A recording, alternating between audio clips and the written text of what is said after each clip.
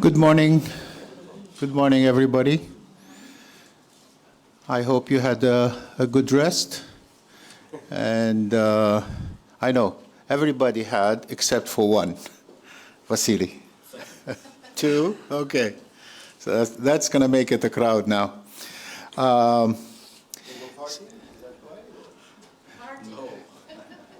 I will tell you later on. Well, I'm not going to attempt to summarize what has been said yesterday. It was so rich, it was so instructive. A lot of information was given, and I believe that today we're going to have an equally interesting sessions and full day. So we will leave the summary for the end of the conference, and we now move on with our first panel. Actually, it is preceded by two presentations, one from Mustafa Abbas. Mustafa Abbas is the president of the Euromed Youth Federation of Germany and a member of the Anna Lindh Foundation, which I'm always pleased to recognize. And also the second presentation will be mine. So, without any further delay, I ask Mustafa to come. You want to use this or whatever? Okay, it's a PDF.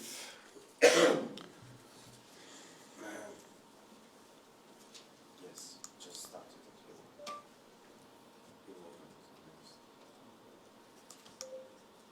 This one doesn't work. This one, right? Yes, try. Okay. Okay. Good morning, everybody. My name is Mustafa. I am not an academic or a researcher, but I am activist. Originally from Egypt, and I'm living since 2017 in Berlin, in Germany. And today it's my pleasure to present our work and what we are doing in civil society in Germany and in the region, Europe and the Mediterranean, the Euromed Youth Federation. And today I will talk more about challenges and what we did regarding the Russian-Ukrainian conflict and our war, and also what challenges we are raising right now.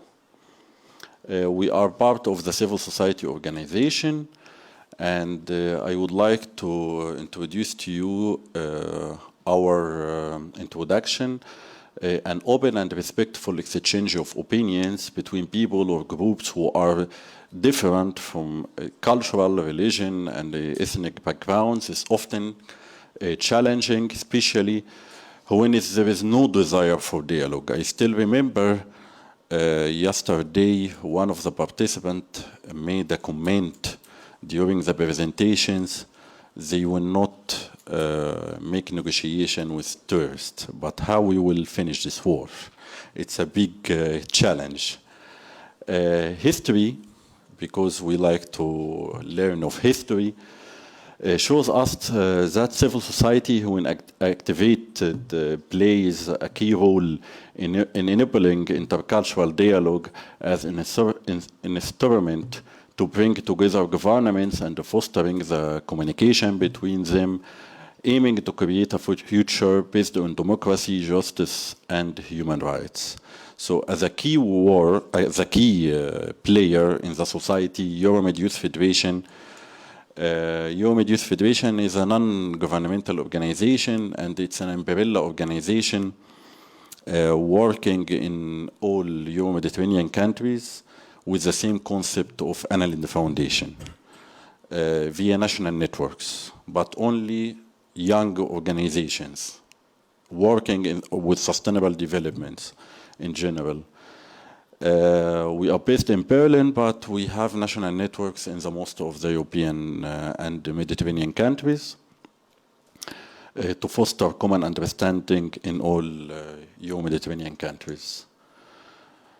As a new challenge we are facing right now, we felt that the pressing need to delve into consequences of the Russian invasion of Ukraine, as it's a high subject in the minds of youth in worldwide, and especially in the Euro-Mediterranean region. Yesterday, maybe we talked a lot about Europe, but now I'd like to speak about North Africa, the South Mediterranean countries, and what is going there after the Russian-Ukraine war. The economy is a key to understand what is going there. After the pandemic, the economy supposed to recover in the Middle East, or mainly North Africa. But after Russian invasion of Ukraine came as a low blow to development projects, causing acute recession, especially in rich countries like Egypt and Tunisia. Maybe Mr. Ambassador after that will speak about Tunisia, but I will give a hint with my presentation. IFM, the International Monetary Fund, causes a lot of pressure on the governments in Egypt and Tunisia to apply severe austerity measures. The floating of the Egyptian pound, as example. The Egyptian pound, after taking around 12 billion US dollar as a loan, the Egyptian government or the Egyptian decided to lose around 50% of the value of the Egyptian pound. Of course, the deal was included cutting subsides and the floating the Egyptian pound. The floating of the Egyptian pound lead to significant depreciation. Okay. I thought there was something. Okay. And the currency lost its value, and the inflation increased, and it's not easy now for simple people, Egyptian people, to live in such a condition. The same in Tunisia, and in Tunisia it's the same about the products and the state decided to cancel subsidies. This caused what? This caused illegal immigration. Maybe I mentioned migration because also legal migration is a problem right now in Egypt and Tunisia, because most of nurses and doctors decided to leave their countries and to work in Europe. But this is legally, in legal way. They have the right to choose their future and to look for new and better conditions. But illegal immigration, the storms of war beat in the eastern countries, Eastern Europe, raised the alarm is being sounded in North Africa, and the impact of this caused a lot of problems and pushed people to go to Europe via the Balkan routes. Via the Mediterranean, it's so easy to take a boat from Libya, especially Libya, because the situation there still they don't have a stable situation and elected government, and migrants taking to reach the Western countries, the Balkan routes. And it's mentioned here Albania, Bosnia, Kosovo, and so on, but all these countries required a visa to enter it. Now there is a plan B also. They can fly not only across the Mediterranean via boat, they can fly to Albania without a visa. This is a big issue right now. So is this presentation supposed to be in a prezi, in animation way, but for a technical issue, it's a PDF a little bit messy. As a rule, for the Euro-Mediterranean Youth Federation, we decided to take an initiative and to contact the embassies of Ukraine and Russia in Berlin, trying to act as in an active role to make peace and to gather young people from both countries together under the umbrella of the United Nations. And also we contacted the Indonesian embassy in Berlin to organize a side event in the framework of the G20 summit, November 2022. But because there is no feedback from both embassies, I mean active or positive feedback, we couldn't organize this side event. But still we are trying to find an opportunity similar to this.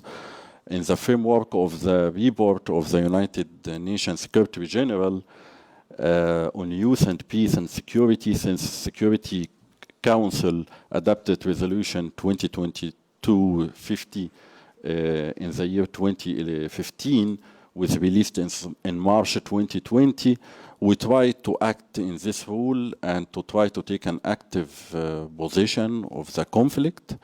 And still till now we are trying with several European Parliament members to find another solution, or another opportunity similar to G20 to organize and to launch the same initiative again. Maybe the situation will be different and we will receive a positive feedback from both countries. We believe in the mission and the core of peace and dialogue. Euromed, yeah, this is I presented it again. As I said, it's a mess, the story of the embassies. We would like to raise some questions as we are talking about challenges. How bad seeds are planted now for the future, especially both sides, they don't want to make peace, to make at least to start with dialogue. I don't mean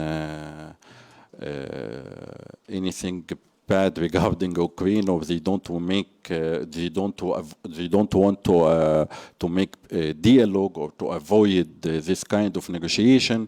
But I'm talking about the feedback regarding the letters we sent as an initiative, because this conflict it's regarding two governments, two leaders, political situation.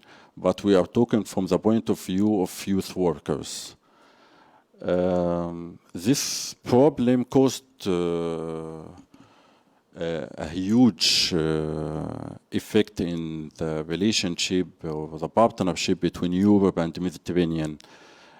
Nowadays, because of illegal migration, the embassies or the consulates, European consulates in the Mediterranean countries, they don't issue any visas for youth workers anymore.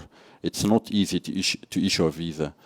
And this is reflected to have the same participants to attend the most of the activities because they have valid visa, or they can issue new visa because they have experience with the embassies. For newcomers to regional partnerships with European countries, they can't. The other solution the European organization taking right now is to launch a call online via social media to invite people with valid visa. Doesn't matter if they are working in the civil society or no.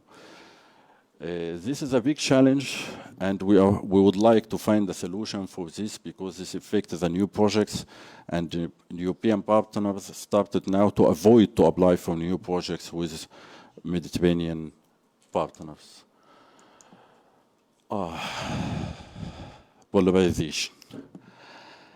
The Holy Quran burned in Sweden, and I think this was one of the reasons for Turkey government to have a negative reaction and to reject the Sweden membership to join NATO.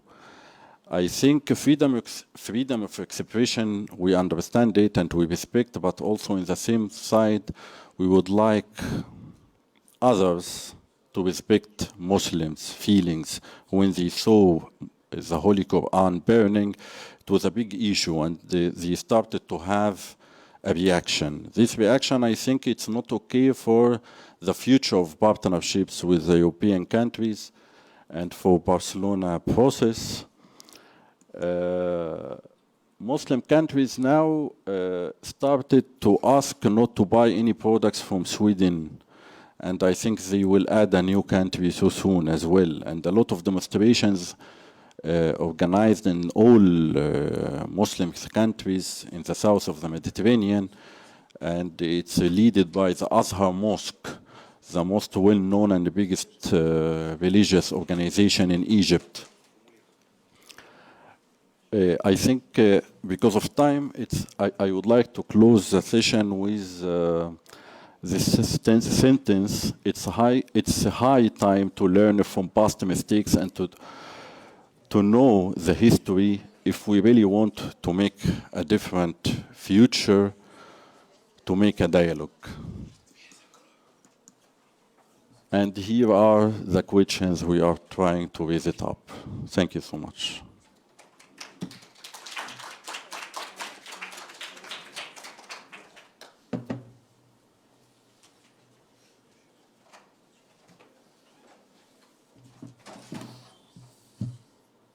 Thank you, Mustafa, for this presentation and for the explanation you have given as to the reaction to the current situation. I would like to start my presentation on the impact of the Ukraine war on our region, means North Africa. But I would like to start by stating probably two elements which I think represent a central component for the analysis and the study of this question. First of all, the war in the Ukraine has become a major concern to the international community as a whole.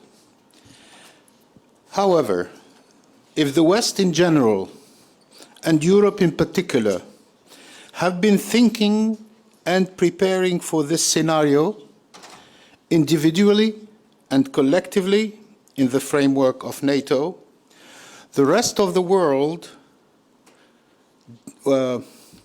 had no say in this global confrontation, but it is today being impacted by its consequences and will suffer the shockwave as much as the principal actors.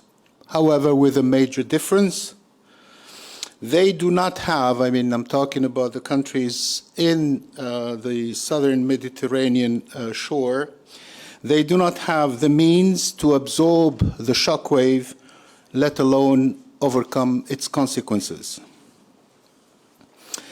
The war in the Ukraine, as Mustafa has said a bit earlier, has erupted at a moment the world was still struggling with the severe economic and social impact of the coronavirus pandemic, with many countries still in the eye of the health cyclone. And I'm talking about countries probably far from our region, particularly in Asia. Others, this time particularly in Africa, at that time were slowly reconnecting their economic situation with the dynamics of production and were mending the severe strains on their economic and social balances. In terms of impact, I see that they are occurring at two levels, a direct one and an indirect one. The first one, the direct impact, is linked to the food shortages that the war has implied, as most African countries from the Maghreb as well as the Sahel region are heavily dependent on imported grains from both Russia and the Ukraine. And sometimes a country like Tunisia is importing at the same time from the two countries. Food crises generally lead to social turbulences, as we have seen in the past. Sebastian Abes from the IRIS Institute put it in a very simple phrase. When people cannot find food, they revolt. And African countries have very limited, if any, means to face this crisis, and particularly the unprecedented increase in the prices of cereal. I think at one point, just few weeks after the war started, the ton of wheat reached $400. The fragility of certain regimes, of course, for certain internal considerations as well, added to the further erosion of the national capacities by those countries to face the erosion of their internal capacity to face the rising prices of imported, particularly imported wheat, but grain in general. But these capacities were further eroded by the fact that most of them have already been used to acquire equipment and medicine for the COVID-19 pandemic. And this, of course, is putting further strains on their economies, which could lead to greater instability and insecurity. The result of this situation is further fragilization of governments, and this, which, in fact, these governments will find themselves totally dependent on international organizations to feed their population. The war in the Ukraine will also shift the world attention away from Africa, but only in terms of development programs and cooperation projects and financial support. In terms of security and building alliances, Africa will find itself drawn into this melee, with Russia moving in to fill the void left by France, as it has substantially limited its military presence and take advantage of the rising wave of anti-Western feelings in many African countries. This security situation will also have a direct impact in North Africa, where most of the countries, Tunisia, Algeria, Morocco, but also Egypt and Libya, will also be confronted with the same food supply difficulties and the resulting social tensions which they will incur. And as just to link with Mustafa's presentation, Egypt signed the agreement with the IMF to get its loan, but Tunisia is still negotiating for the $1.9 billion package. The indirect consequences, with the food crisis getting worse with the continued war in the Ukraine, which unfortunately will certainly persist even after it ends, and given its global nature, this is a hope that we express that we will learn at least a lesson or two from the coronavirus pandemic to understand that the food and energy crisis will lead to a global economic collapse, and that we need an international coalition working together, not the everyone for himself stance which we saw in the first few weeks and months of the coronavirus pandemic, to mitigate its effects and avoid a tragic return to the individualistic reflexes. As if this situation is not enough in terms of difficulties and international tensions, in this context, the global confrontation between China and the United States is rising and gaining momentum, and unfortunately could lead to another major crisis.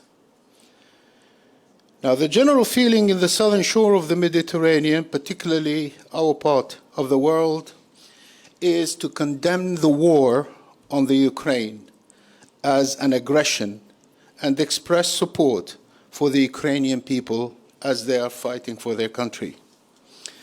At the same time, the prevailing position is that no sanctions will be applied to Russia, which remains a major source of grain imports, as I have explained a bit earlier. Furthermore, most people believe that this is a war beyond our capacity to handle. It is a global conflict fought on the ground, in the seas, in the air, and even the outer space, as Fleming showed us yesterday, with means and technological equipment far ahead of anything we have or can acquire.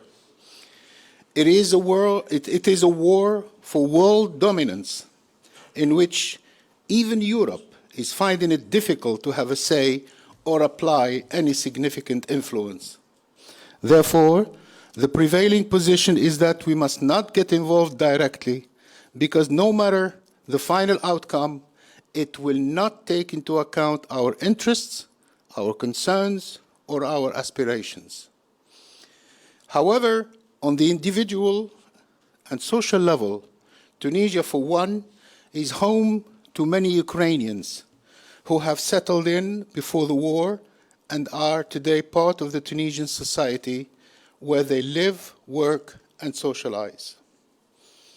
Furthermore, as a touristic country, Tunisia wants to remain out of any conflict situation and be seen as a safe destination to attract more visitors, particularly in the current economic difficulties it is going through. Financial support from Europe and the United States has been drastically reduced or severely conditioned. As a matter of fact, the United States has already operated a 40% reduction of its military assistance to Tunisia for the fiscal year 2023. In North Africa, as in the rest of the continent, there is a rising new trend, which I believe is important to be aware of. There is a rising new trend expressing a resentment towards the West in general, which is seen as the source of most of the problems the continent is facing. The entire French sentiment in many sub-Saharan African countries, the view that the United States is behind the crisis as it tries to maintain its superpower status at the expenses of developing countries, the sentiment that the European Union neighborhood policy and the new agenda for North Africa are only a way of keeping the region under Western influence, the unilateral but selective recourse to sanctions, and sometimes to actions outside the framework of the United Nations, all these issues, true or false, need to be addressed to strengthen the ties between Europe and its southern neighborhood for the benefit of the entire region. The new international order needs to be value-based, as we have discussed yesterday, and applied uniformly to all nations, Close cooperation between countries, regions, and the entire international community is a must if we want to fight efficiently climate change and environmental degradation. This is certainly an imperative for our Mediterranean region, where Europe and Africa, North Africa at least, share the same fate and destiny. Indeed, it is my deep conviction that relations between Europe and the Mediterranean, the southern shore of the Mediterranean, are not a matter of choice or the result of a passing circumstances. They are the only viable platform for a stable, dynamic region and the central component to the solution of many crises, many issues such as the energy crisis. So with that, I will stop here, but I'll be delighted to interact with all of you if you have any questions for me or for Mustafa. Thank you.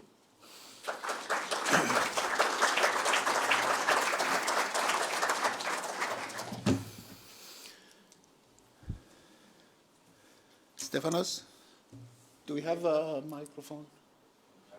Do we have that? Yes, you can use that. Oh, yeah. Thank you. Yeah, thank you, Ambassador, for your presentation and intervention. Just two comments is that you've mentioned of the new trend that is evolving in Africa, especially sub-Saharan Africa, which is, and if you wanted to, it's an anti-Western or blaming the West and for certain aspects. My question is whether you consider that this is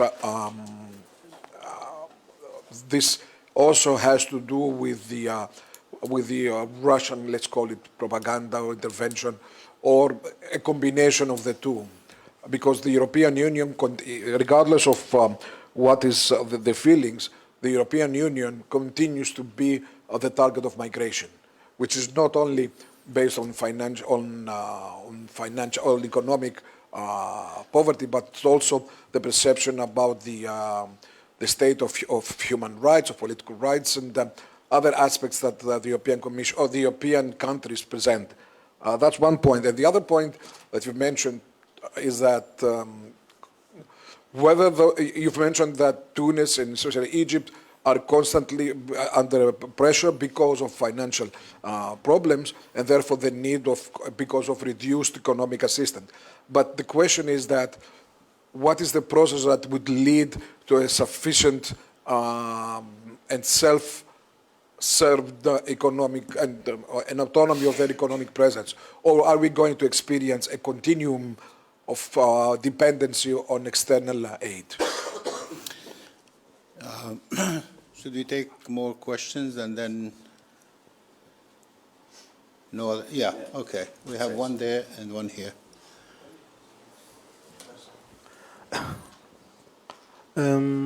Je vais parler en français, si vous voulez.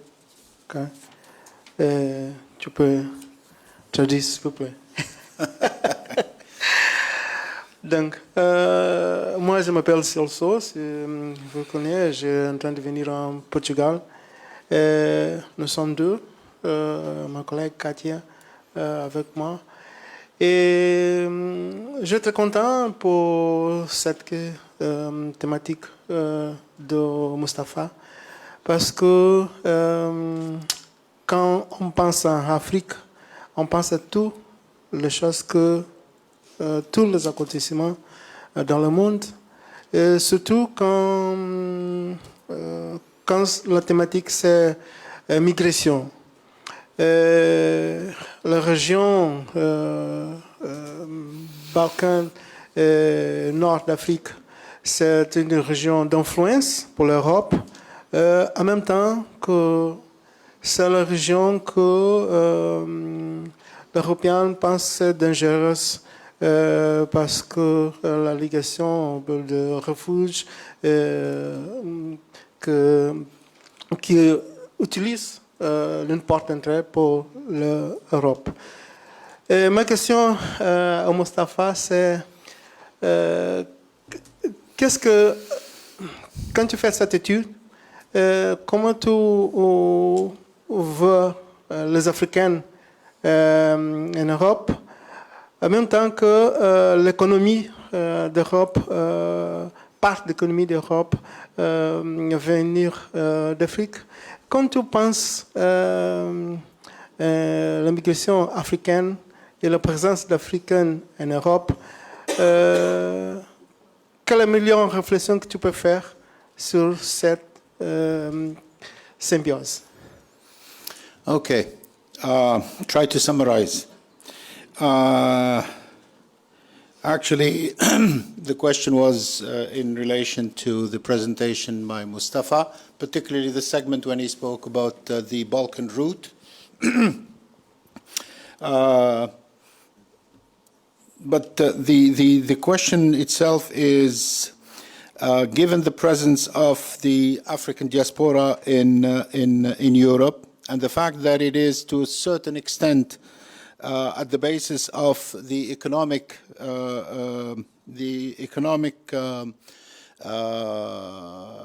development of Europe. And I mean, the question is how he's asking Mustafa how he really sees the presence of people from Africa in Europe, and how they are integrating and how they are being seen in terms of the economic development of the continent. Okay? Now, I think we will take another question and then we will reply. During your really interesting talk and analysis, you mentioned that we're in a situation where people countries are vying for dominance, world dominance in the power area. You also said that means that your region's interests and aspirations will not be considered in that process. Could you articulate a little bit about what those would be or are? In other words, what are the interests and aspirations of the Maghreb, and how might we be supportive of getting those out into the public so that people can be aware of them? Okay. All right, Mustafa, please. Thank you so much for your question about African diaspora in Europe and how do we integrate them. I will talk from the point of view of young people again, because we are a youth federation in Europe. We are working as well with residents, even who are not Europeans living in Europe, and we are offering them a lot of programs and projects to integrate them. But I will highlight one of the best good practices in cooperation with the European Youth Foundation and the Council of Europe, the North-South Center of Council of Europe. Every year there is one of the programs called the University on Youth and Development, and it's a huge program and an umbrella for a lot of activities under this umbrella in Molina in Spain. One of the best practices is the African youth diaspora in Europe. It's one of the initiatives. I think they are members, more than 100 activists from Africa who are living in different European countries. And one of the topics, they are working different topics related to human rights and integration, vocational training, the non-formal education. But one of the most important topics is entrepreneurship and social entrepreneurship.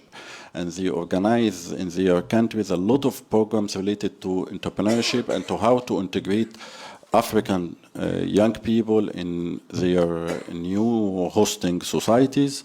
not only via youth organizations and also via job centers. As example, the African diaspora who are living in Germany, because we are working closely with them, they are working closely with Arbeitsagentur, this is like the authority for employment, and with job centers to try to integrate Africans who are registered and taking aids in the job centers in labor market. Thank you. Thank you, Mustafa. Okay, let me try to reply to Stefanos on your question regarding this entire Western sentiment prevailing or rising in Africa, and you asked if it were not part of the Russian propaganda, result of the Russian propaganda. Yes, it is. Certainly, a large part of it is based on the Russian propaganda, but it goes far beyond that. Because Russian propaganda itself alone would not have these results, or would not go this far. I think it's a combination of the Russian propaganda taking advantage of the mistakes that were committed. If you take the Sahel region with the series of French operations, the latest being Barkhane, but you go back to Épervier and you go back to other military operations in the region, with all ended in a terrible fiasco.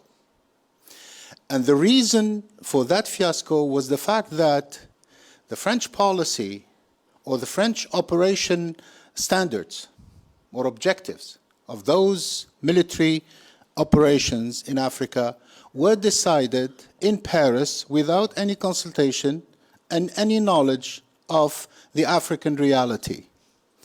In Africa, just between parentheses, just a small comment, in Africa you cannot set a policy approach if you do not understand the ethnic dynamics, if you do not understand the ethnic realities. You cannot. It is doomed to fail, and every time it has failed. But as I said, the Russians are taking advantage of that.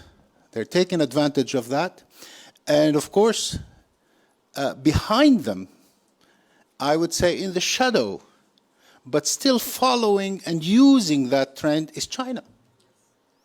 And it is really, really coming in very, very forcefully, but using its soft power. Soft power for the Chinese means availability of funds with no conditions, nothing. Just tell me, just give me the account number where I need to put the money. That's all. That's the only condition.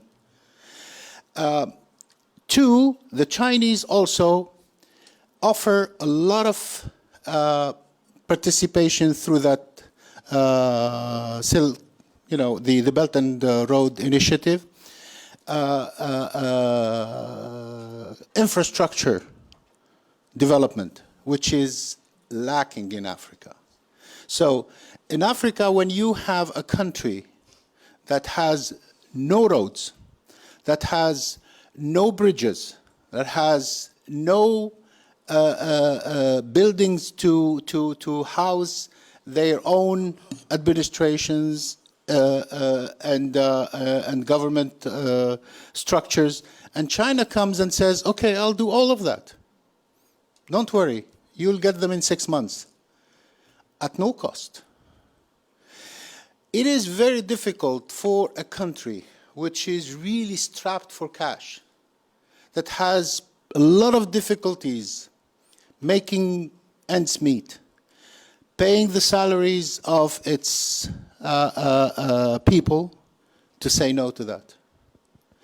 And of course, as I said, Russia, leaning back on that financial support, because Russia has no financial capacity or no financial means to present as a parallel track to its military and security presence. So they are leaning back on the Chinese. So I said it's really a combination of, on the one hand, the propaganda, but with resting on two, if you want, two legs. The mistakes of the West and the Chinese approach. And also, I think there is a new, new leaders in Africa emerging.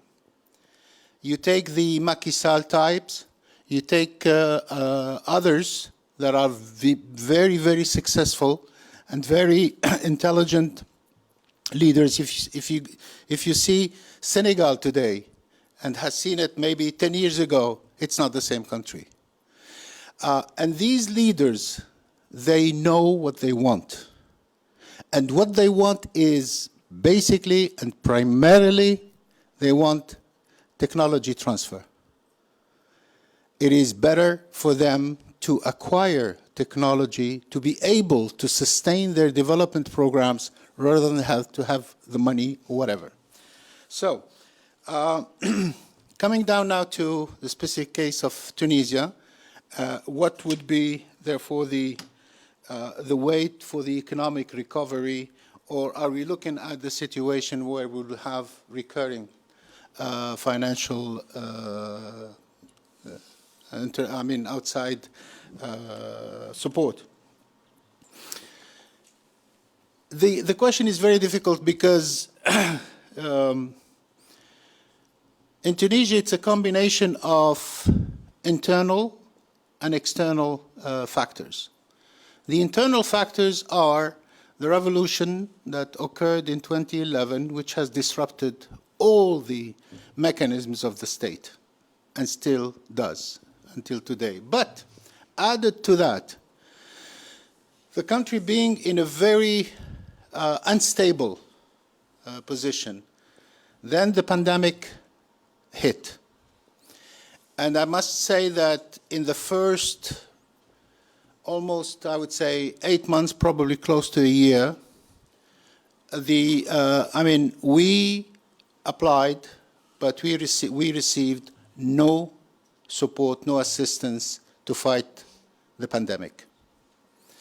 To a point where in July 2021, on a population of, let's say, 11.5 million, we reached the point where we would have 300 deaths per day.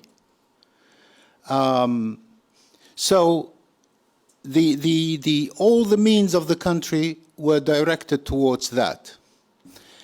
And when finally we reached the point where, with the international community, we saw that the pandemic was now being slowly but surely becoming under control, then we had the war in the Ukraine. Tunisia imports about 80% of its grain from both Russia and the Ukraine.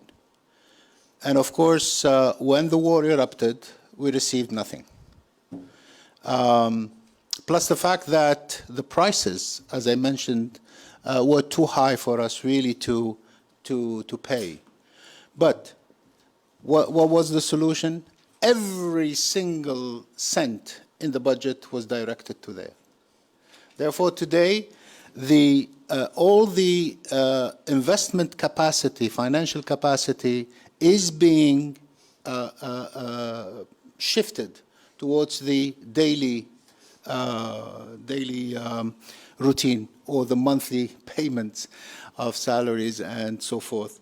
So what I'm trying to say here is that what the country needs today is, one, balance its budget in terms of expenses and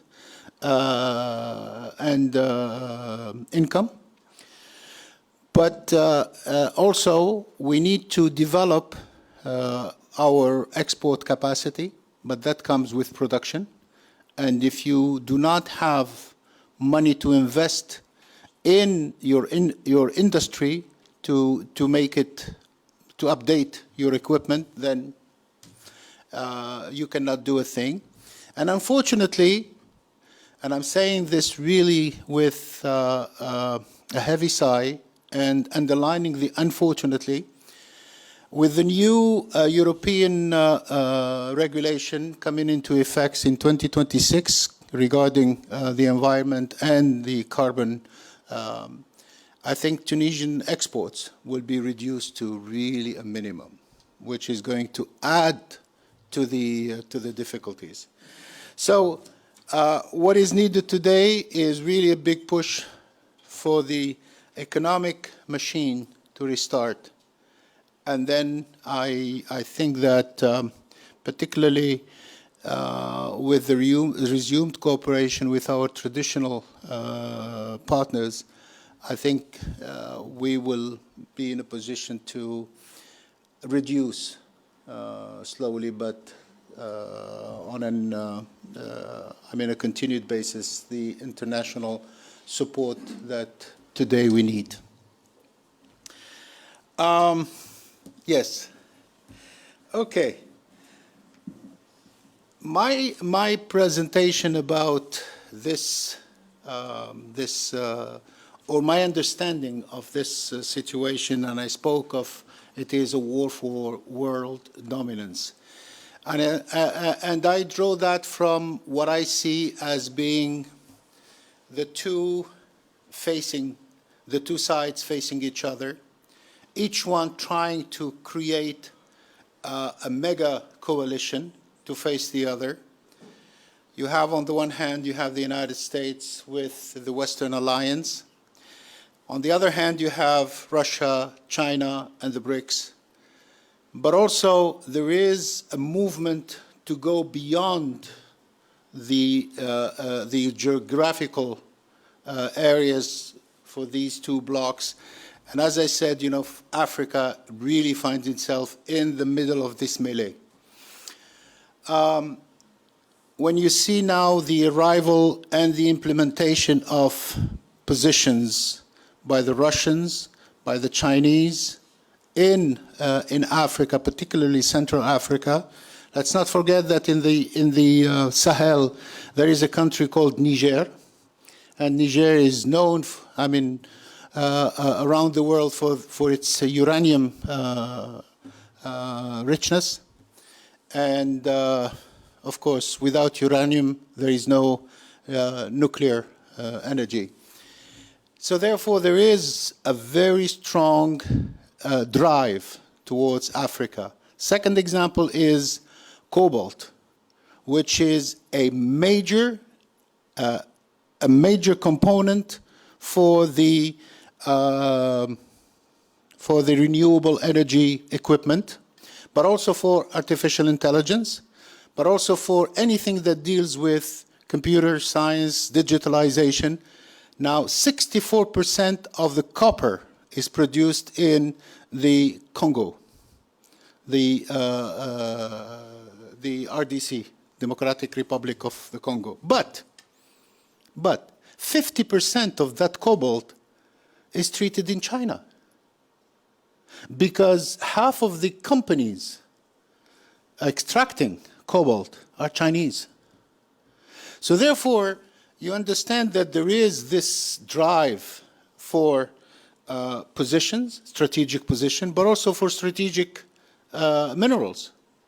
And rare earths today, if you control the sources or the production sources of rare earths, then you control the world of tomorrow based on artificial intelligence, based on digitalization, based on solar energy, based on the technology that would allow us to develop the renewable or the alternative energies to fossil fuel. That being said, the aspirations of the countries in the southern shore of the Mediterranean, and I sort of like hinted to it, we are in this region linked historically, culturally, linguistically, you name it, to Europe. There is, for us, despite the differences, despite the moments of maybe tensions that we have between us, whether it is on the issue of migration or on the issue of olive oil exports or others, there is an understanding that relations between the southern shore of the Mediterranean and Europe is not a matter of choice. It's not a luxury. It's an imperative. It's an issue of vital importance for us. I mentioned in my presentation that the neighborhood policy really was a big failure.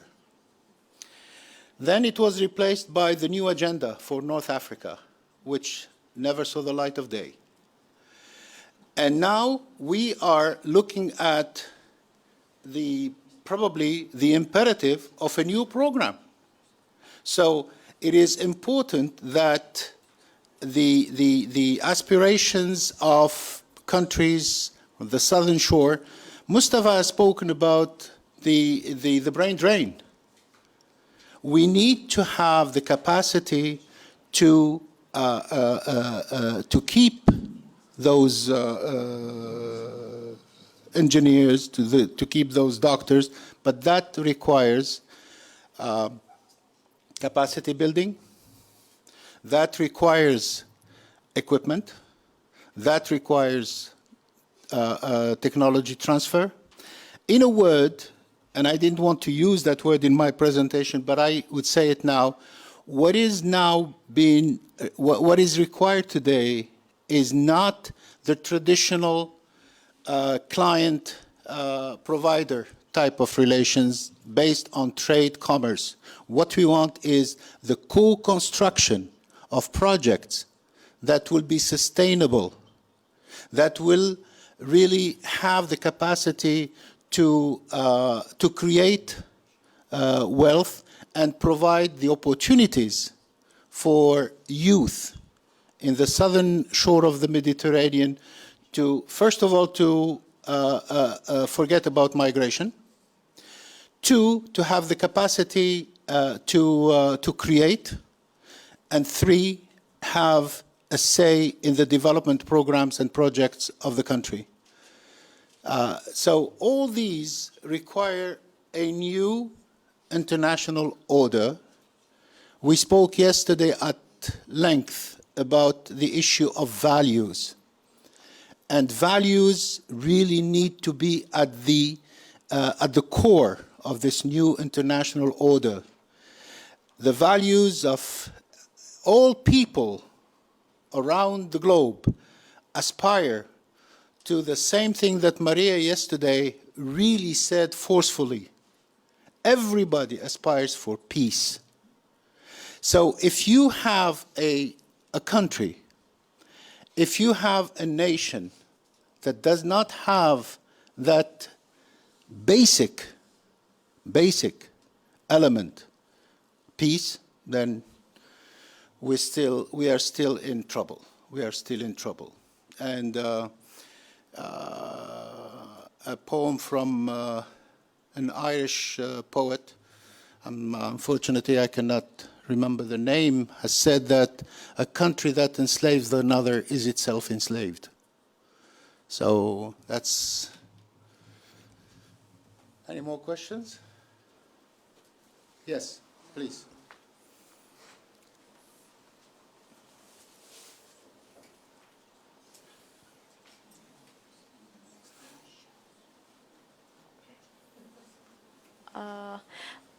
Please. Yeah. Oh, you're looking for the microphone. Yeah. I only would like to satisfy my curiosity. And my name is Alexander, and I would like to satisfy my curiosity about such question. Of course, everybody thinks about Africa, about the peace, about the situation in Ukraine. But we have such possibility to conquer the Arctic and Antarctica. What do you think about this and about to conquer the space and to cooperate people in conquering another planets. What do you think about this problem? Thank you, sir. Okay, I love these questions because we can Yeah, dream. it's so naive, but please We can answer. dream now. Okay. Look, I mean, conquering, if I heard you right, the Antarctica and also going to the outer space and maybe, yes, why not? Why not? If we can do it, I believe we should do it, but we should do it with responsibility. I mean, going into space and militarizing space, I'm not for it. I'm not for it. But going to space to use space for human development in the positive sense, why not? Same thing for Antarctica and the South Pole. I mean, even though for the South Pole, I'm not really in favor of this partition of zones of this belongs to this country and this belongs to that country. I think even if it is symbolic, but it is, I believe, very important. In the office of our president in Tunis, in Carthage, in his office, there is a small glass box. And that glass box contains a small stone. And that stone was brought back by the mission Apollo 11. When they landed on the moon, the astronauts brought back a number of stones, and they were distributed to world leaders, or to countries, I should say, as part of the spirit of the mission. The American flag was planted on the moon, but it was planted on behalf of humanity. I'm saying that it is very symbolic. Of course, it is an American astronaut who landed on the moon, not a Tunisian, even though now we are preparing a lady to go in space. But that's besides the point. But that is important. That means the spirit of cooperation, of international cooperation. If we conquer space unilaterally for our individual or country-limited interest and purposes, then we are only responding. Where is that question, the first question that you had? In the presentation. Yes, what is it? Yeah, about the seeds. Yes, we are planting the seeds of problems. Sorry, and do you have such cooperation with such organization, non-commercial or commercial organization like Venus Project, Jacques Fresco and Alexander Meadows? We cooperate with the European Space Agency. We cooperate with different space agencies in the United States, with NASA. We have several Tunisian engineers that work in NASA. We have also a program with the Russian agency. I mean, we believe that space belongs to humanity. And we need to really be part of the endeavor, to be part of anything that really will use the enormous opportunities that space offers for the benefit of development of our countries. I think we have gone far beyond. Oh, we have one more question. Okay. I'm Christina from Finland, and I have a question about, you said about the trend that now North Africans feels more distant from the Western, and like that US is more like the reason of a lot of evil, but is the culture differences too is affecting about this? Because as we saw that last year, there was like rare time that one Arab country that have a lot of culture and values, but with North Africa has hosting one sport. And we saw that there was a lot of anger from both sides, between Western people and people from Middle East.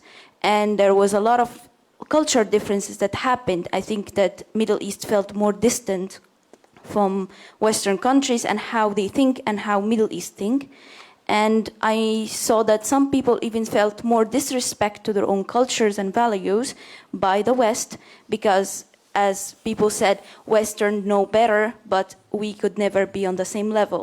So how we can approach this by examples?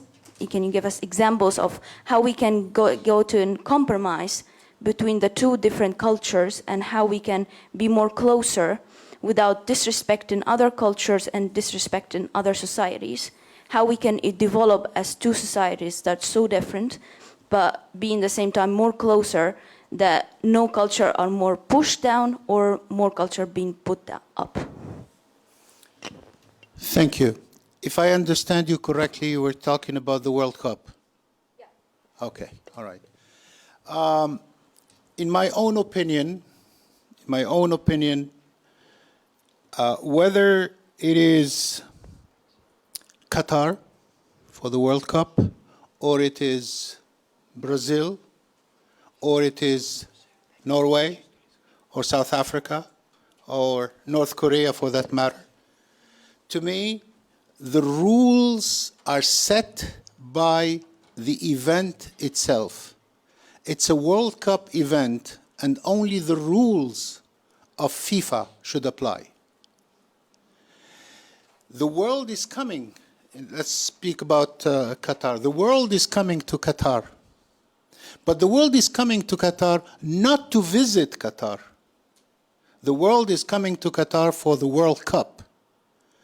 And there is a set of rules that are given to any country that applies to host the World Cup, and that country has to meet those requirements, and not the other way around.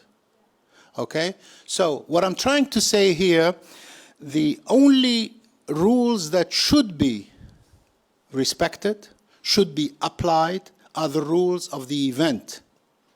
Okay? Of course, I'm not saying that you can go to Qatar, sorry for this example, and kill a person. And then you say, no, that's not what I meant. But the rules of the World Cup, let me give you an example. The rules of FIFA for the World Cup say that the stadium is open to all, provided that you have a ticket. That should apply. No one, because he or she is wearing something, or he or she has a certain belief, certain conviction, should be prevented from entering the stadium. I'm not talking about the sport itself or the event. I'm talking about that there is big, huge difference between cultures. Mm-hmm. How we can, by examples, make the two societies get more closer. Okay. Without feeling like this culture Okay. is violated or this Yes. culture is violated. Okay, and now I understand you, and thank you again for this clarification, because now you're pushing me towards the subject that I love the most, which is the Anna Lindh Foundation for intercultural dialogue between countries of the Euro-Mediterranean region. How you do that? It is by getting people to sit down together and speak and see their differences, not in the sense that they are dividing us, but they are mutually enriching us. If I sit down with you and you explain to me certain things that maybe I do not take for being important, but they're important to you, and you explain to me that you add to my cultural enrichment. And that's how you do it. That's how you do it. You have to get people to talk, to exchange, to maybe debate, of course. And then when you debate, you don't need to come to a common understanding. The common understanding that you may reach is that we accept our differences. And that's it. Mustafa, you wanted to add something? Thank you so much. I wanted to say the same comment, but we need to invest more. I don't think governments from Middle East will invest more than Europeans in this field. They have their own problems and they have their own economic crisis. We kindly asking the European Union to invest more in this. And we are kindly asking to find a solution for visa process. Because if we will not find a solution for the visa process to accept more activists and young people to go and to Europe opens the gate for non-formal education. And there is a budget for partner countries. They need to open this gate and to join the dialogue. The process of, I will give you two examples. The budget of Erasmus Plus 7 years ago was 17.1 billion euro, mostly in Europe, but a huge budget was also targets Middle East, the partner countries, Balkan and the Mediterranean. The new budget increased now, it's 26 billion. I think still there is an opportunity to invest, really to invest it in the right way till 2027 and to have an action plan to have a lot of big activities and gatherings and conferences like this to involve people to discuss together all their differences and at least to find respect. We are looking for respect, only respect. Europe has diverse cultures as well. There are gaps inside Europe itself, but they learn it to accept each other. We need to use the same theory with the Middle East. Thank you. Well, thank you, Mustafa. And with that, we come to a close of our panel. Stefanos, can I take 2 minutes from your panel? Because I have Maria, she wants to ask a question. Okay. One question. Why you continue to cooperate with Russia, as you mentioned in your speech, while all world knows that this is country of terrorism, and who occupied nuclear station in Zaporizhia and terror all Europe? It's first question. Second question to Mustafa. You told to stop trading with Sweden, yes? Or maybe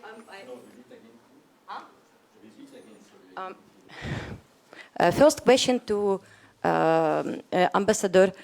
So you continue cooperation with Russia? It's question. Are you continue cooperation with Russia? In the space sphere. Well, now everything is frozen. Everything. Okay, thank you so much. Everything is frozen now. It's a very good decision. And to Mustafa. I will reply to this one. Yeah. Egypt didn't stop the cooperation with Russia about space. And still there is an agreement, and they pay a lot to take a lot of features from Russian, but it's related to technology. It's not about Egyptian people, it's about the Egyptian government. It's about policy. Policy. Which policy do you have? If you support terrorism or you are not support terrorism? It's very simple question. Okay, as an Egyptian living in Germany now, I'm not a supporter of the Egyptian regime, but this is their policy. Okay, but it doesn't reflect the Egyptian people desire. Okay. I understand that Egyptian people don't have democracy and dependent on this, of course, regime. Okay, it's understandable. One question. Am I right? Maybe I hear wrong, but you suggest to stop cooperation, trade cooperation with Sweden. Am I right? No, not true. I just presented the mistrust situation right now in the Middle East after the burning of the Holy Quran in Sweden and the reaction of the people in the Middle East. And it's caused mistrust. Okay. But for understanding, Swedish Institute gave a lot of grants directed for education of your countries. In Egypt, not true. As Mr. Ambassador knows, the Swedish Institute in Alexandria closed, and in Cairo they frozen all their programs. But this is not only one country which I finance, because as I know, SIDA and the Swedish Institute finance now, they directed budgets to low-paid countries. Okay. In Egypt, I will speak about Egypt because the situation totally different.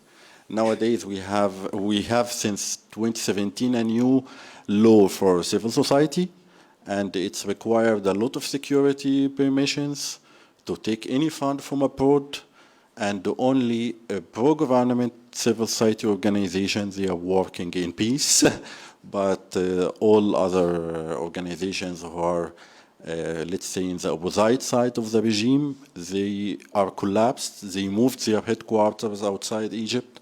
As example, one of the well-known organization, Cairo Institute for Human Rights, they moved to Tunisia. They don't work in Egypt anymore.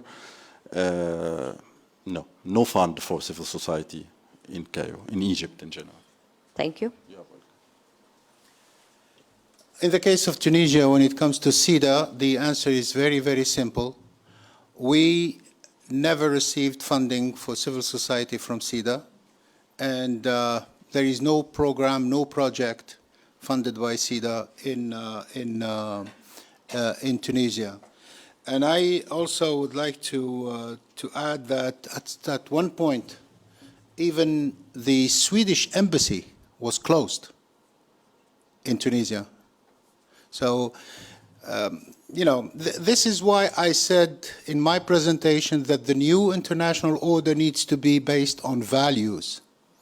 Because if it continues to be based on politics, if it continues to be based on who is with me and who is against me, or if you are not with me, you're against me, then we are in a major problem. Okay, so with that, we close this panel, and I now kindly ask Stefanos to take over and It's present last reflection. his panel. I'm sorry, but I can come to you and speak. Yeah, last reflection. It's not with us or without us. It's about justice. Yes, This is question about only I'll come to you justice. now. Stefanos.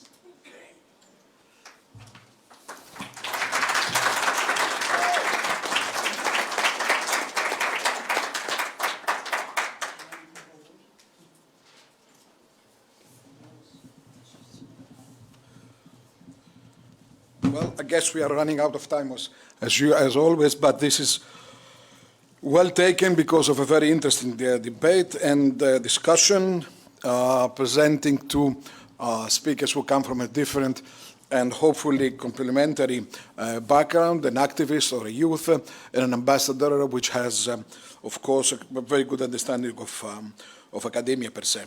So now, as a follow-up to yesterday's presentation, we move on to a different region, and this is the Mediterranean region in the south. Depending on how you view it, the Mediterranean can be perceived as a bridge or as a border. So in that respect, or both, of course. In that respect, is as a bridge between different cultures, between different civilizations, which have interacted in the past, or as a border between those two different cultures. The current state of affairs is that it leans on more towards an interconnectedness and even if it's unequal, it's still an interdependence between those two areas. One which constitutes to a large degree the European community, or the European Union entity, and the other one is a much more fragmented community, even though the predominant presence of the Arab states, but also other state entities like Turkey and Israel. So in that respect, we cannot see them as two coherent entities from one side. So the speakers that will present them will touch upon different issues. starting, of course, from the Ukrainian crisis and how it deserved it, but definitely the evolution of the systemic prerequisites in this region are not only the result of the Ukrainian crisis, but this is one of the major effects, but of trends that already existed there, and they are not only political and systemic and economic, but they are also environmental. It is, if you take into consideration, and my mistake, which I should have brought a map to see that, the Mediterranean can also be viewed as a very closed lake, not open up big seas, and so in that respect, it's very much sensible to environmental issues. If this trend continues, Alexandria will be lost as a state, as a number of islands, and therefore the environmental issue, it's over there. Nonetheless, with a trend which already existed and now it became even more present in the area is the energy competition in the eastern part of the Mediterranean, the presence of the global powers or reshaping of the interest of global powers. So in that respect, while in the Cold War, but in the immediate Cold War, we've seen the United States and Russia either competing or even in certain times silently agreeing on certain policies. Nonetheless, we have in the past, in the near past, the United States has openly declared that its priority is not that much the Middle East, but the Asia Pacific. Nonetheless, and this might, the condition that has happened with Ukraine might reorient and redirect this one. We have a number of failed states or insecure states, two states which still are experiencing either directly or indirectly a civil war, Syria and of course Libya, and of course the continuous issue of the Palestinian-Israeli and the stalemate that they exist over there. And then we have the delayed consequences of the continuous consequences of the Arab Spring, whatever that is, because on the one hand they might have opened up and they have introduced civil society in the agenda. They have brought hope. At the same time, they have made, at least in my opinion, a much harsher regime change in the case of Egypt or elsewhere. So in that respect, there are mixture, and at least my personal interpretation is that the Arab Spring has not finished, in whatever respect you can see that. So in that respect, the last 10 or 12 years have not been a safe haven for this area for different reasons.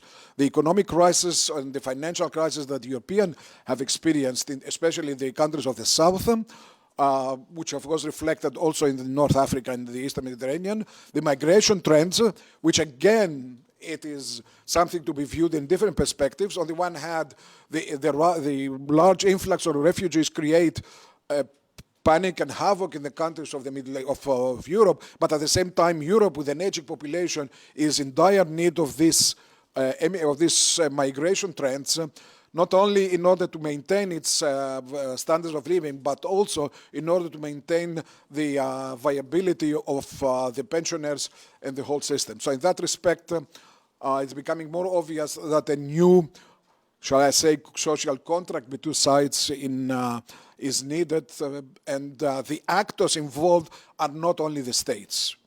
So the actors we can see, and this is what the presentations of the speakers would be all about, would deal with the states, the particular nature and interest of the states, whether they are within such a community, the European community, or aspiring regional powers like Turkey with its own agenda, which sometimes becomes competitive. International entities like the European Union, the Arab League, or in the United Nations, but also major powers which are evolving, including China, as we've mentioned, probably the return or the ever-presence of Russia and the United States. So in that respect, I would like to call Guadalupe Martinez Fuentes,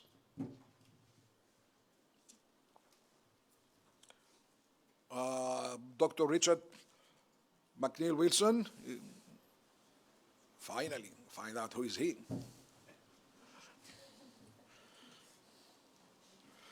my dear friend, Professor Dimitris Triantafylou,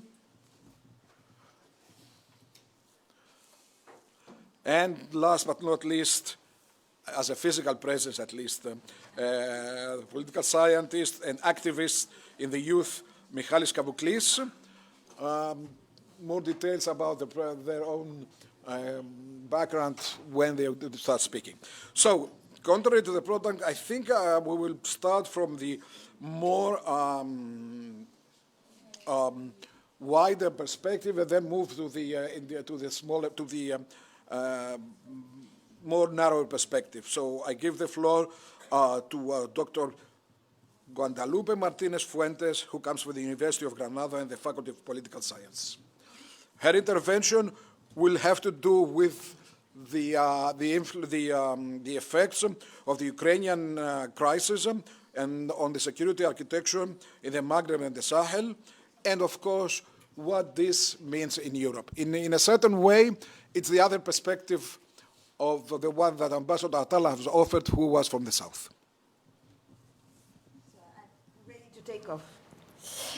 So thank you very much, Stefanos. Thank you so much, Ambassador Hatem Atala and Mustafa Abbas for your previous presentations.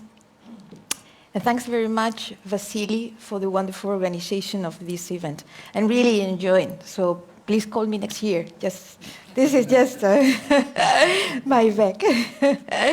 So the question I have to face this morning is quite difficult, a twofold question on how does Russia's invasion of Ukraine change the security architecture in the Maghreb and Sahel, and what does it mean for Europe? Wow, for Saturday morning. I will try to simplify as much as possible. And I'm going to address this question by pointing out some evidence, pieces of evidence, what we already know. I would like also to present very probable future scenarios about that. And I would like to conclude with some very, very modest advice regarding that. So let me start by pointing out what we already know about the security architecture in the Maghreb and Sahel and in what it concerns to European Union. So we already know that the European Union ceases to be the biggest game in town in the security architecture of these regions before the Ukraine invasion. Just two facts to support this evidence. Let's take the case of Mali. Moscow supplanted the European Union, and particularly France, as the key security partner of Mali when, after the 2021 coup d'etat, that was before the war in Ukraine. And Russia did it through a very effective propaganda campaign about who is the Wagner Group private military contractors, and introducing by the Wagner Group into the security architecture of the state. Let's take the case of Libya. Exactly the same. Moscow is a key role in the security architecture of Libya, because the Wagner Group, from a long time ago, has been introduced in the Libyan National Army, who is in the side of Khalifa Haftar, who is in a particular side in the, let's say, nowadays, Libyan civil war. Can we say that we are in an ongoing civil war? So the change in the security architecture of countries in the Sahel and Maghreb started to change before the war in Ukraine. So the second evidence is that as the Ukraine war drags on, the contest between Moscow and the European Union is spreading to different theaters, and of course the Sahel and the Maghreb. And that's why, despite the forecast, Moscow hasn't reduced the presence of the Wagner Group in Mali and in Libya. It's exactly the same. And the reason is that these are enabling contexts from which Russia can perpetuate and accelerate, even decelerate, the trends of instability that harm European interests.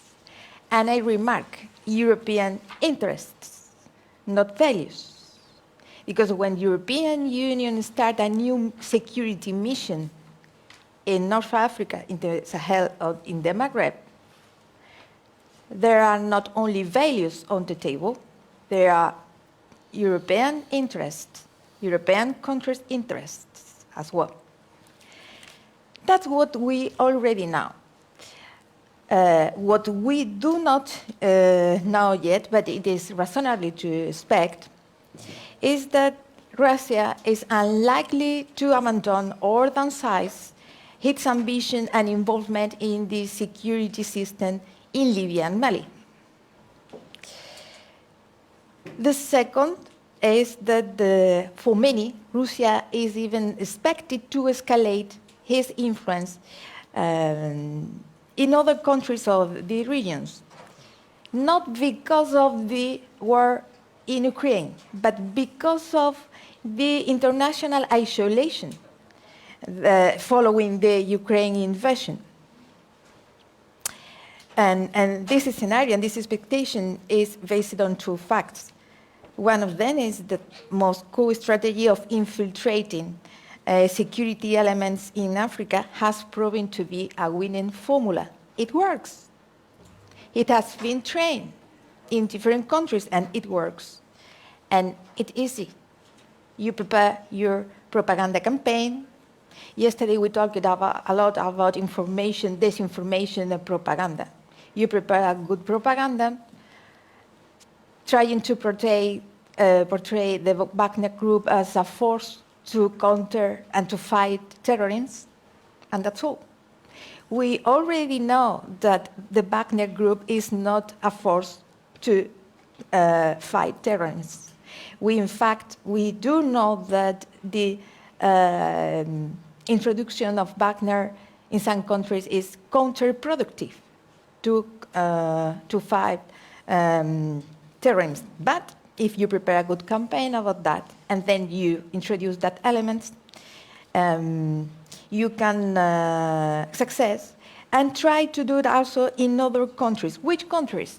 The countries that the European Union is thinking of to base new security missions in the Sahel. For example, let's take the case of Burkina Faso. So the new leader of Burkina, after the last CAP, Captain Ibrahim Traoré, has promised that the fight against terrorism will now be carried out with partners other than France. Because France has not been effective. As the ambassador said, European Union missions, and particularly France, results are not the best. So the question is, will Russia be one of the new partners that will substitute France? Well, what are the conditions? The conditions is that Wagner has been present in Burkina for years, providing security for several mines as part of the defense deal that Russia had with the previous government. And now the Wagner Group is making the new Burkina's government, the new Burkina's leader. So the circumstances are favorable. Shall we take for granted that the Wagner Group is going to replace France in Burkina? Well, it's not sure that this is going to happen, but it depends on the a level of risk that the new leaders of Burkina consider when introducing Wagner Group into its security architecture. Because if they take into account the case of Mali and the result of Mali, they may renounce to amplify the influence of Russia. Because we do know that in Mali, the Wagner's arrival has triggered an explosion of abuses committed by the army against the civilians, increasing the recruitment capability of jihadist group. So thus the new leader of Burkina Faso want to repeat the same experience, or is the Russian propaganda too effective enough to counterbalance the facts? So in the third scenario, it's unlikely that Russia will be able to increase its potential to destabilize the Maghreb or the Sahel countries with the intention of harming European interests in the region through strategies other than the one we already are familiar with. We know the strategy of propaganda and the subsequent introduction of military elements. We do know that strategy, so we can try to control risks. The good news, if there is any good news, is that it's not probable that other kind of strategies are going to be introduced by Russia. So, just to conclude, just three very modest advices. The European leaders should bear in mind that Russia's invasion of Ukraine does not alter the pre-existing trend of Russia penetration in the security architecture of the Maghreb and Sahel. But the purpose of the new European Union security missions in that region should not be only to counter instability, but also to counter Russia's growing influence there. Because the growing Russian influence is itself another source of instability, as the cases of Mali and Libya already show, and Burkina Faso can also maybe in the future. But the European Union should avoid becoming fixated on the expelling of Russia from both regions. Why? Because the European Union cannot do so. We cannot compete in terms of security cooperation with Russia.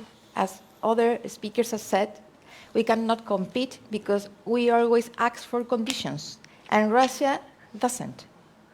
And what kind of conditions we ask for? We always ask for democratic standards. So we are talking about values. That's what the European Union talks about. We don't talk so much about the European countries' interests, but we talk about democratic standards. So we cannot compete. If we want to compete with Russia in that terms, we should think if we are ready to really abandon the formal speech about democratic standards as conditionality. Are the European Union countries in this very moment ready to do so? That's my question.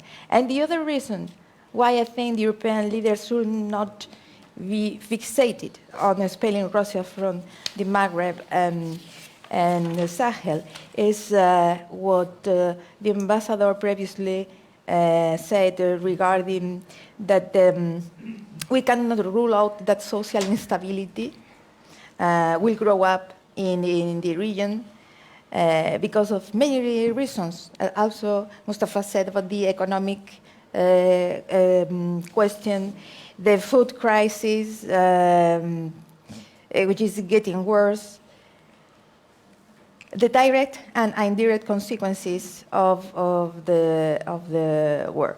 So the European Union should keep an eye in other drivers of instability that have not to do with Russia ambitions, and with the war in Ukraine. That's all for my part, and I will be happy to discuss further later. Thank you very much.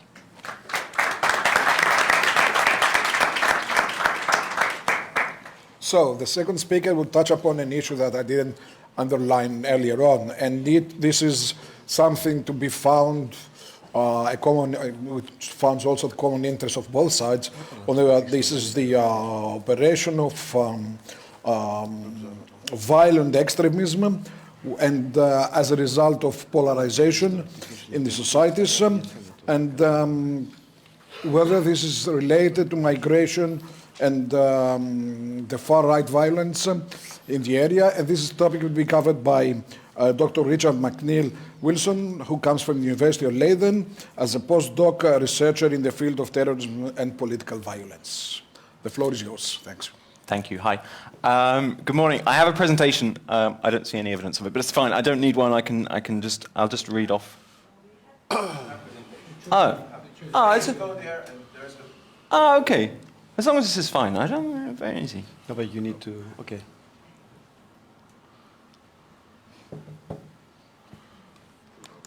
Do I have to do anything? Yeah. Super. Okay, great. Okay, good. That's very helpful. Thank you very much. Yes, so I'm just going to talk for sort of 10 minutes or so on some of the research that I've been conducting around building European resilience against violent extremism and polarization in society, on the question related with migration, super security and far-right violence. Apologies. Super security. Apologies, I'm still getting used to technology. Thank you very much for having me. This is very much beyond the scope of where I'm sort of usually engaging. So it's great to sort of be outside of some of the normal discussion centres focused on counter-extremism and counter-terrorism. As part of my work, so I work, I'm a research fellow at the University of Leiden, based in the Netherlands, also a part-time research fellow at the European University Institute, based in Florence, in Italy. And as part of this, I just want to present two European Commission projects, some of the findings from two European Commission projects, where we've been working with the European Commission, we've been working with various partners, looking at discussions and development around polarization and violent extremism in Europe. I feel like I sit very slightly uneasily within this panel because of a very sort of Euro-centric, Euro-focused approach on discussions. But of course this has big implications because a lot of this is around how the EU interacts and engages with discussions, particularly linked to the Mediterranean. As the research comes from two Commission projects, firstly, the Building Resilience Against Violent Extremism and Polarization. I just want to flag these projects because in sort of 10 minutes, I'm not going to do justice to a lot of the sort of the work and outputs that are available. So do feel free, if you're interested and inclined, to go onto the websites, use some of the toolkits, the ongoing research that's being developed and published there. So firstly, the BRAVE project, a 3-year European Commission action project, focused on looking at the development of PCVE between 2014 and 2019. So the development of prevention and countering violent extremism approaches. And since 2014, this has become a big pillar within discussion around the European Commission. We've been working a lot with the European Commission and with the EU member states directly on developing coordinated and joined up approaches towards preventing and countering violent extremism. And this project was particularly on understanding the relationship between polarization and violent extremism. There's a lot of kind of focus now on some of the broader aspects of terrorism, what kind of feeds into terrorism and extremism, what are the links between polarization, between racism, between hate speech and violent extremism. And also part of the project looking at the possibility of resilience, community resilience as a response. Resilience is sort of this new language that's coming into counter-extremism, used a lot within the European Commission, and exploring kind of how we can redefine and operationalize resilience on a community and on a national level against violent extremism. And the second project is an ongoing European Commission project, the DRIVE project, based at the University of Leiden. As part of this, we're rather than looking at PCVE, we're working with and interviewing far-right groups, so-called Islamist groups, looking at the way in which they operate in Northern Europe, looking at processes of radicalization, looking at different far-right and Islamist activism, to try and understand the role of social exclusion in radicalization. So what is the role of inequality, of a lack of engagement in society, of a lack of engagement with democratic processes, with a lack of engagement with European or national values, for instance, in engagement with violent extremism in Northern Europe. So just to put this into context, I feel that all of this has to be set within a very broad context, which I'll try and jam into a very short amount of time. Of course, with two events I think are particularly significant in the discussion as to where we are, that link as well the Middle East and North Africa region with Europe and the EU. Firstly, the start of the war on terror in 2001, we had this kind of big influx of language, of focus of policy on terrorism, on countering terrorism, and particularly within European context, the 2004 Madrid bombings and the 2005 7/7 London bombings, which put a lot of focus on how we understand terrorism as something that can happen as a result of factors within home countries. 2004, 2005 was a big kind of event in terms of tilting the discussion towards particularly Muslim communities in Europe, particularly in Western Europe, looking at how individuals engaged with terrorism, engaged with violence, and ultimately went on to commit 2004-2005 acts, and subsequent acts such as the various attacks in France in 2015, Brussels attacks, London and Manchester attacks in more recent years.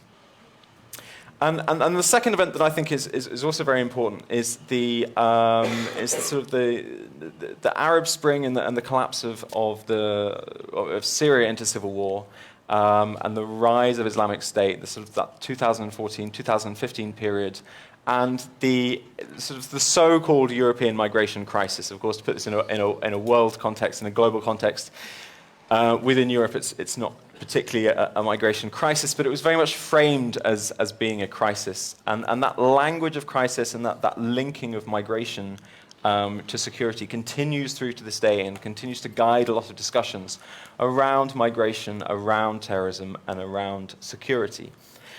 As a result, we've seen a lot of quite low-level far-right activity that has been developed in response to this language around security, this language around the threat of migration, and this language of the threat of Islam and as Muslim as being particularly susceptible to terrorism, which is something that we often see in some of the policy. This incredibly problematic, but this assumption that Muslim communities are particularly vulnerable towards terrorism and towards violent extremism.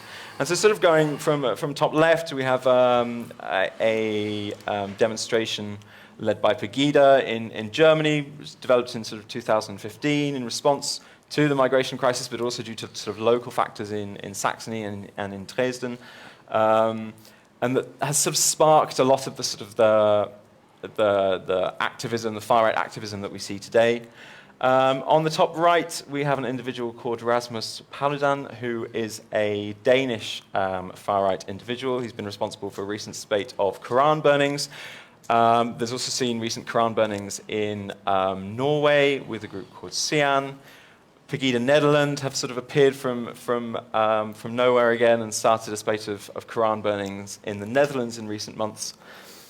These actions are very, very low level. I've been to a few of these events, often just one or two people, plenty more police, plenty more counter-protesters, but they have huge international ramifications, huge political ramifications, because of the way in which they can be amplified through social media, through international media. The bottom left-hand side, we have the English Defence League, which is one of the, sort of the early developers of this sort of counter-jihad movement in the far right, which aims to sort of posit Islam as a threat and Islamic values as a threat to European values and national values.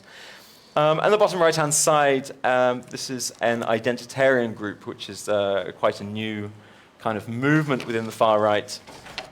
Generation Identity operates throughout Europe, aims to sort of build on a lot of this sort of far-right white supremacist language. And also kind of ties into a lot of conspiracy theories that we're starting to see around COVID-19, around the idea of a great replacement of white people within Europe. As a result, I'll come back to this slide actually. As a result, we've been sort of talking to a lot of sort of far-right individuals, far-right activists, monitoring a lot of sort of the far-right that are currently operating online. And as part of their work, they're looking to sort of polarize a lot of European society and drive society towards polarization so as to eliminate the gray zone within politics. And part of this is about making discussion far more polarized, making political discussion far more polarized in Europe. So that as a society, individuals feel they have to take a position either on a sort of the left side or linked towards, as they term it, sort of a globalist side, or if they feel inequality, if they feel a sense of social exclusion, to take a sort of a more far-right side on migration, on minorities. And we're seeing that push amongst far-right groups about amplifying this sort of very far-right language, this sort of binary black and white between either being anti-migration, anti-Islamic, anti-Muslim, anti-Muslim migration, or being in favor of large-scale migration or in favor of open borders, this binary sort of presented in such a way. Part of this ties into language that's been used by mainstream politicians and media that has been driving anti-Muslim language. So there's been a strong linking of migration with terrorism and security, particularly since 2015, 2016, that's still evident today. And long-term concern and criticism of the way in which current approaches have conceptualized violent extremism and terrorism. Approaches that have been top-down, that have been security-led, that have been particularly focused on Muslim communities and problematized Muslim communities, and particularly focused on values. We keep hearing the word values coming up in discussion. And I just want to add a word of warning in the way in which values have been used, not just by far-right politicians in Europe, but also by a lot of kind of counter-terrorism and counter-extremism approaches recently, have prioritized the idea of values and European values and national values as being sort of a salve or sort of a response against extremism. And the way to respond to extremism is to have a very strong liberal set of values, sort of muscular values, linked to the nation state, linked to Europeanness. Now, the problem that we're seeing with the use of that language of values in counter-terrorism and counter-extremism approaches is that the individuals who often get cited as not following these values, not ascribing to these European values or these national values, are inevitably minorities and are inevitably more likely to be Muslim minorities. So as a result of some of the value-led discussion, for instance, in the UK, we have the PREVENT strategy, which is very much focused on British values as a way of countering extremism. And the problem is those who are being cited as not having British values are Muslims who are seen as more religious and less secular, are those who have minority backgrounds linked to other countries, links to countries beyond Europe and beyond the European sphere. So we have to be careful in the way in which the concept of ideology and the way in which values is used as a response to extremism and to polarization. Now, some of the work we've been doing is around resilience and the idea of subverting some of the current approaches towards countering extremism. A lot of the counter-extremism approaches at the moment are focused on risk, identifying risk within individuals and within communities. And what we've been doing with the European Commission is looking at resilience, which is a way of keeping people resistant to violence rather than looking at what is making them vulnerable to it. So it's about making communities stronger so that they can respond to violent extremism. They have the mechanisms in place to respond to violent extremism, rather than just trying to identify individuals who might be at risk. As part of that, we've developed the Brave 14 measures. This includes looking at cultural identity, so having a sort of a flexible identity that is rooted in national identity, in European identity, and local identity, but is also flexible and able to respond to other identities and bring in different cultural facets. Bridging capital, in which communities and identities are able to build sort of new relationships with other communities of different faiths and backgrounds. Linking capital, so looking at how communities are able to positively engage with authorities, how they engage with sort of the democratic process in different countries, and also violence-related behaviors and beliefs. So what role does violence play within communities, amongst different groups, amongst different networks, and how can we shape this to sort of reduce the emphasis on violence amongst communities or individuals.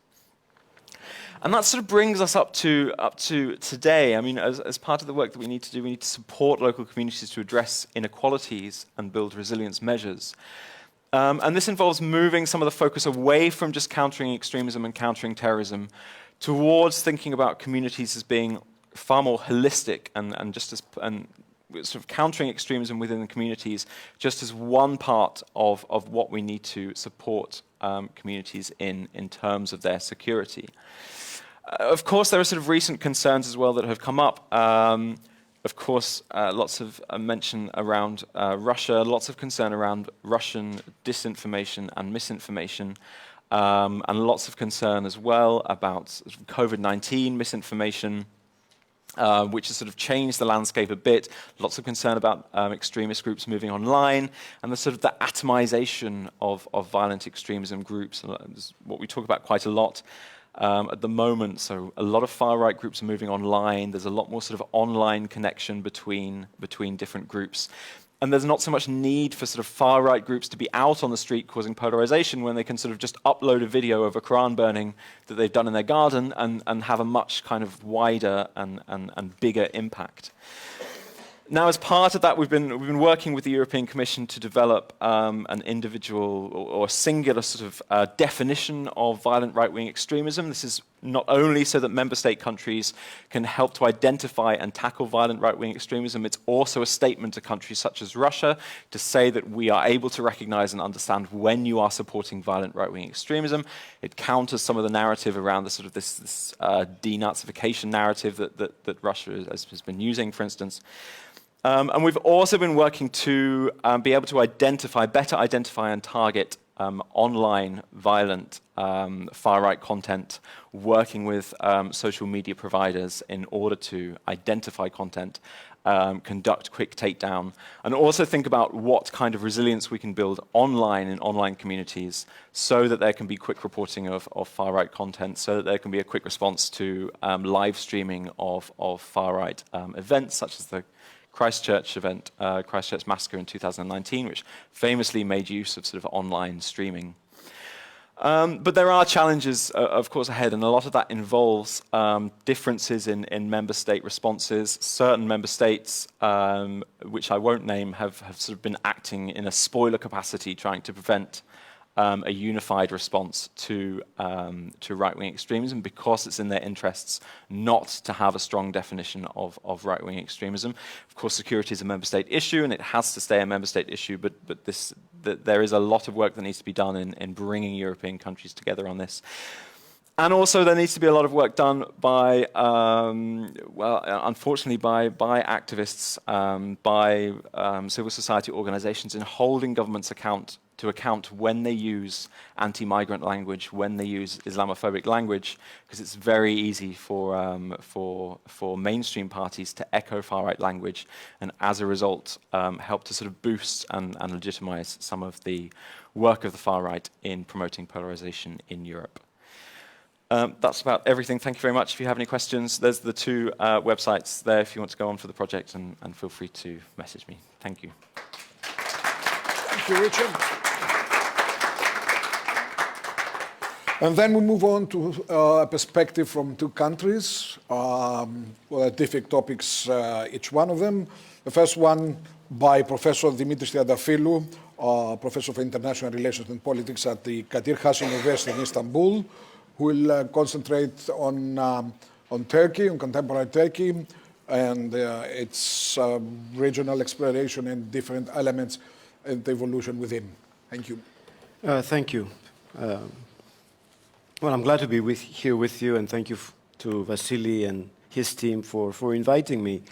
Turkey is a very interesting case study in the sense that here we have a country that has been linked institutionally to the West since 1950, when it joined the Council of Europe as its 13th member state, joined NATO in February of 1952, and has had a long-standing relationship with the European Union, an associate member of the European Economic Community since 1963, an associate member of the Western European Union in 1992 until 2011, when the WEU did not exist anymore, was sort of included in the EU, has a customs union since 1995 with the European Union, officially recognized as a candidate in December 1999 at the Helsinki summit, and started negotiating for full membership in October 2005.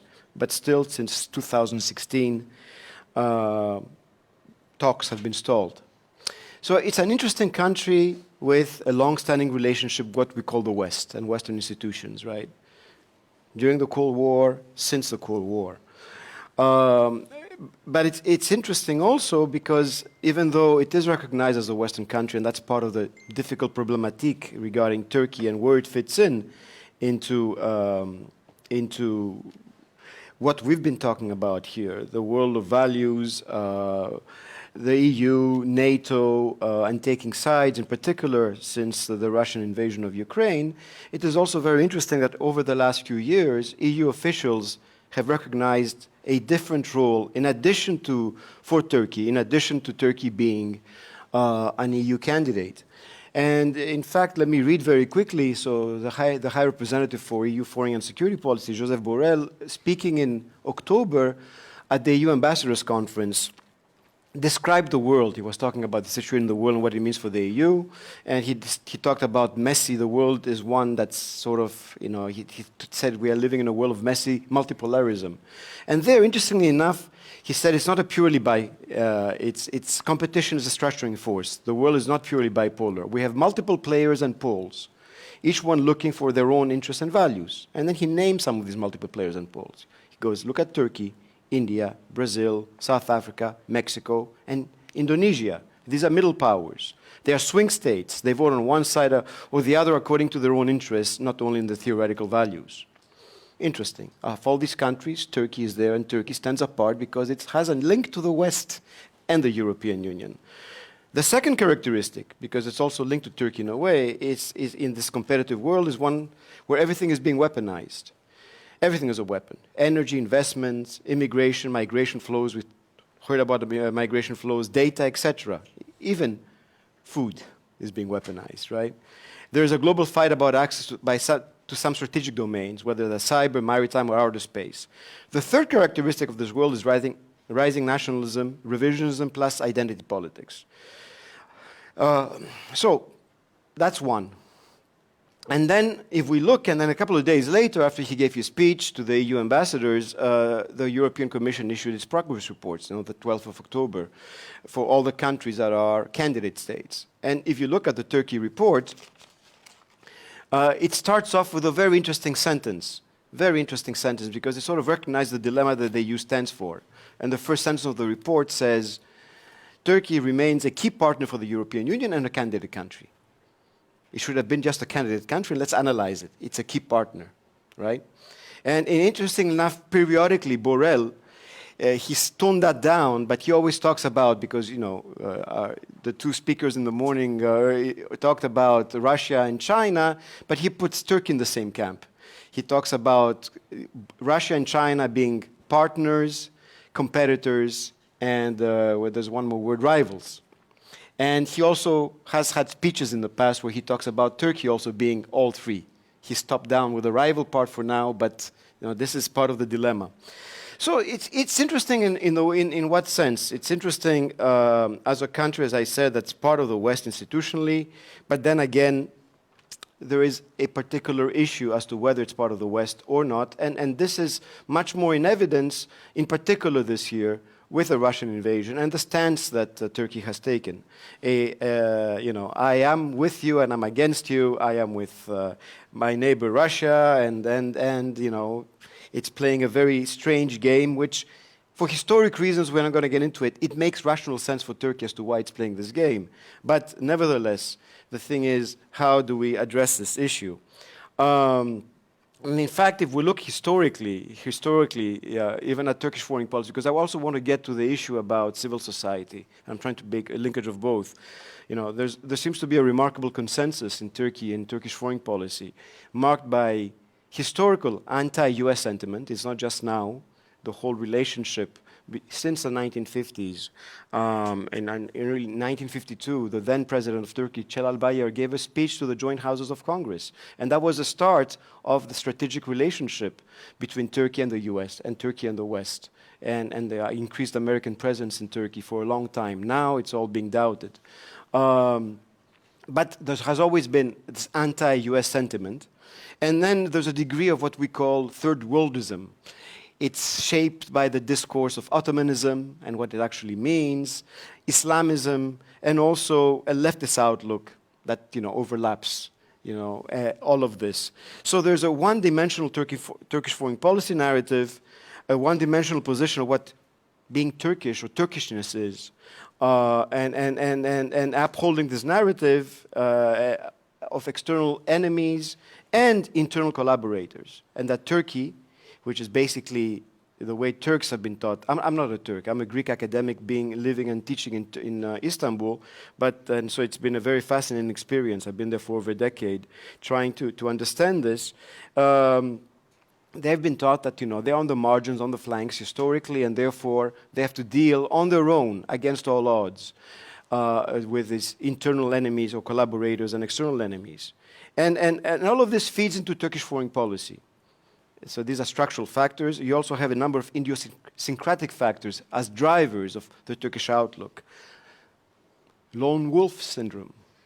They think they are alone.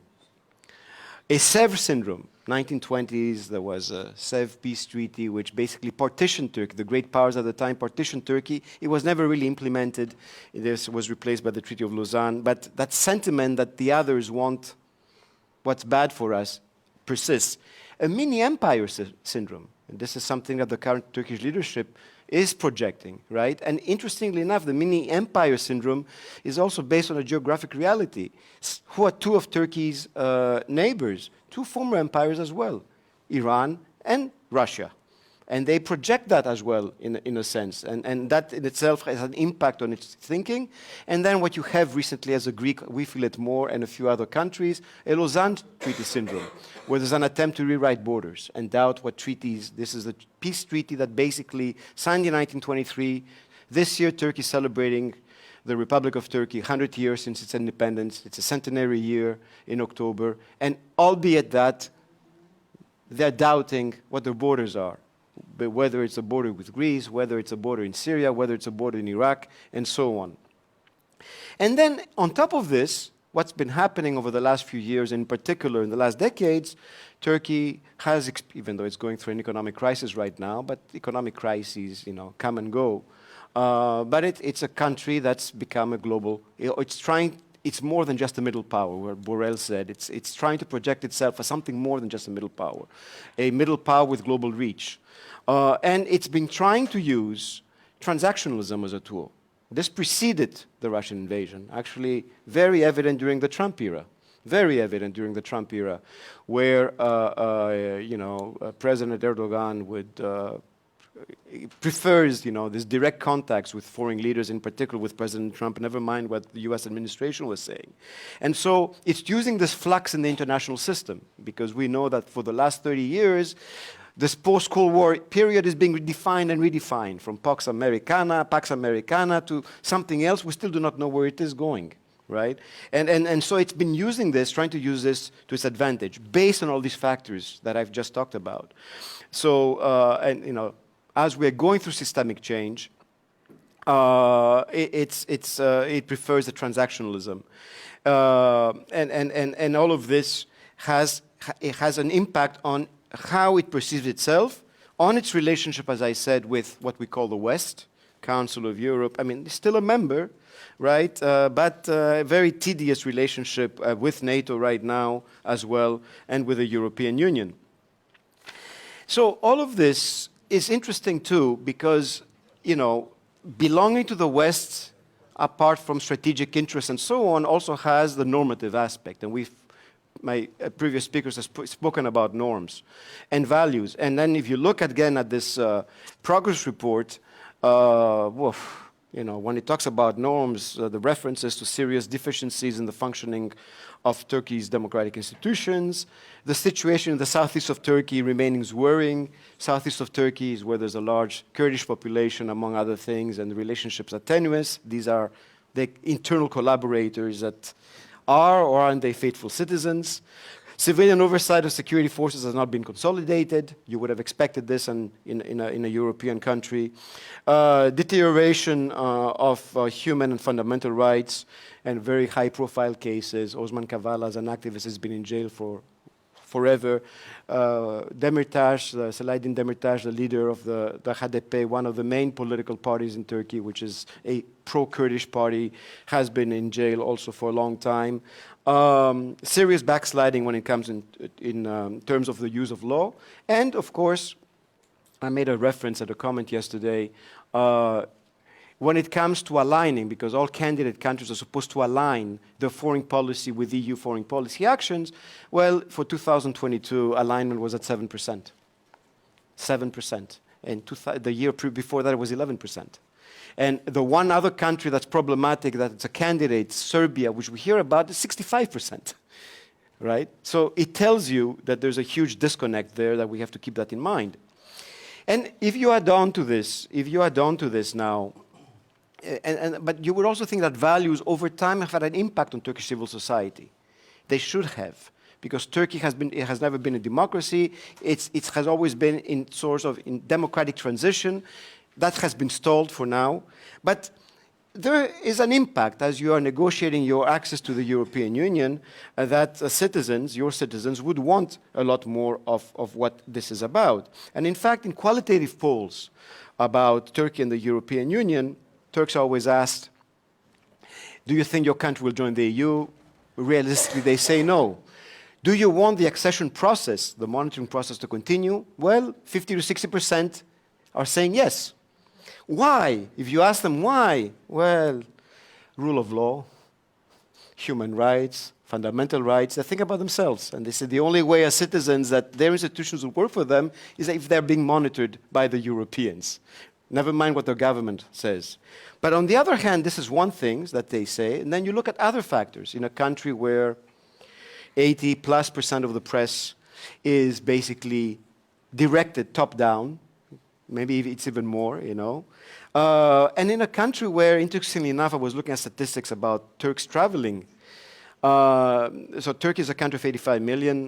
This was a newspaper article recently. 9 million of these 85 million have passports, out of which 4 million of these passports are active, and out of which these 4 million passports that are active, 1 million are used often for multiple trips. But then 1 million interacting with the rest of the world on a regular basis.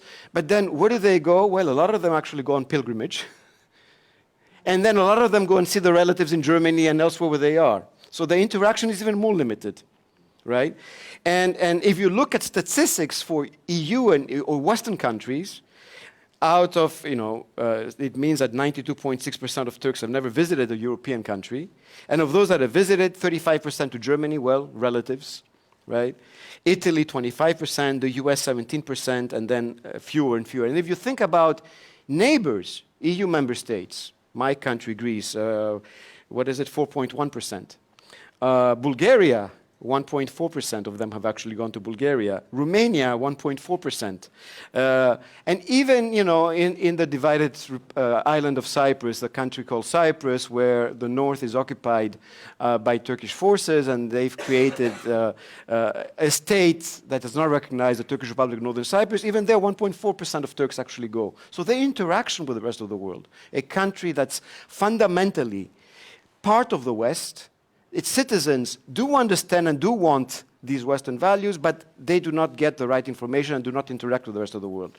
And this means, therefore, that there is an increasing, shrinking, enabling environment for civil society, even though there's an active civil society in different sectors, right?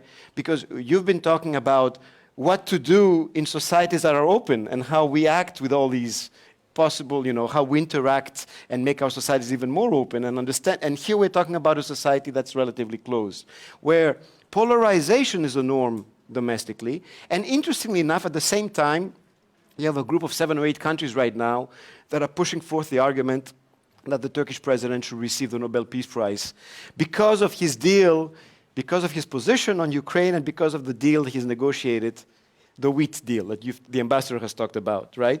So a different image abroad, or an attempt to project a different image abroad, but domestically, polarization, shrinking enable environment for civil society, right? As an educator, I can feel this every year, and as not only an educator, social scientist, right? Where you really have to be careful how you transmit knowledge to your students.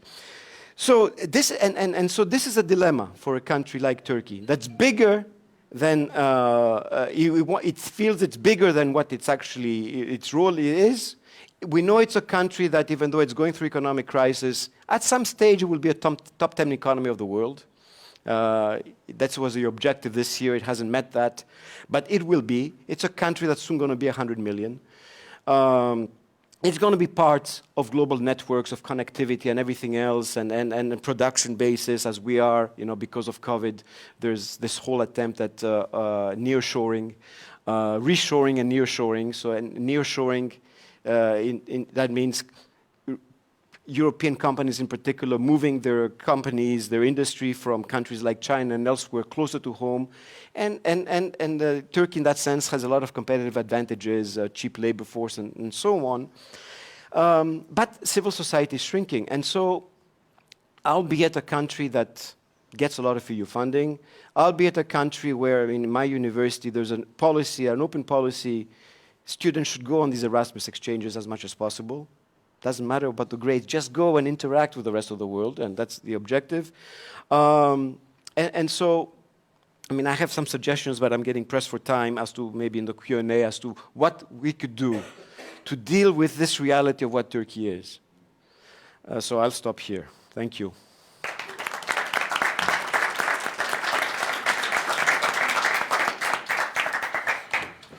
And last but not least, my good friend Michalis Kavouklis, the president of the House of Europe in Rhodes, an activist and a political scientist who will shift the interest into the civil society performance and, shall we say, attempted to achieve certain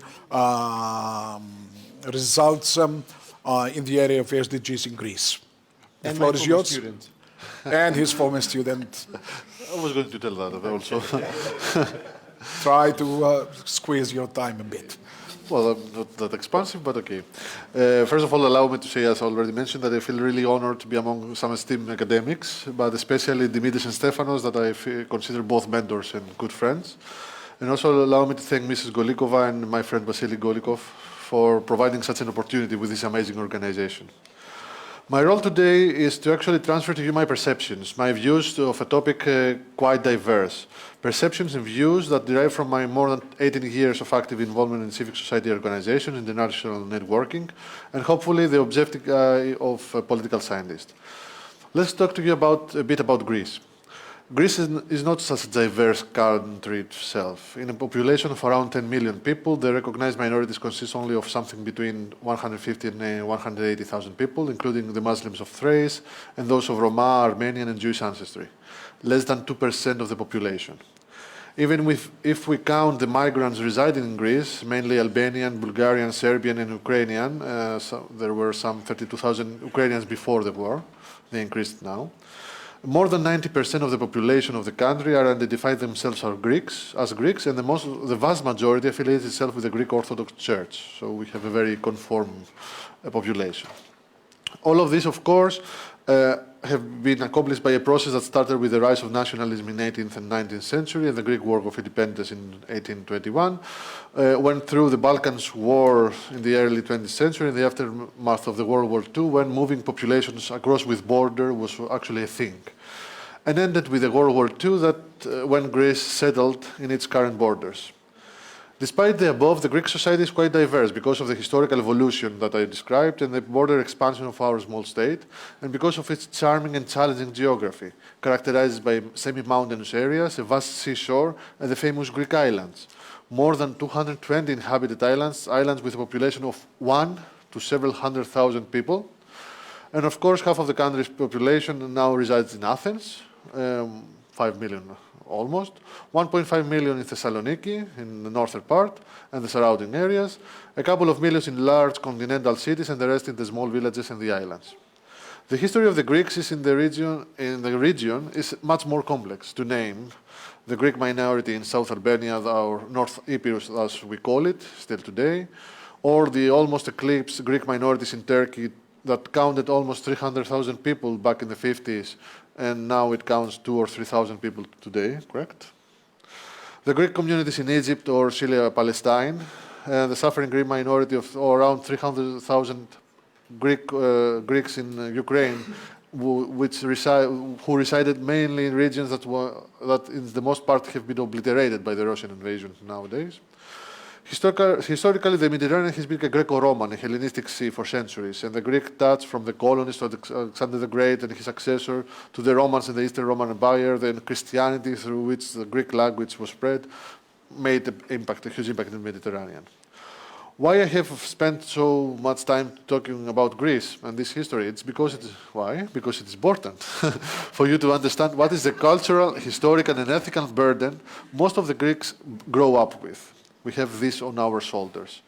A Greece that is both smaller and greater than ever. A Greece that is part of the West, holy, but we don't quite believe it, although we are, at least according to the United Nations. We have joined NATO 71 years ago. We became the 10th member of the European Union 42 years ago. But we are located in the southeast of Europe, neighboring countries that, especially in its north and east, were or are not that friendly or cooperative. For the perception of the average Greek, Greece has certain neighboring enemies. And this is quote, it's perception, is not actually the reality. One is Albania, with the matter of North Epirus, and a migrant community that there is supposed to be a community there that is suppressed, a migrant community of Albanians in Greece that especially in the 90s was considered a major threat to the Greek society, but that has now settled. A couple of years ago, an Albanian born in Greece was the Greek representative to Eurovision with great success and appeal. The other enemy is North Macedonia, a former Yugoslav republic that tries, and I open quotes, to usurp the history and identity of almost 2 million Greeks that identify as Macedonians, and I end quote.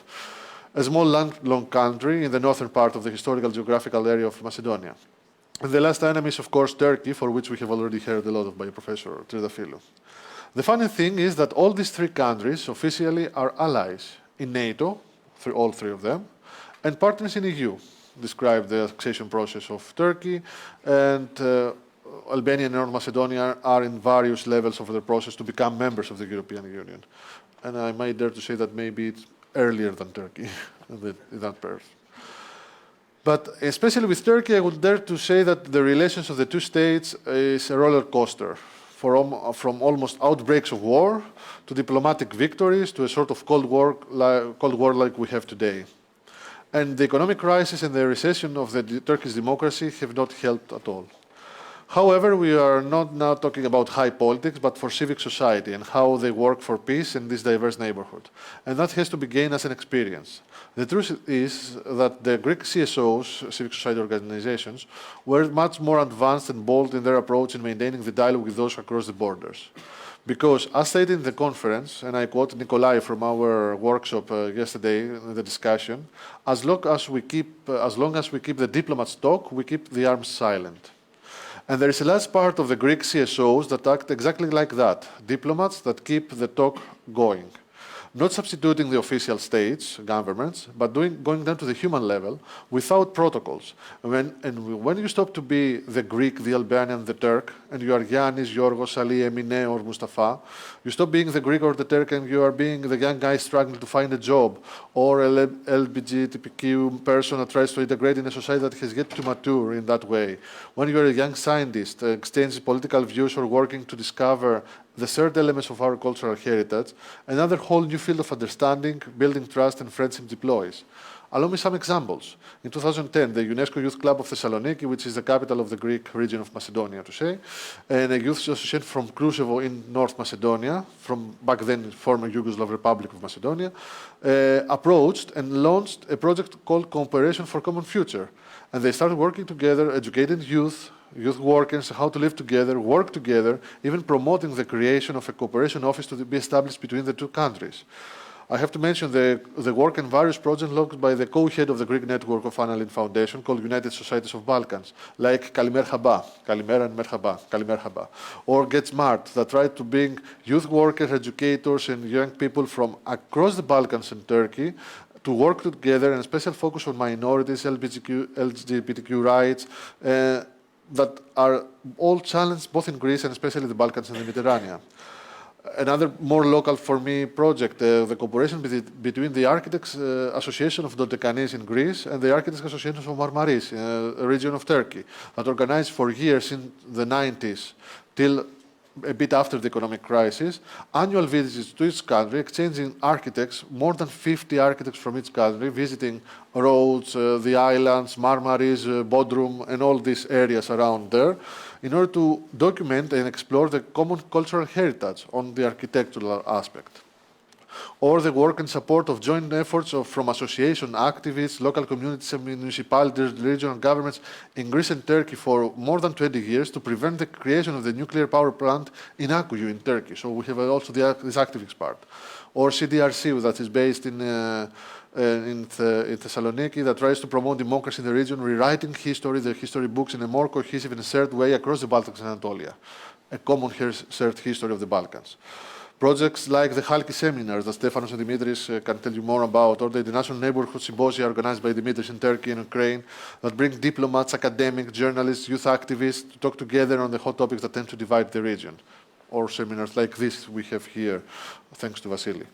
And I would like, of course, have to note the vast number of bilateral cooperations in the fields of culture, nature, and entrepreneurship that exist between Greece and each of these countries, like the various chambers of Greco-Turkish commerce, etc., etc.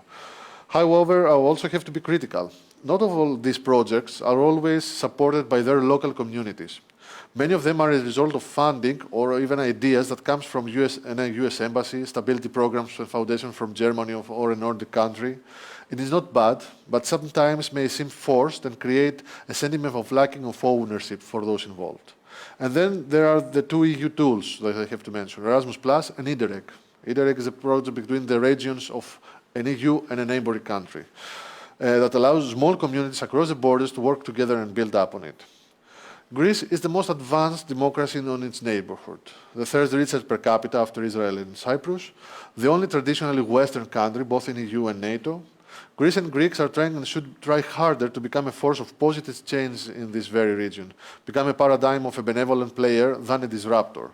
And in a region with such high political insecurity, with such heightened nationalistic egos, every country we have mentioned have really strong national identities, we have to concentrate on the human exchange, on the human level, and that is the level of active citizens. And for me, the greatest contribution of unfortunately a small portion of the Greek CSO structure towards peace is that it's not only affiliated or inspired by the SDGs, but unconsciously or even unintentionally working to their accomplishments, especially for the last two, working together, working for peace. Thank you.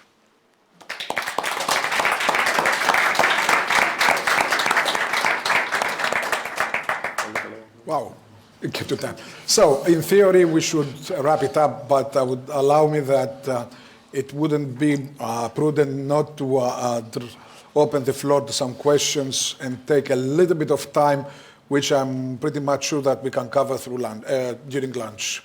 So, I open the floor to you for the discussion. Just allow me to make just some observations. We had a presentation about the Ukrainian crisis in the sub-Saharan Africa, or so the Sahel, which showed a little bit on the differentiating the role or the ability to offer what they need.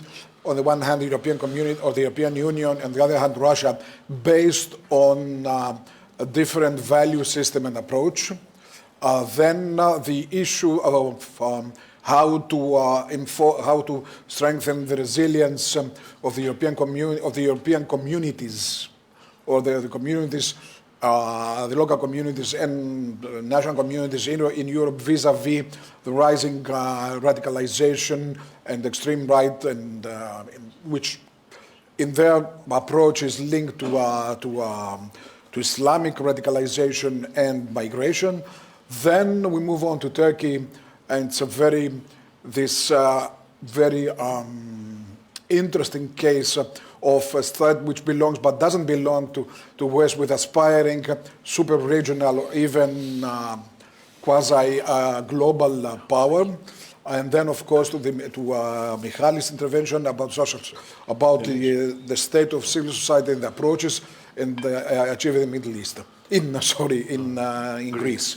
Now, it's interesting to note here, and I will concentrate a little bit on Dimitris' intervention, is that, and on Michalis, that while we have been experiencing in both sides a number of increasing interaction between the two sides, and I would say that evolutionarily the sides should have merged, should have moved on. Nonetheless, we have moved on to a Cold War era between the two sides, and actually in a worse condition than it used to be.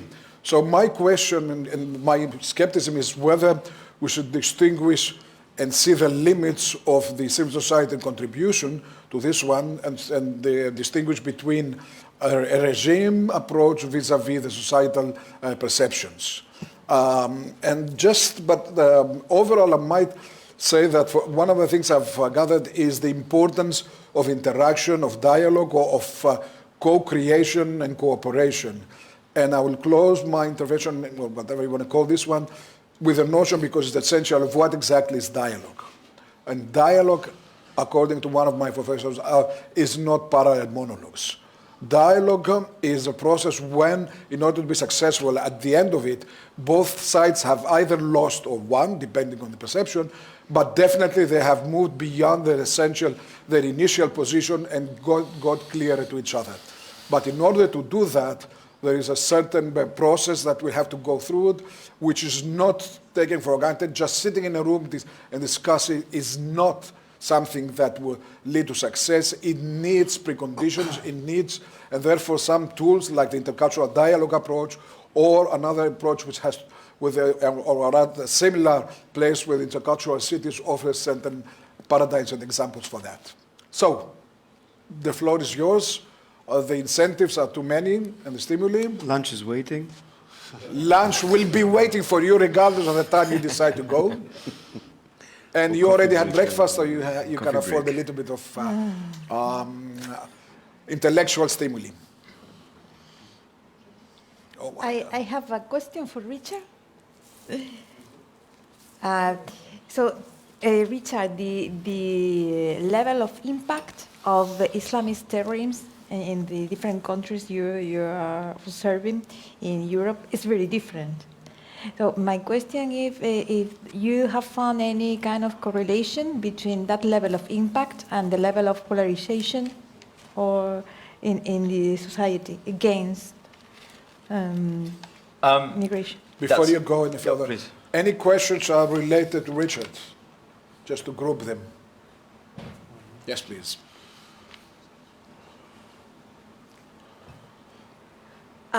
I was wondering, what are the best ways to advocate against Islamophobia in, like, your local city or, country? Because in my opinion, Finland, for example, has a really huge racism problem, and Islamic people are definitely discriminated against, just like Romani and Sami and Karelian and so on. So I was wondering, what are the best ways to be against Islamophobia? Anyone else? Richard?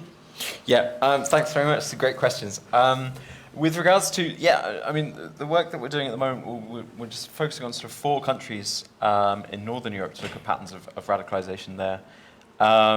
As part of this, we're talking to Islamist groups and to far-right groups. One of the problems that we found in almost all of the countries is there's hardly any Islamist groups there at the moment to talk to, and there's a sort of a joke in the department that we have more Islamist experts than we have Islamists currently in the country, which makes researching them very difficult. They're a kind of over-researched subset of just a few individuals. And of course, what we have to do is when we talk about extremism, we have to be careful because we are only focusing on a very small, tiny subset of individuals, and not to sort of overblow this problem, which is some of the problems of counter-extremism, because every time there's a sort of a small attack or an incident, it can lead to sort of massive amounts of new laws and policies which can have big implications on human and civil rights.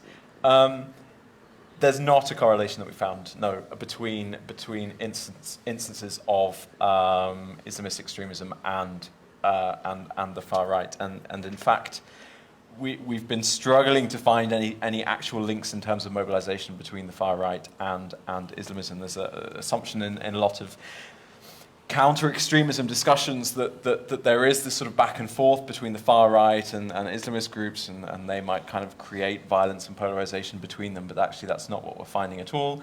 A lot of the far right groups actually are far more responsive to the state and whether their narratives are being legitimized by mainstream politicians, and also whether they feel that they have the freedom to conduct activism, or whether they feel that freedom is being repressed or not. So there's this kind of back and forth between far right groups and mainstream politicians that actually is we find to be one of the big keys in whether there's significant far right mobilization. In terms of responding to Islamophobia, that's an excellent question, and one that I don't know if I'm necessarily fully equipped to respond to very well. I mean, we've been working a lot with sort of youth organizations in terms of supporting them. I know the European Commission is very keen to engage with youth resilience organizations, youth sort of interfaith and intercultural organizations. There's a lot of kind of new funding, grassroots funding that is being released by the European Commission coming up over the next 5 years on resilience building at a local level, and some of this will be geared towards Islamophobia, and we're particularly trying to kind of make sure that there's a strong element within that focused on Islamophobia. But there's also a lot of work. I mean, we've been in Norway, for instance, mosques. There's a mosque that we've been working with that recently had an attack sort of about 2 years ago. Thankfully, no one in the mosque was killed, but an armed individual sort of came into the mosque. As a response, the mosque has been looking to do more outreach activities, looking at ways to help kind of support education around Islam in Norway. And I think there's a lot of kind of very localized activities, and I know that the Commission is pushing to make sure that these are given a bigger platform, and that there's more kind of awareness of what's out there. Okay. Anyone else? Yes, please. A question for Madame Martinez Fuertes. A week ago, the United States designated the Wagner Group as a terrorist organization. Do you think this will have any impact on the strategies Russia is using the Wagner Group in Africa?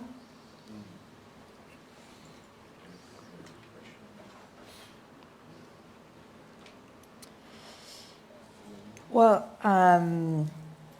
United States used the list of terrorist organizations as a political weapon.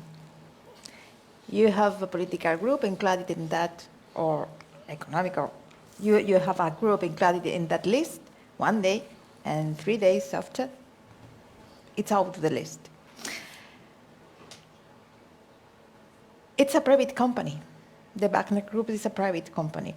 And as far as I know, in the land of private security organizations, companies, it is completely following the norms in terms of international security companies.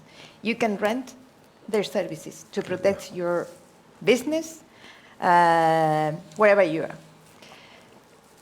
The reaction of the United States, including that group within the international terrorist organization, is just one more step in the context with, between the United States and Russia, from my point of view.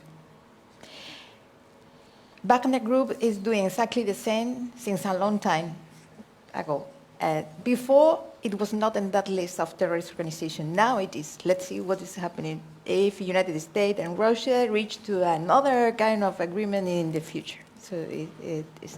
What is, or the kind of propaganda that Russia is selling to the African countries and the some African countries are buying, is that the Wagner Group is a group able to fight terrorism much more better than what is France doing. It's not casualty that in Burkina Faso, for example, some weeks ago, there were social demonstrations against some recent terrorist attacks, and many people were carrying Russian flags. So, many thanks for your question. Any other question?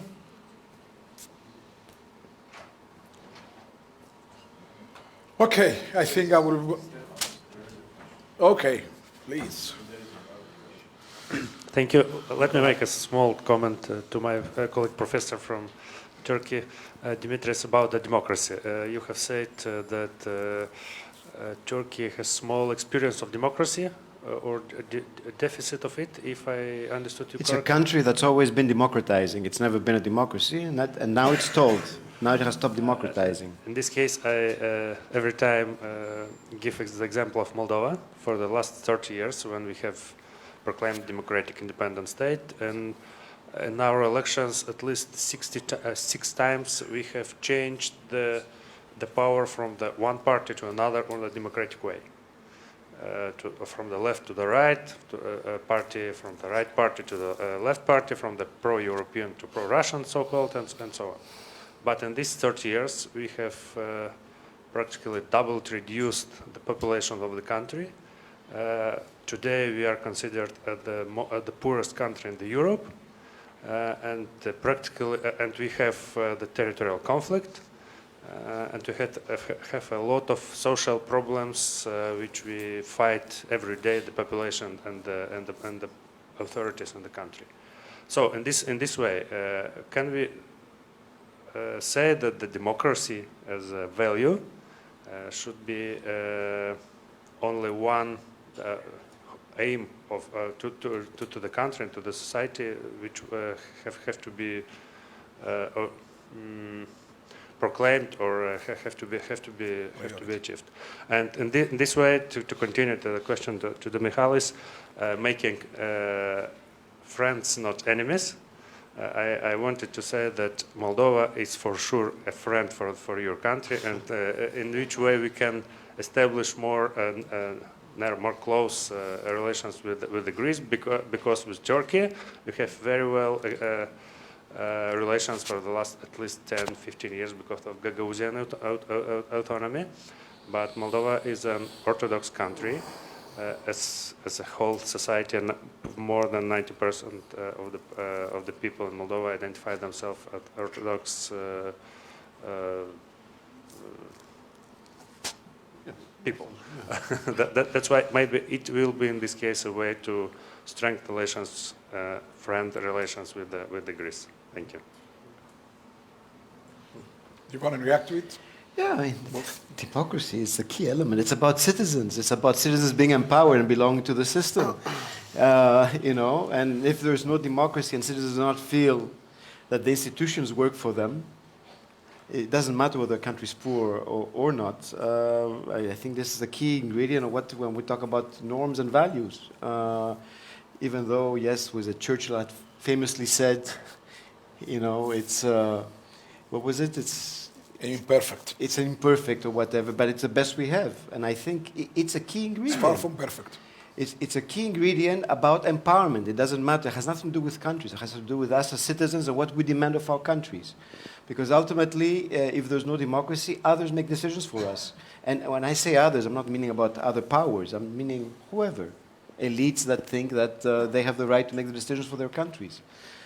Democracy is the alpha and the omega, and at least as a Greek, we know this. I mean, you know, this is one of the things we pride ourselves in, even historically, how democracy played a role. Different democracy, the days of Pericles, you know, Democrats had slaves at the time, to what it is today. But I think this is the bedrock under which the normative framework that the West talks about is built upon. Democracy brings about equality, it brings strong institutions, and it's relevant. And I think it's interesting too, again, when it comes to Turkey, because obviously it's been in a part of the West for much longer than Moldova has, because of history, right? It's so, to me, it's so interesting, as I said, when you ask the Turkish citizens in qualitative polls about what they want, that's exactly what they're talking about. Well, it's about the quality of their institutions, and right now one of the things that's circulating in Turkey, because Turkey since the 1950s has had multipolar political systems. We've had vibrant democracies, and actually these elections are actually vibrant. We always hear in the West about Erdogan. Yes, he's dominating. Of course he's dominating. It's a system in place. But the whole electoral process is very vibrant.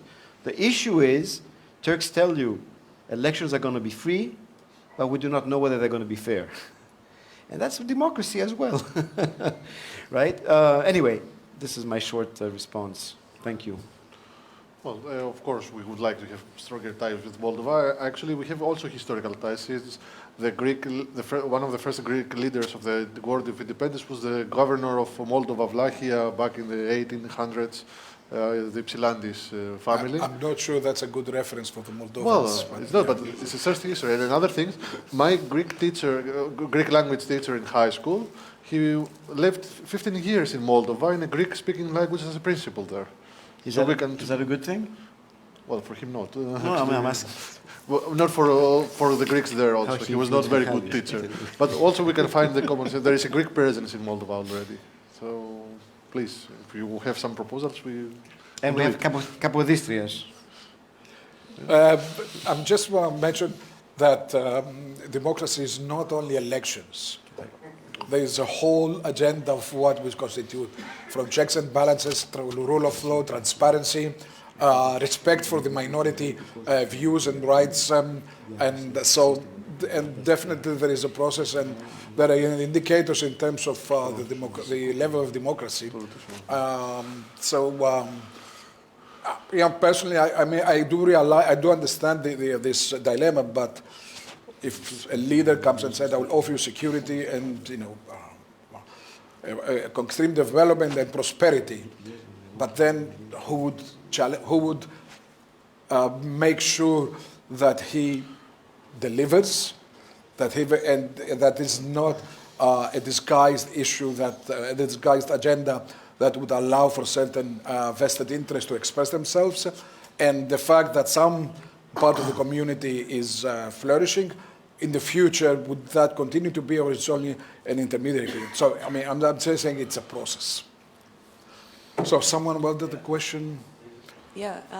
May I have a question to the political philosopher? The previous speaker again. I wanted to ask you. You said that the reason of far-right discourse, increase, it's like more resemblance of predominant mainstream right discourse.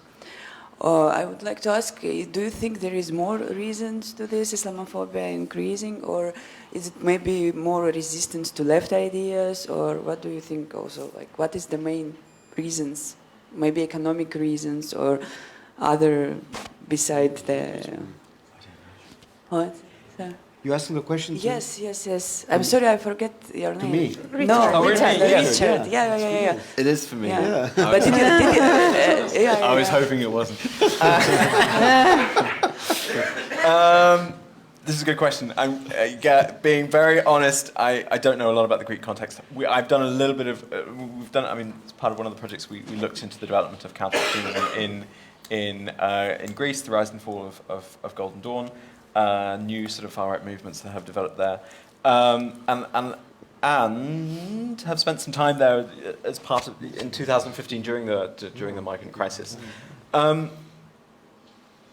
of the there are a lot of intersecting issues. I brought it down to a focus on concern around the legitimization of far-right language, because this is often what we're kind of getting reported back from the sort of far-right individuals that we speak to.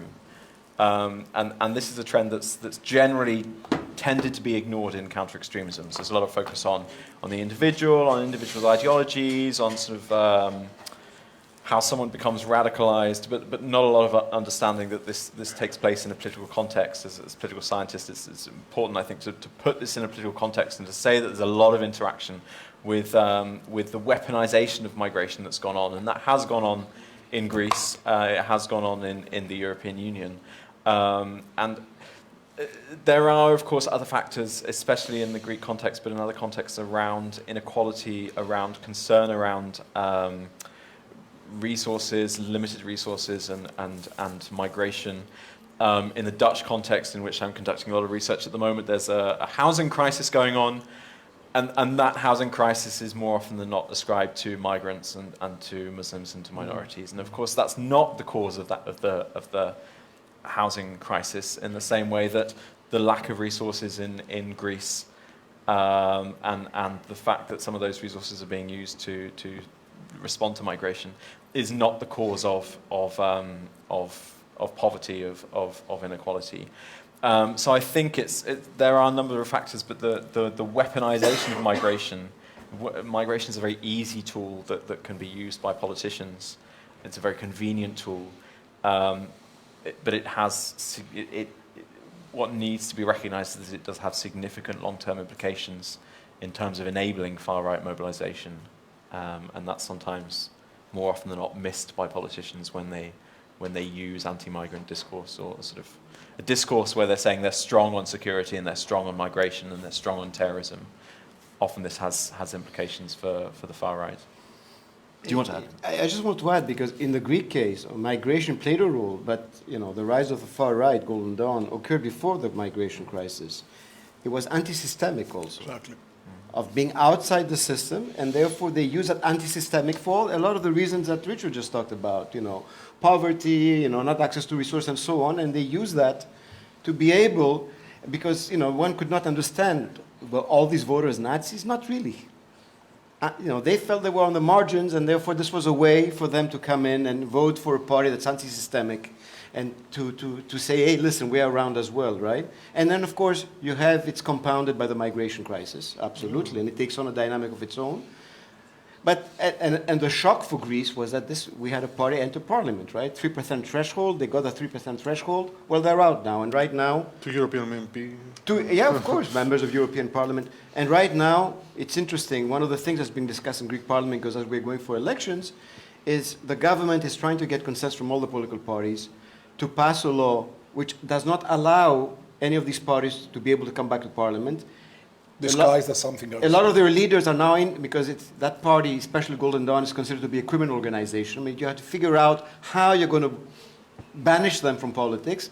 Now you have the emergence of a new far-right movement. Again, 2%, 1%, that's what we're talking about, where relatives of imprisoned leaders are trying to come to Parliament, and now they're trying to pass that law to delegitimize them. But it's been anti-systemic. And the anti-systemic vote then, as I said, was capitalized by what happened in 2015, where Greece could not cope with the influx, right? And then we had this that was created. And just to add on to that, I mean, what we're seeing in Northern Europe at the moment is a lot of the traditional ideologies of the far right, and indeed of Islamism as well, are sort of fading away. And again, the trend that we're seeing overarching all of these is an anti-system narrative. Is the system is not working for us, it's not working for enough people. Of course, this is framed in a variety of different ways, but it's now, there's so much concern around this mix of ideologies that at the center of them are highly anti-systemic, are worried about inequality from the COVID-19 pandemic, long-term structural inequality, inability to access democracy in the way that you should be able to, and not be able to impact the change, to change that situation in any way. Okay, just a very short notion, and then I give the floor to Vasily. Is that it's interesting that the crisis, the refugee crisis, have explored the two sides of the NGOs and civil society. So a number of the NGOs were accused for a lot of things about the misuse of capital, but at the same time, a number of the NGOs were also glorified because without their work, the conditions of the refugees would have been worse. So what I want to say is that transparency is essential in how we implement certain policies and approach the solutions. Vasily. Save us. Yes, so the question is for Professor Guadalupe Fuentes. You mentioned that the Russian invasion in Ukraine has changed the security architecture right now. No, not really? So then I will ask you basically the other way question. So from your perspective, yeah, unfortunately I was a bit time busy that time when you've been it talking. would be opposite. Yeah, opposite. It so has not changed. It's not just changed. So you mentioned not changed. But what do you think, which global actors has right now a key role in the region of Euro-Mediterranean and, let's say, Seychelles and the Maghreb region? And could possibly this region be a new theater of global change in the future? Of global change? You mean...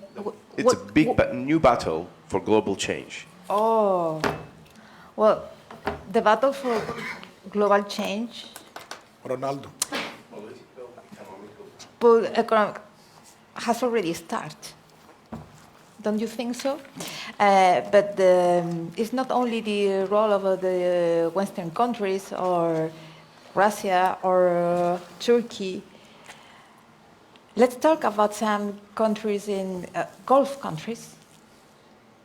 They are also, because of the current situation with the prices, oil, and so on, they are getting more and more autonomy from Western countries, because much more to say in terms of security, in terms of, in fact, they put a price to the oil one day, and after that, they decide another price, and if they have to take a side with Russia because of the price of oil, they are going to take that side because it's in their own interests.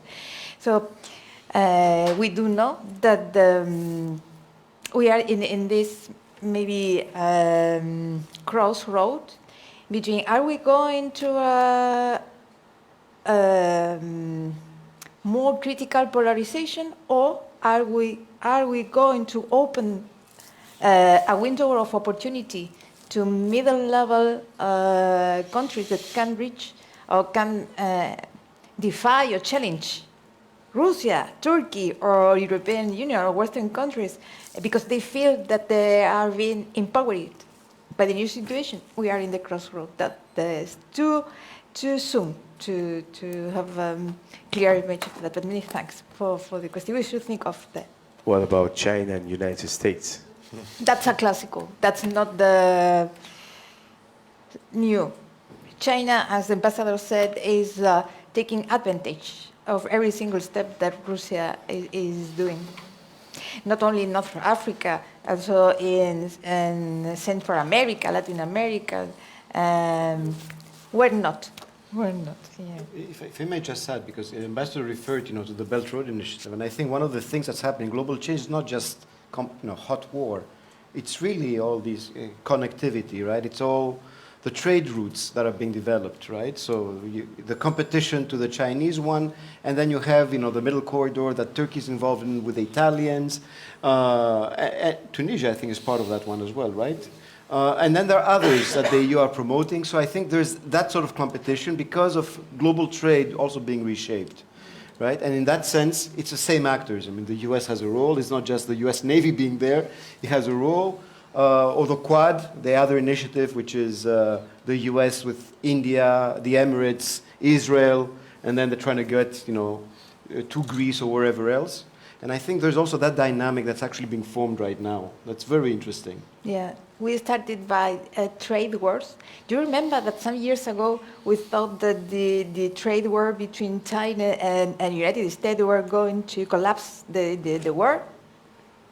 We are knowing other kind of words which are also collapsing the world. So, yeah.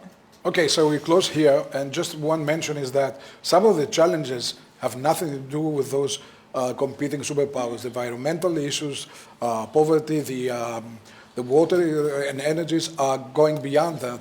So this might also leave a space for some optimism of cooperation between those opposing poles. So, what's next? Thank you very much for this one. Yeah, thank you very much. So we are closing the session. We're now moving to the lunch. From 1 till 2 we have a lunch. And after that, please be welcomed. We will be discussing communication, environmental questions, energy, which is very important. Please be here by 2 o'clock, back in the same room. Thank you.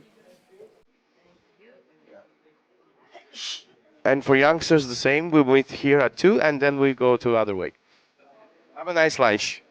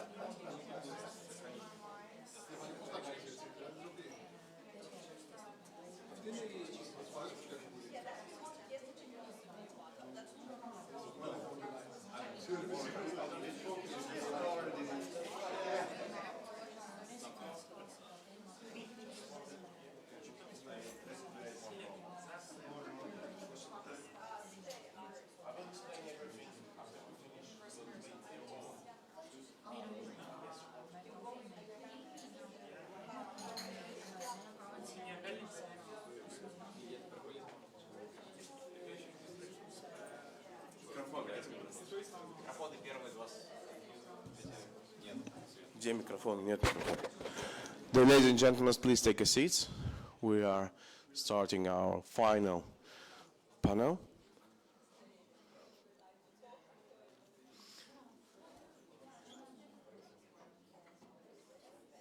Ladies and gentlemen, Abbas.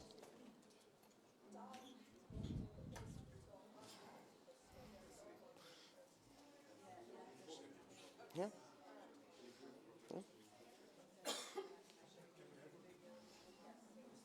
Okei. Sa saad alustada, ma hakkan siis.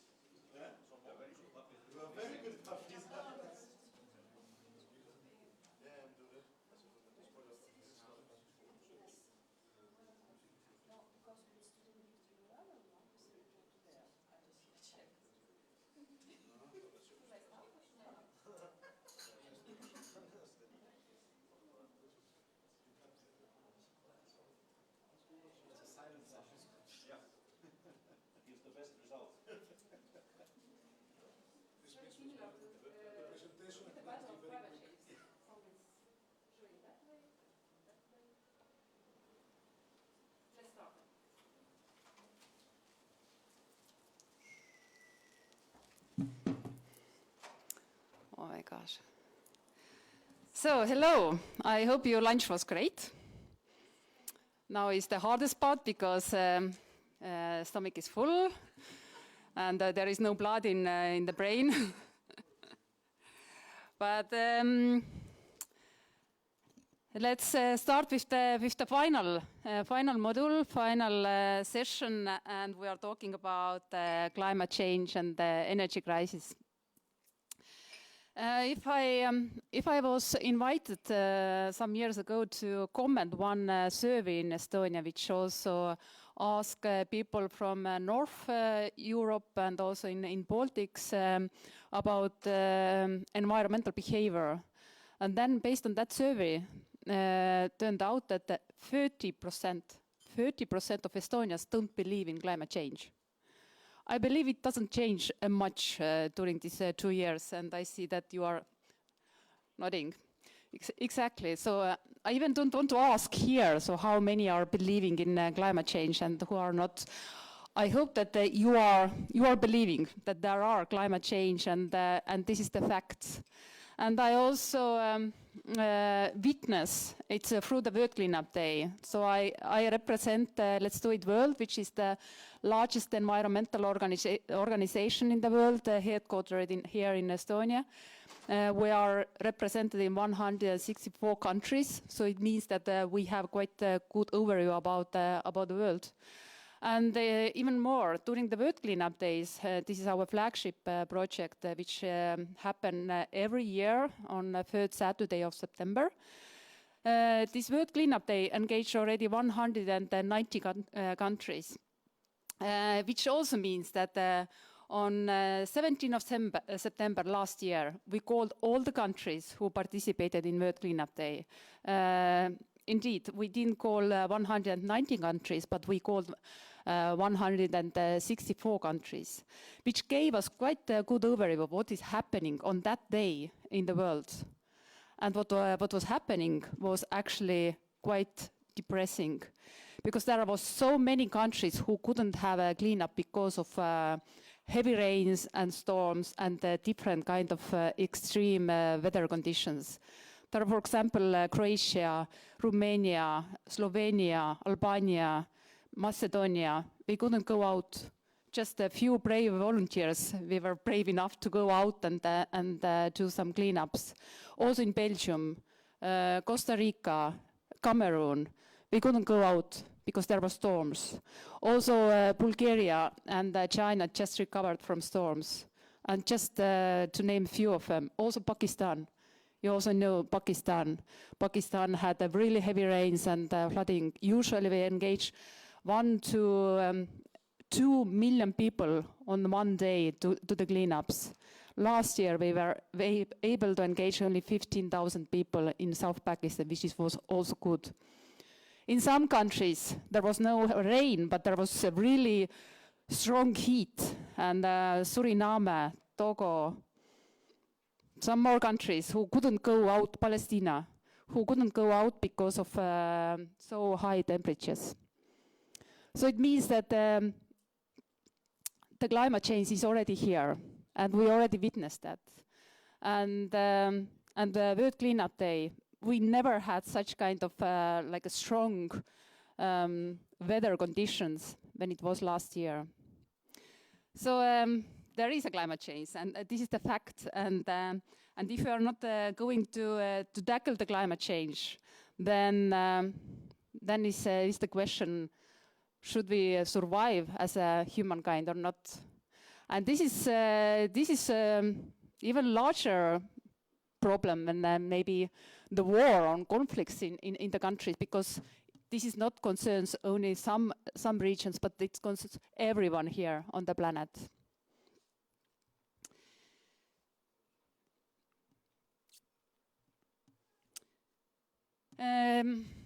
Climate change. So, do you know, climate change happened because of CO2 over emissions. And if we are talking about CO2, of course we are talking about overconsumption, but actually we are going to track it down to the energy. So 75% of CO2 emission comes from energy sector. And if we are not able to go over the clean energy, renewable energy, then there will be more such kind of storms and floodings and rains and heats and so on and so on. But at the same time,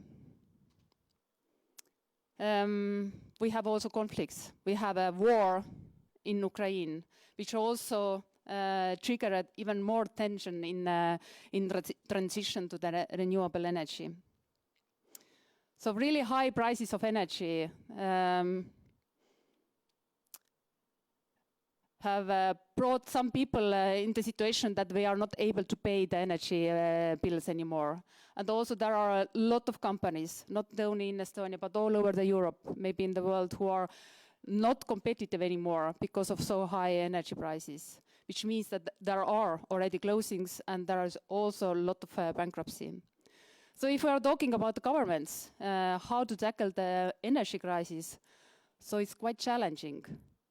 So there is two sides. Should we tackle the short-term problems to save our people, to save our companies, to save economy, or we should focus to the transition to the renewable energies? But it takes time, and sometimes, you know, some people don't have such time. So it is challenging, and therefore I would like to first ask here to open this session Madis Tilga, who is the advisor to the Nordic Council office in Estonia, to talk about, to open the topic of energy crisis and also security of energy. And what kind of challenges do we have in this situation? So Madis, are you online? Yes, it seems so that my voice is there. Very good. Your virtual stage is yours. Tere päevast, good afternoon, people in Narva. You are very brave to be at the conference on Saturday, so it already seems you're really mission-oriented. As actually the last talk with organizers, they gave me quite free hands in preparing this small brief presentation and also engaging in the further discussion. So I'm not that specifically only talking about the energy crisis because it is evident, everyone knows that, and also the challenges that Anneli referred to when it comes to governments to actually address these issues. But I have, let me see now the presentation. I actually took a notice of other important keywords on this conference as a whole. And now just trying to see where, did that come up? We will see it. You'll see it? Yes. Okay, great. So I took some other central keywords from the conference, like peace and democracy. And with this slide, with this opening slide, what I'm trying to establish is that these three concepts, they are very strongly interlinked. Do not mind the hierarchy here. It's not deliberate. It's just that it visually looked better. It's not that everything rests on sustainable development, but the way they are interlinked, I think, should be understood on every level of decision making, but also down to the level of civil society. It's often said that sustainable development, taking care of environment, is a bit of like luxury lifestyle.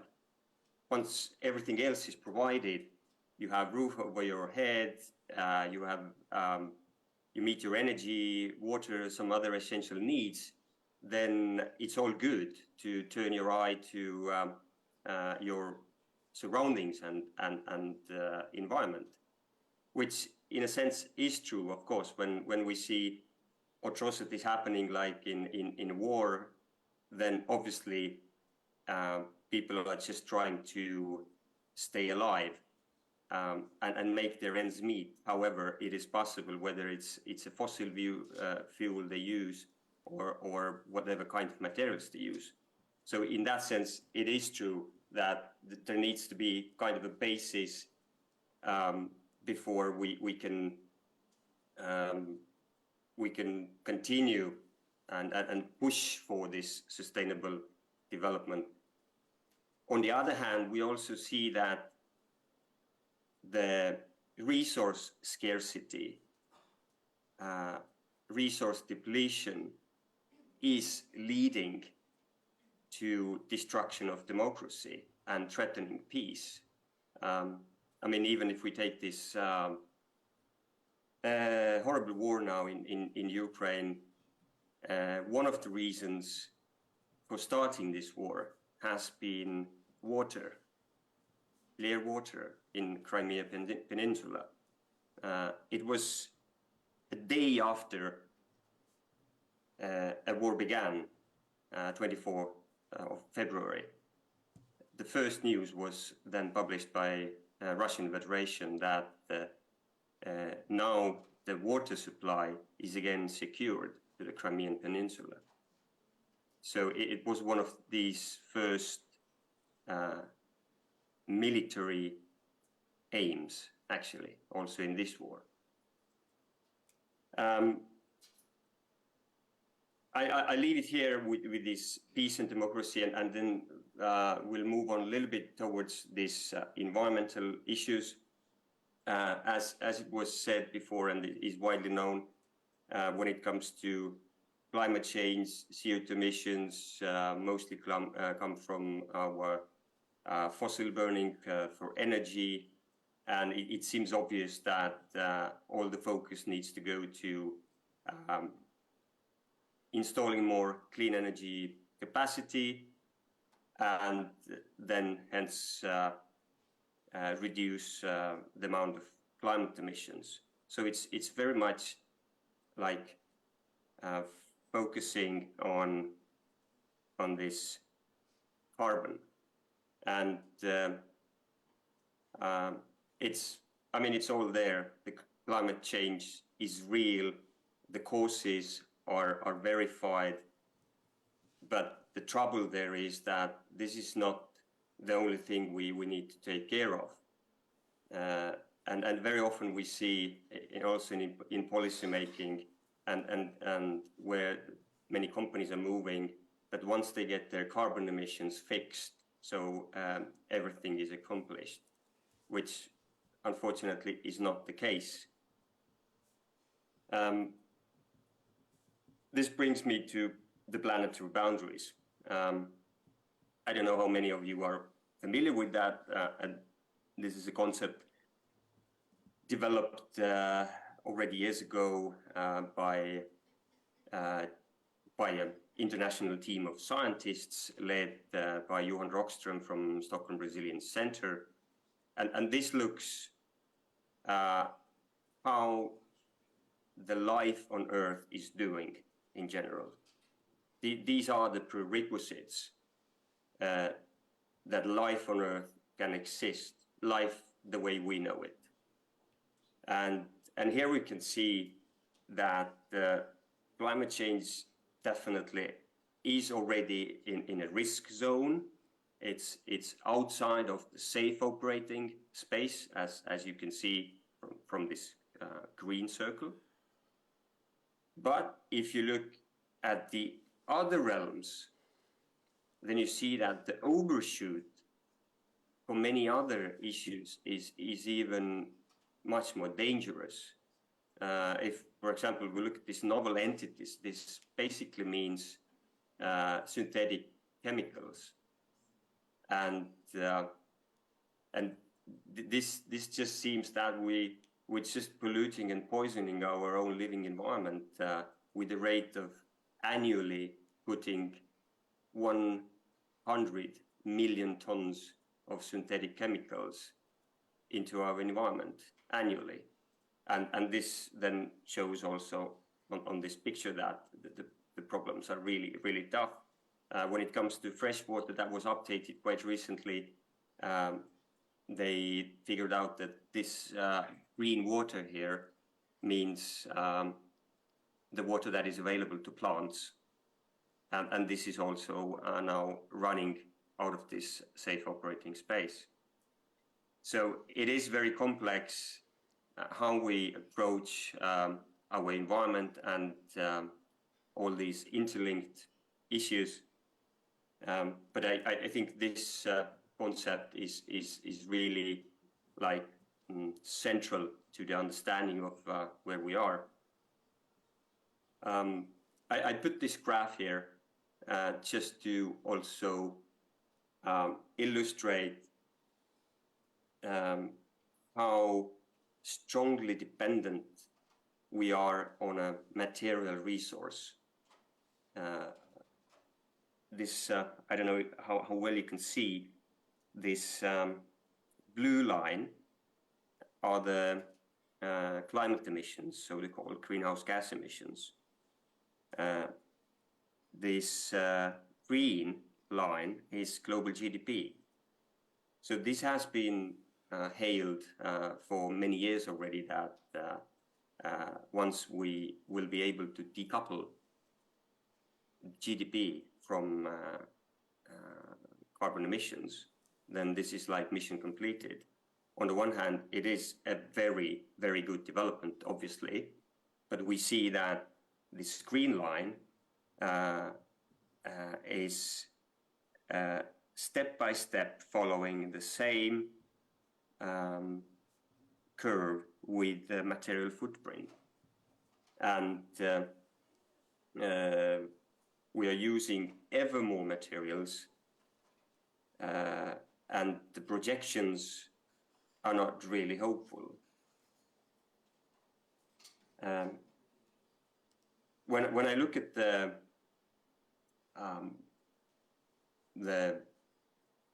meaning of the word economy in its original sense, then we see that this is like how we manage our household. In that context, our household is our planet, this one planet that we have. And just to seek some figures to show how good hosts we are to our home, to our planet, I looked at the Circular Gap report, how much materials we actually take into circulations.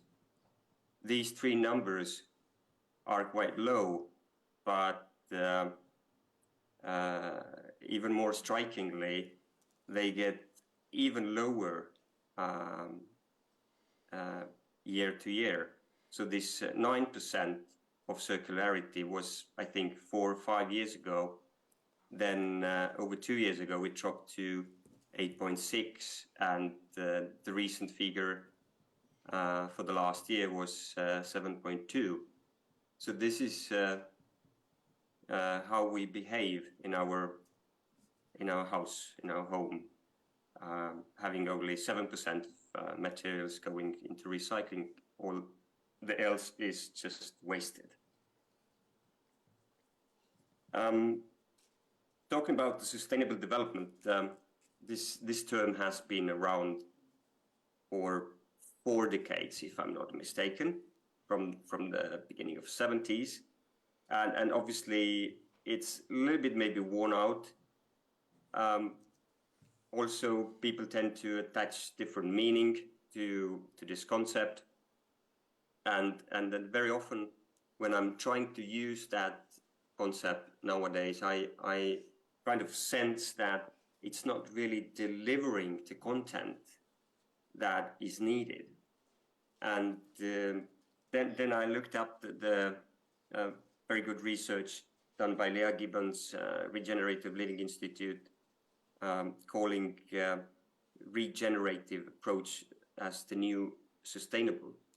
And again, I'm not going to read that all out from you. I hope you can see and follow my line of thinking here.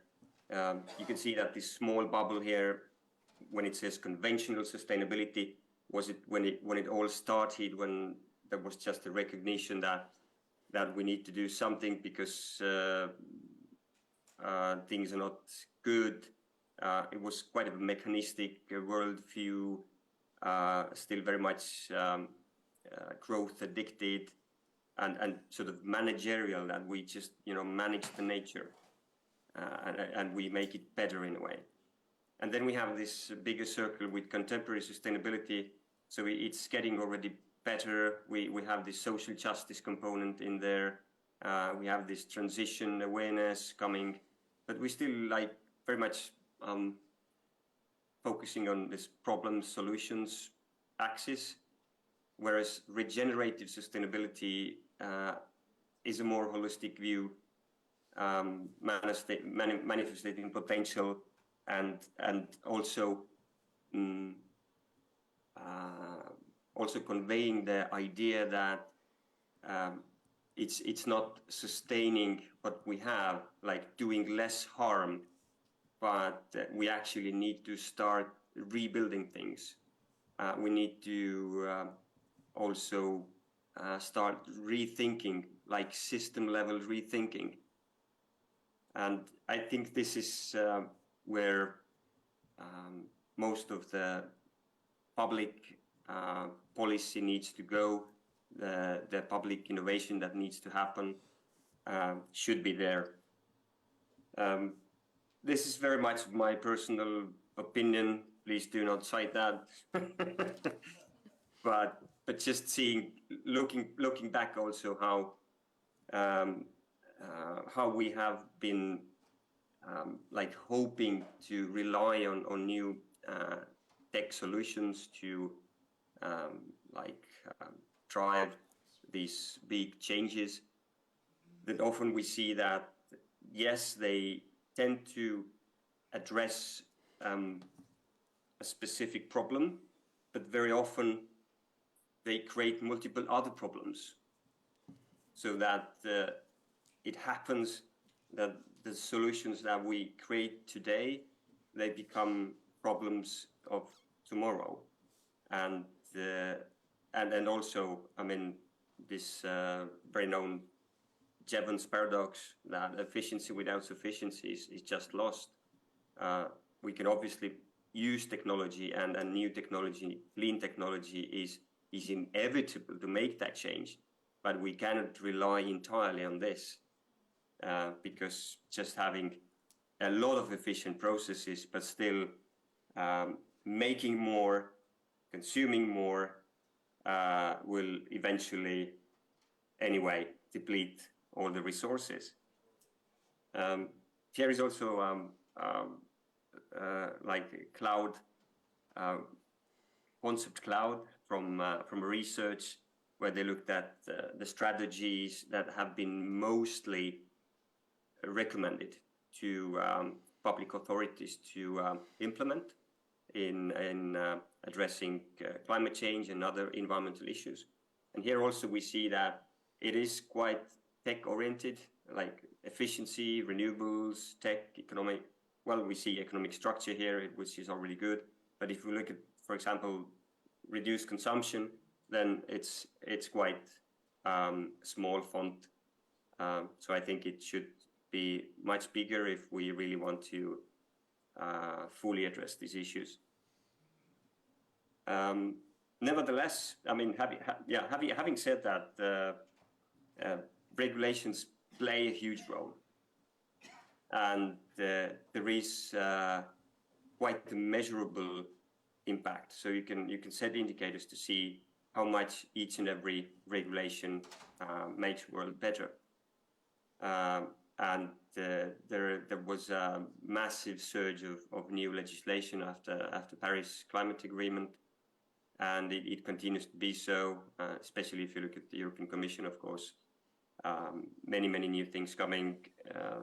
Companies will have an interesting but quite tough times ahead.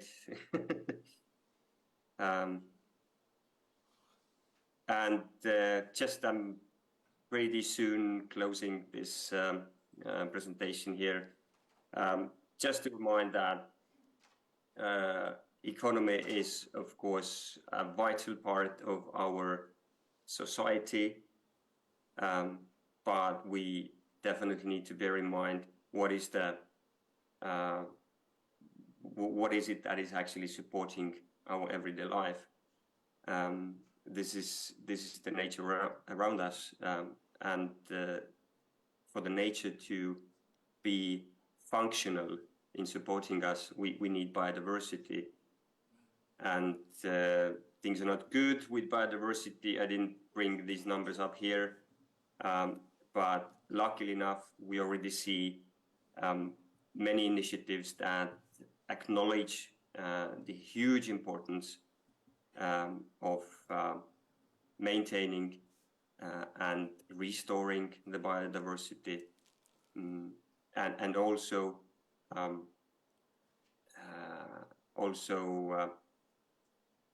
showcasing the strong link between ecosystem, natural assets, and our economy. So we can see that, I mean, obviously there are many companies that make their money with virtual assets, but in the end we can see that the world is run predominantly on our natural assets, and hence it becomes vital for the economy to be a good host for that asset. That will be all from my side. Thanks.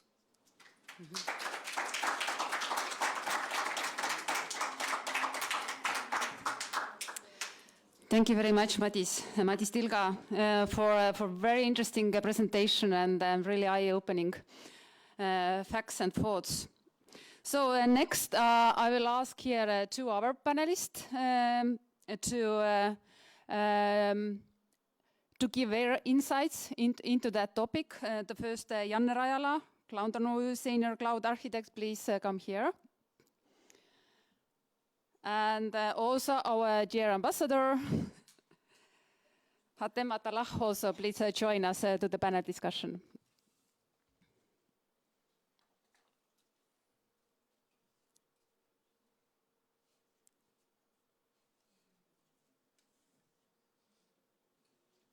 So first I will give the word to our ambassador.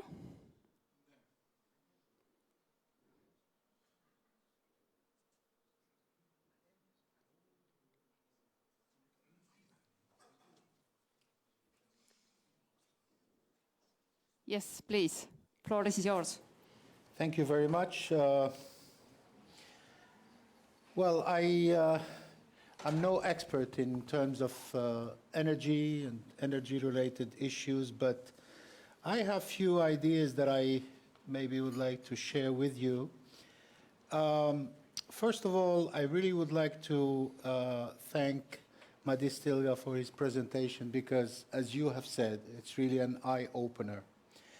And I believe that now we live in an era where every day we come across words like energy efficiency. We talk about renewable energies.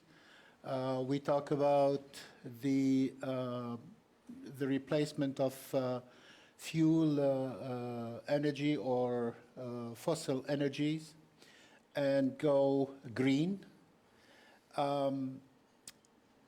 And I think it is, I am a strong believer that it is the trend of the future, where I maybe not differ, but at least sort of like include a little bit of nuance to what Madis was saying. It's about the role that technology can play. Technology can really bring a lot of efficient solutions to the problem that we are facing. And the problem that we face has, I would say, is at three levels. First of all, the availability of energy sources, particularly when it comes to today, when it comes to fossil energy, oil and gas. We now see that there is a reduction of the availability of this energy. The second one, which is related to the first, is the cost. The cost of fossil energy is really rising just about every day.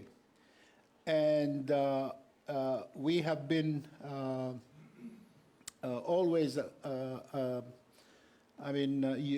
used to the trilogy that for development you need to have peace, security in order to get into development.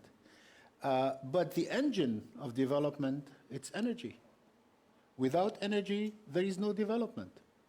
So today we are confronted with this this double or triple problem, because I didn't mention the third one. The third one is being the impact on the environment. We are, because of the war in the Ukraine, we have been going back to, I would say, sources of energy that either were abandoned or they were deemed not acceptable.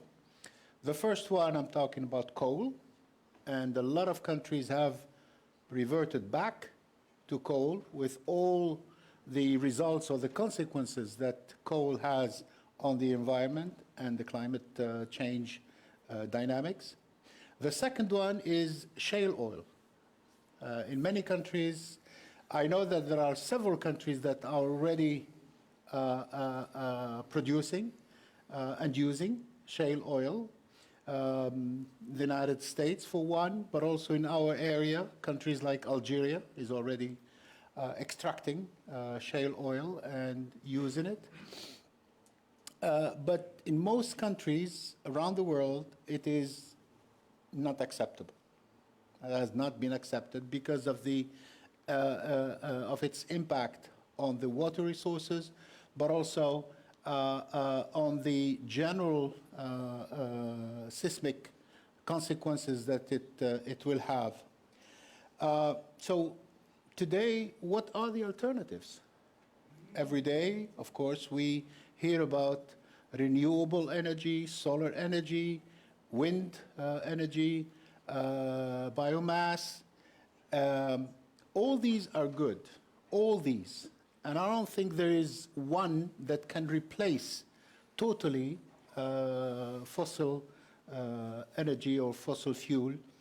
But together, they can replace a large portion of the energy we require.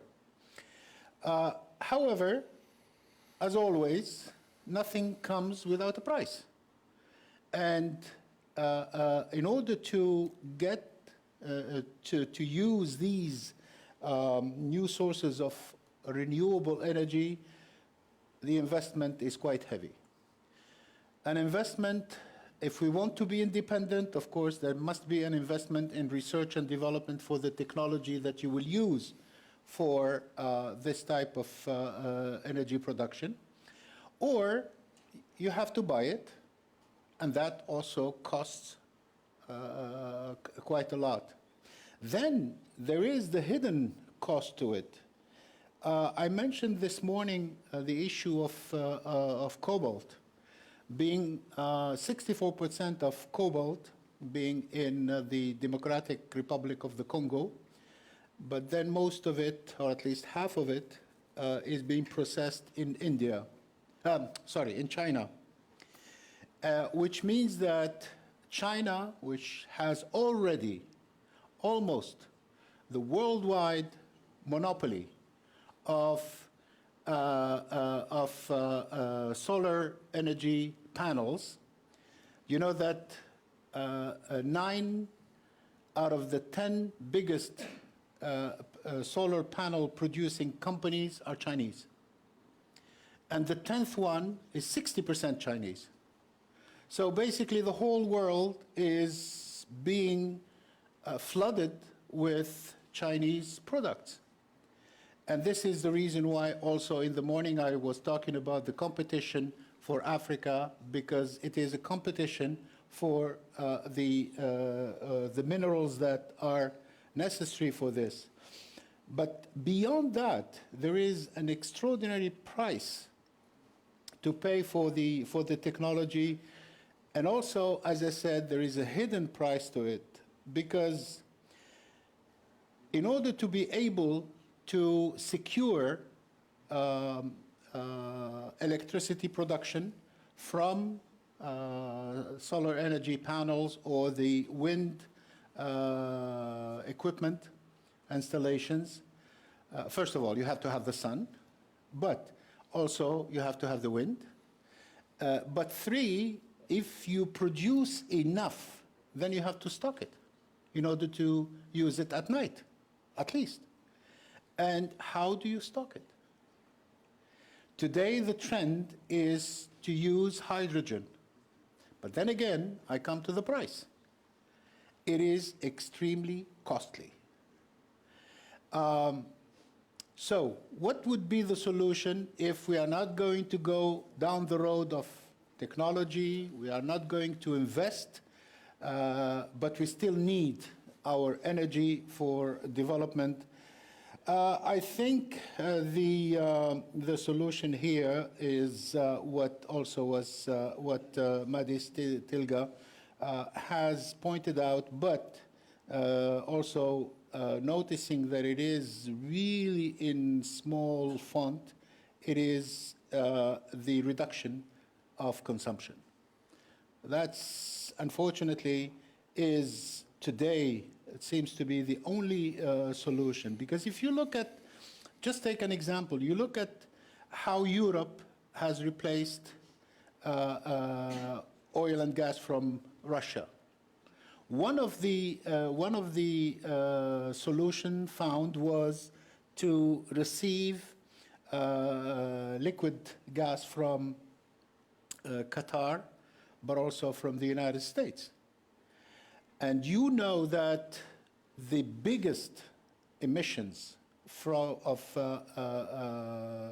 CO2 comes from transportation. So you multiply tenfold the shipments coming from Qatar and the United States to replace the gas and oil from Russia to fuel the European needs, then you understand the carbon footprint that we create with just transportation. I'm not talking about the other aspects of the issue. So, I mean, I don't want this to sound like a catch-22 situation. There is, I mean, a choice needs to be made. We reduce our consumption to, quote unquote, save the planet, or at least hand over the planet to the future generation in an acceptable, I'm not saying a good shape, acceptable shape, or we continue development and run the risk of really handing over a planet that is on the brink. So that's a choice that we need to make. And I think today we are absolutely faced with this very, very crucial decision to make of reducing our consumption. It has to be reduced. Again, I go back to technology. There are ways through technology that we can reduce the consumption, but to a limit. Beyond that, it is necessary for us really to change some of our habits, forsake some of our routine activities, just for the sake of ensuring that there is a tomorrow, at least for the planet, and by way of consequence for all of us, for the next generation. I mean, when I exited my previous life as a member of the Tunisian Diplomatic Corps, I worked for the last 5 years with a French structure. It's called CEA, the Commissariat à l'énergie atomique et aux énergies alternatives, Atomic Energy Commissary and Renewable Energies. But literally, I concentrated on the renewable aspect or the renewable side. And to me, those 5 years that I've been in touch with this community, I clearly see today that we do not have an alternative. If we have the financial means, yes, we can go for really technological upgrades. By the way, nuclear energy is considered as a clean energy today. But it is in the Cairo COP 27, last one, 26, it was introduced as a clean energy. Sharm el-Sheikh, yes. Sorry, I said Cairo. Yeah, Sharm el-Sheikh, it's a better place. So, yeah, if we have the means to do that, why not? Then you can make sure that it is safe, even though it's never safe, but you can go for the smaller installations, not the big, like the Fukushima or the one of the 7 or 8 that exist in France, but the smaller, the modular structures. They are much smaller, and of course, there is much lower risk in their operation. Otherwise, again, so if we don't need the light, we just turn it off. And then, if we don't need the car, let's walk. If we don't need the boat, just swim. Yeah, if you don't need the boat, just swim. Indeed. So, well, anyway, that's what I really wanted to say by way of contribution. But of course, you know, I'll be delighted to answer questions if you may have. Thank you. Thank you very much. Very good. Thank you very much for bringing light to the choices what we have to make, and I'm really relating with the overconsumption. As every year we are picking up the results of overconsumption, and there is also scientists told that the amount of renewable energy is increasing every year, but we are just able to cover the consumption, which is also increasing, which means that actually we are not able to decrease the usage of fossil fuels. Yes. So thank you very much, and last but not least, we are really looking forward to hear your insight about this topic. So floor is yours. Yeah, thank you. I don't have a special presentation made for, but I will continue about the ideas what Ambassador suggested here and bring some my own point of view for those. So about consumption of resources, of course we need to make less of that. It's like a clear, or should be clear for everyone. We should use our resources as much as possible. We should fix everything if it's possible. What we use, we shouldn't buy something new every year. We should use it at least 5-6 years. However possible is it to fix and use it as long as possible. And for where I'm working normally in a cloud technology, I had an earlier presentation made about data centers and their efficiency in using technology to do these things, exactly what Ambassador was talking about. You can use those as a good example. They circulate water, they make all the energy through wind or solar power, and they also plan to make a total carbon zero from the beginning of the companies in 2030 already. So they're looking from beginning of the 70s or something and bring back all what they have used and give it back with the renewable energy. And also about this idea that I have read somewhere that there is I don't know if it's a safe way, but for a smaller, a nuclear place like a container which produces for like electricity to villages.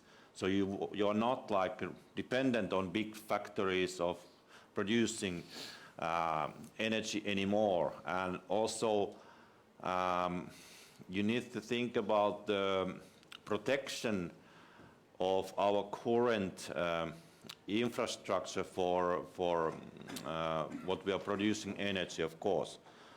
Also one way of thinking, they are quite vulnerable. If you think about that, if we lose electricity for like 2 hours, what things will happen for us? How deep in something brown we are in the moment for that? Then gas, we don't get gas. We can't go anymore for shops because shops work only with electricity. You cannot pay with cash in there. You cannot go anywhere which works with electricity, and today everything works with electricity. So how also we need to make sure that we have alternatives for those situations, and how we protect if we have a big plans to produce water power, how we protect that if something hits for that, it doesn't make a catastrophe after that, like 100,000 houses loses of if the dam will fall down or something. All those are also important. And one idea what might be what we should think about again was that earlier people make themselves most of the food they eat. They have places where they grow their own food, what they needed mostly. Not of course all, but this could think about that to come back in people's mind, and we should think how the cities could point out places for people if they want to do this, because it's not too difficult to have a place and start growing vegetables and other things what you might need in normal life. You don't need to buy everything from shop. You can think about make like an experiment if you experiment for yourself and try to grow even some percentage of your daily usage of things what you eat by yourself. Of course, I don't say that everybody should have a cow in home, but it's a different story. But basically what you can do it yourself, it's an idea. And also in the long run, we need to make our consumption much smaller. We need to think about the ways we can do it without making our lives totally miserable after that. There are many ways where you can think about that. You change with your friends some clothes, very simple way of decreasing the consumption and things like that. Thank you. Those are my ideas for Ambassador talk most of also my ideas, but don't talk about that anymore. Thank you very much. It really makes sense to really be resilient and to have a really healthy sense of doing things. Yeah. But you want to comment that? Yes. I continue. He reacted to what I said. I'm going to react to what he said. No, I agree with you that there are ways that we can reduce our consumption in the ways that you have explained. You grow your own basic food, not everything, of course. Yeah. You resort more to the do-it-yourself than other ways. But we have to reach a balance, because by growing our own basic food, that means that somebody will lose a job. So we have to reach that balance to create a new economic dynamics. Make sure that those people who will see their, who will, I'm not saying probably not lose their jobs, but at least reduce their income, have other alternatives. That is one thing. But also, again, I go back to technology, because today there are a lot of companies, particularly startups, that develop technological solutions which would help companies, will help factories and private homes as well reduce their energy consumption by telling them at any given time of the day or night of the or the month how much they have consumed, and give them the trend that they are following and how much that will cost them at the end of the month, which will encourage them to basically reduce their utilities consumption. But also, it tells them that when there is a faulty machine, when there is a problem which is wasting their energy, so they can correct it immediately, rather than wait until the end of the month when they discover a huge electricity bill, and then they started wondering how this has happened. But of course, I mean, they can always fix the problem, but there is a whole chunk of energy that they have lost for the rest of the consumers. And of course, this, all of this can generate the possibility of having energy or more energy to go around. If each one of us, instead of talking about basically increasing the electricity production because there is an increased electricity demand, it's not going to stop. No. So instead of acting on the basis that we need to provide the electricity demands as they grow, we need to control the demand. So it's a different approach, and I think in your presentation yesterday you talked about consuming less and better, and that's precisely what I believe is all about the new concept that needs to be introduced. Yeah. You were talking in your speech about this, how we save the energy if we have like extra left from sun or wind and we don't use it straight away. I read somewhere that someone has now developed a way to save the power to sand. Yes. And use that as a place for contemporary, yes. And then use to its warm things to get it back for electricity when it's needed. So that's one way. And I know one place there was quite lots of sand in the somewhere in Africa. Yes. We could use that for. You're welcome to come. So that might be one idea for saving the extra energy for long-term also perspective way. Oh, I mean, yes, this is also, thank you for saying this, because really this is, to me, that's the way forward. It's technology. Yeah. Technology is really our best bet in this. And there are something that really amaze you. Yeah. Really amaze I see that the discussion already started without me, so. Join us here. And also, if you think about the technology, all the data, what we get from different sources, we need to like read it and get the information from that. And because the data is like new coal today, so from that we get exactly what you were talking about, less consumption because we get more information, and when we get less consumption, we get more profits for company, and the company can use them for more renewable things. And so they have more profit for doing good things also in the future for this company whoever it is. I will open in a second also the floor for the questions, but before that I also have questions to all of you.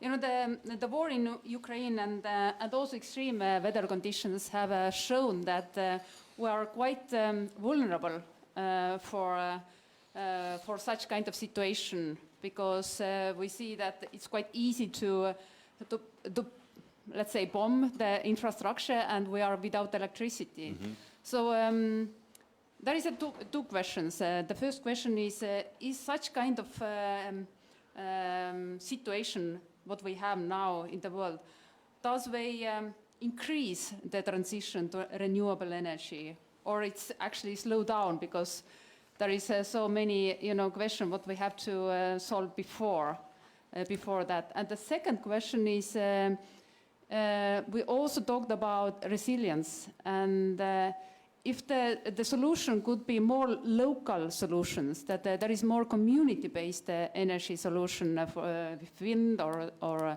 solar or such kind of things. For example, Denmark, I know, has implemented. There are a lot of community-based energy solutions. So, what is your opinions? Who wants to start first? I would say that it's exactly that is the best way to tackle this problem, that we could have either citywide ideas of communities who do this and get to work together and get this local area network of electricity also working in situations when something might happen like that. And we have always a backup plan B, C, and D for every situation, whatever is coming, either flood or bombs or something else. We have a virus might come for network. They could also nowadays kill the electricity network. They use something to make some meters show something they are not supposed to be and then blow up the whole station for that. So also security in that way is very important, not just outside security, but also inside security. Mm-hmm. And also we have seen a lot of example about viruses doing some nuclear powers stations like not working anymore. They have done permanently for some reason, but still it's an example that you can do it and shut down, for example, 1/3 of some countries' electricity for that way. Mm-hmm. And what the country is planning to do after that? They just cannot say that, okay, you have 6 hours of electricity every day. It's not like a very stable solution. Mm-hmm. I think we are in, as you said, in this transition.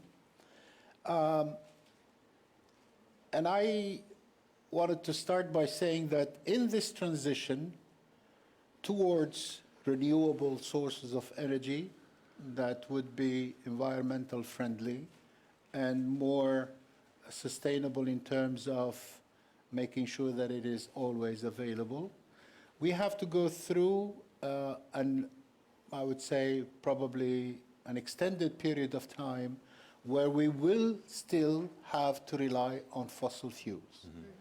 Because those are the ones that will still fuel our development, which will generate economic income and financial income so that we can finance our energy transition.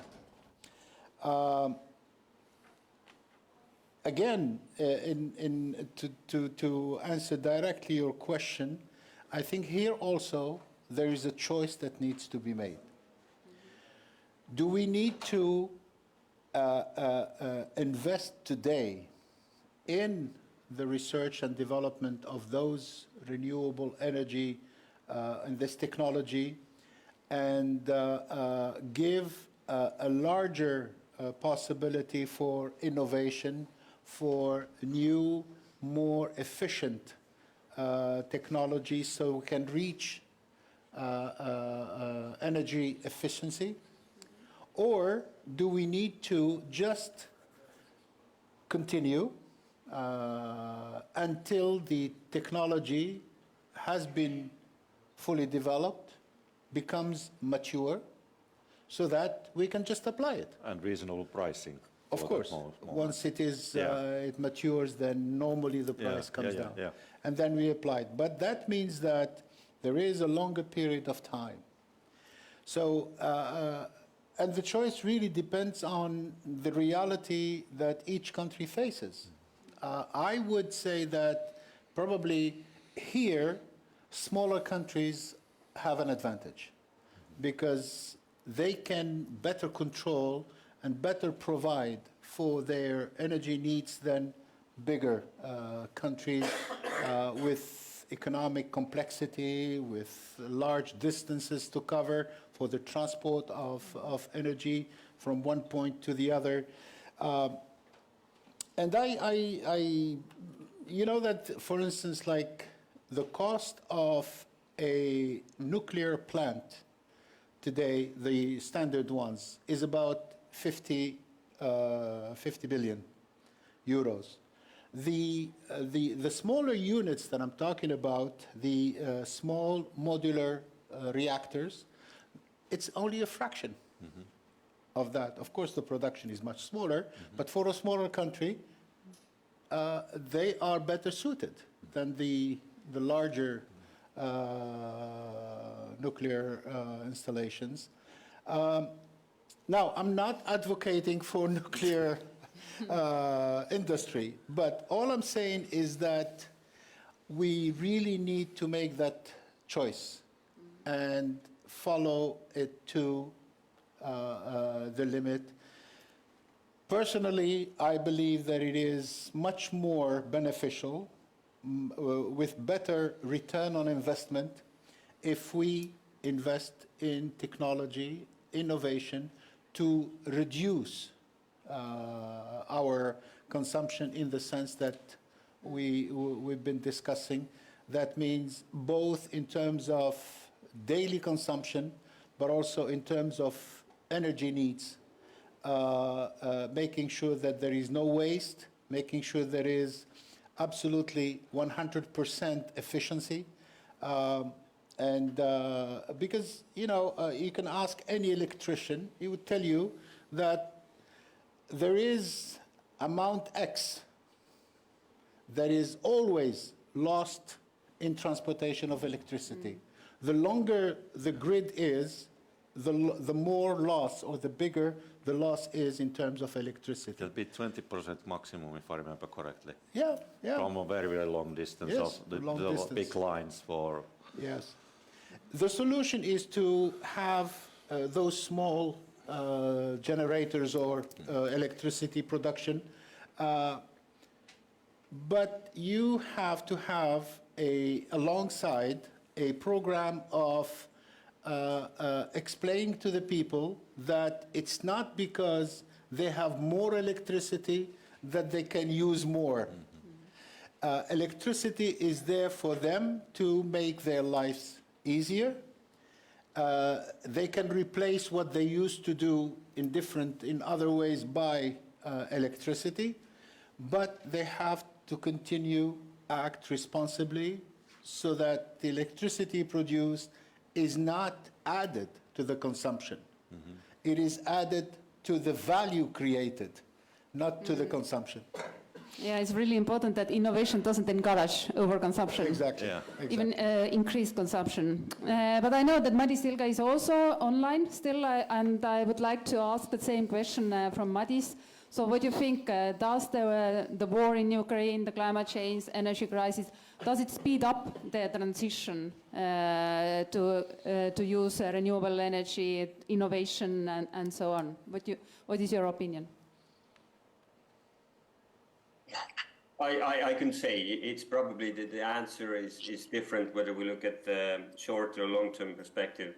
As it was said earlier, obviously now we use many fossil resources that previously we had already rejected. So it might continue until some point in the future.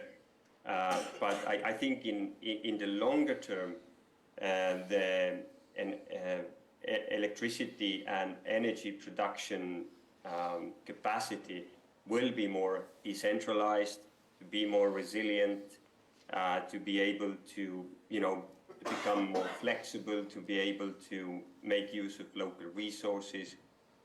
So it's very difficult to predict when exactly will that happen. But one thing definitely is for sure, if there is lack of energy, then humankind will use all possible forms of energy that they have at their disposal. So definitely we need to push for clean technologies when it comes to energy and elsewhere as well, so that the needs are met in a proper climate-friendly manner. But I just would like to, in a way, rephrase also this energy transition sort of focus. I mean, of course, we need to make this energy transition, that's clear. But this energy transition is happening actually within a much larger transition process.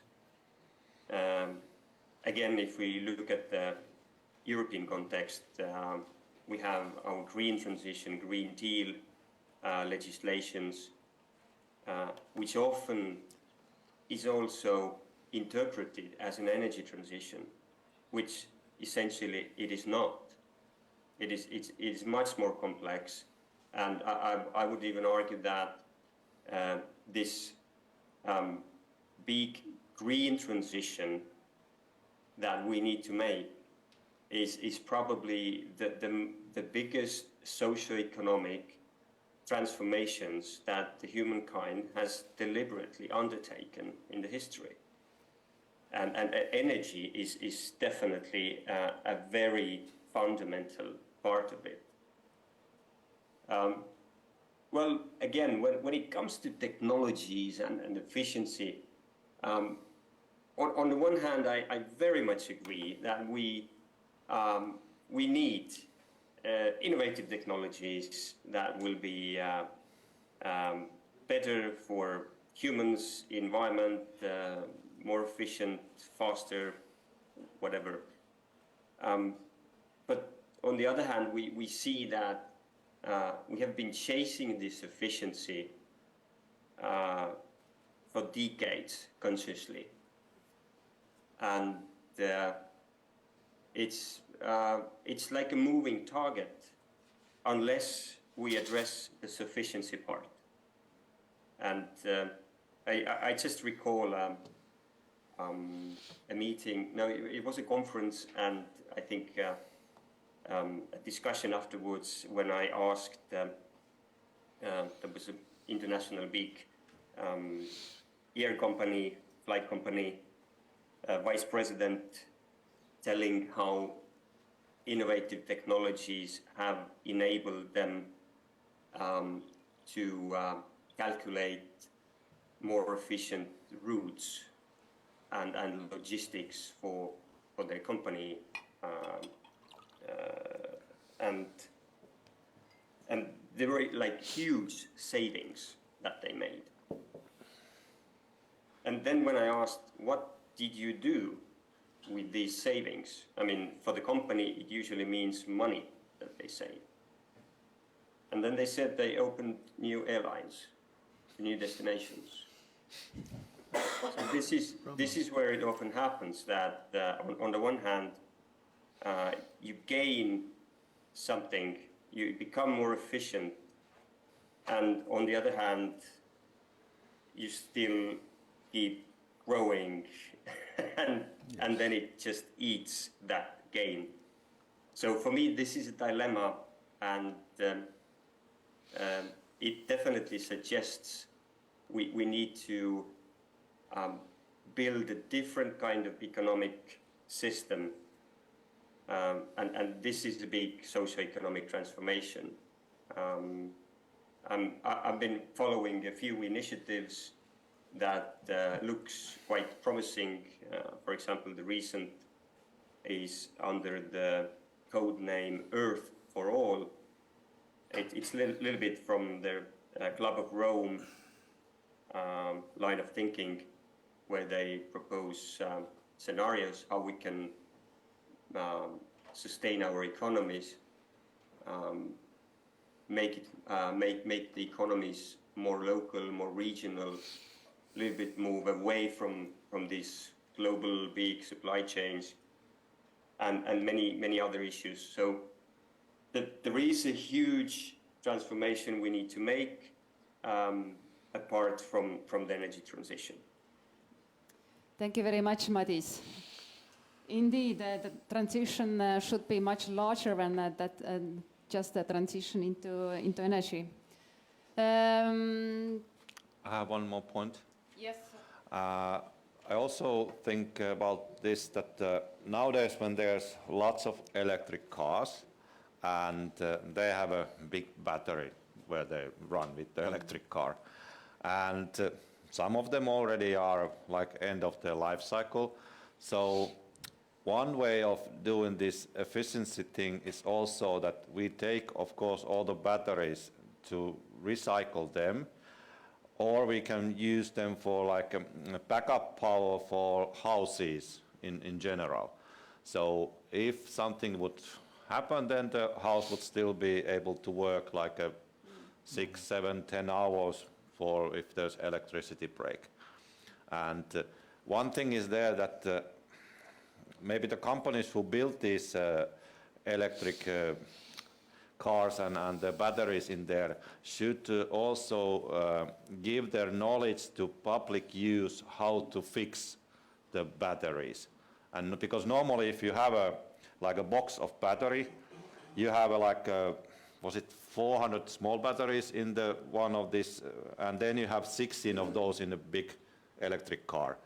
But you lose the whole thing if there's like 1 or 2 batteries, small batteries there's like 27,000 more good ones, but they throw it away because of 2. Yeah. So I think that we should have some way of fixing them and without like throwing them away, because they are material, exactly what you say, that we used, why not use it again? Because if you fix it, then you can use it like 10 years again, then fix it again. Because it doesn't, the batteries will last if you use it correctly long time. And that's one way of thinking also about the renewable idea also and sustainability in same way. Yes, very good point. Indeed, as Madis said, that today's solution shouldn't be problems of tomorrow. Exactly. It's really, really important. But now, floor is yours. I saw the first hand here, there. Oh, so many questions, so be prepared. Interesting topic. Sorry, Dara was the first one. Sorry, Stefanos. You're next one. Hi, my name is Karina. I'm from Norway. And my question for you is, you talked a lot about the costs of sustainable energy. But I believe that you're talking about the economical costs. So my question is, what about the cost of nature, the cost of culture, and the cost of history? So for example, wind turbines on land especially. In Norway, that's been a huge debate now because the wind turbines are being placed in native Norwegian territory, which causes loss of culture and nature. And you talked a lot about delivering countries to the next generation in acceptable conditions. But how can we really say that it's in acceptable conditions if we lose history, culture, everything that has been before?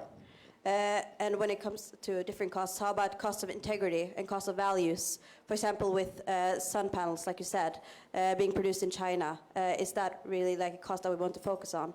So my question is really for you, how should we decide which sustainable energy to focus on when all of it has costs that make for the next generation to get the world in maybe not so acceptable conditions?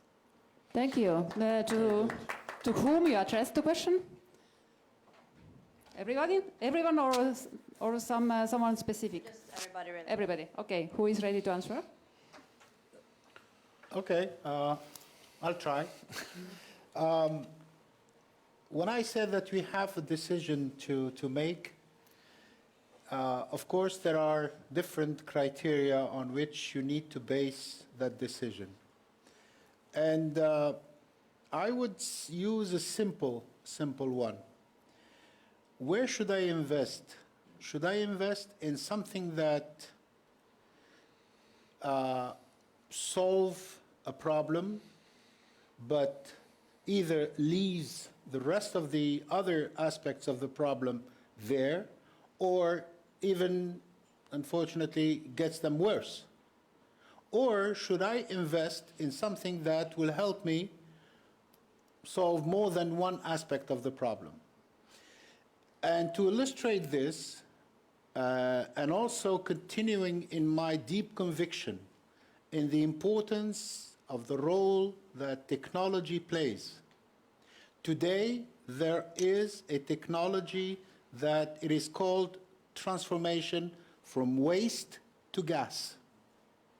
Waste that you throw, household waste, can be transformed to produce methane gas. And methane is used for house heating, for cooking, and even for transportation, for mobility, for cars. And you will be solving at the same time a problem of energy availability and cost, because the production or the gas that you produce is much, probably a fraction of the cost of the gas that you put in your car, whether it is diesel or whatever. And at the same time, you solve the problem of waste. Because today, when I say there are things that are no longer acceptable, dumping waste and digging holes and throwing waste there is no longer acceptable. Not in Norway, not in Tunisia, not in wherever. It's no longer acceptable. So we have to be innovative. We have to, invest in that type. I'm not saying this specific one, but that type of technological solution, and it is available. That's one example that I gave. There are others. You need, for instance, to invest maybe in the research and development of hydrogen. Hydrogen is not a source by itself. It's not a source of energy, but it is something that you can use to stock energy. And there are technologies available there. I mean, there are units that use the sun, produce electricity, stock that electricity, and then use fraction of it to create, of course, to give power to a small community, but also to use to produce drinkable water, but also to produce ice. That would be an asset for remote communities in terms of food conservation, which takes us to the possibility of reducing the consumption. So what I'm saying here is that, yes, technology, but not anything. You have to have also technological efficiency. We're talking about energy efficiency, but it has also to be technological efficiency. And these solutions do exist. They are available. And if you ask me whether I should invest there, even if it is a little bit more expensive, then in another type of research which does not give me a solution for the environment, then I would, of course, go for that. Because, again, I will be able to hand over at least the environment in my community in a much better shape. Thank you very much. Let's take next question. You still want to ask? Okay, my first question has to do, I want to say something by my first question. So my first question is where do we stand in terms of fusion technology, and like a program ITER, and what are the prospects in terms of time? And the other thing is that we have, I think we concentrated, we touched a little, not that much, of the production of energy rather than, and of course in the reducing the consumption. But you also mentioned, and I've just mentioned as a paradigm, that we need to find ways that we can still make the same use with less energy. So in that respect, in terms of agriculture, I would like to give the example of the soil regeneration or permacultura, which uses much less energy in order to produce them. Or as we were discussing, maybe it's time to revisit our cultural heritage in terms of certain aspects. For instance, the way we set up the houses or we build the houses in order to make use of the drafts, in order to, which means less use of air conditioning and things like that. So it was more comment, not question, right? The second one, yes, but... The first one is about first fusion. Yeah. Yes.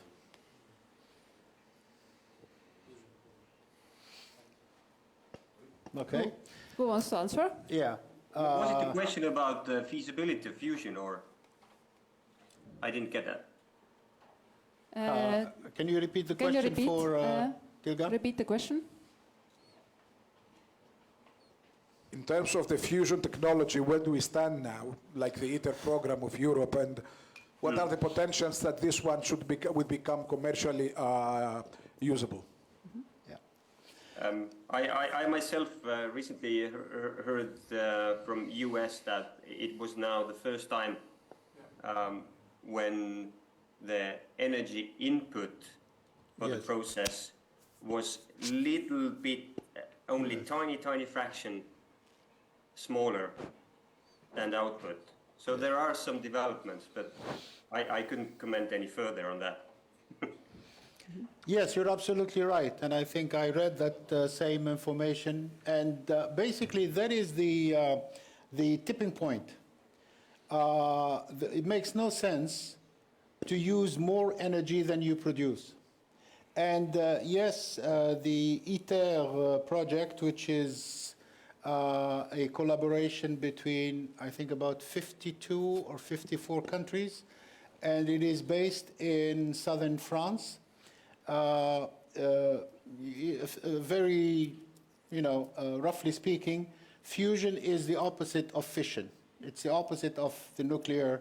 Instead of breaking the atoms, they would push them together, and in fusing, they release energy. It's the way the sun works, Basically, yes. Well, actually, in lay terms, ITER is called the sun on Earth. Creation of the sun on Earth. It's getting a temperature of 120 to 140 million centigrades. Yes, ITER is, continuing its progress.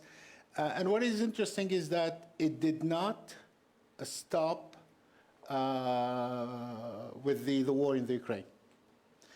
Russia is part of that program, and Russia is responsible for certain parts of the installation, and everything has been delivered for the program of ITER. Nevertheless, I believe from what I read is that it has registered some kind of delay in the schedule, and now there are two other research centers, and I think they are to a certain extent ahead of ITER itself. On the one hand, you have in the United States, and there are several universities participating. And then on the other side, you have China. China has its own project, but still participates in ITER at the same time, together. Now, in terms of when this will be available, and here I just give you what I hear from one of the engineers who was part of the whole project as it started, and he's talking about maybe the year 2060, 2070, when this energy will be, let's say, commercialized, or at least reaches a point where it is maybe usable.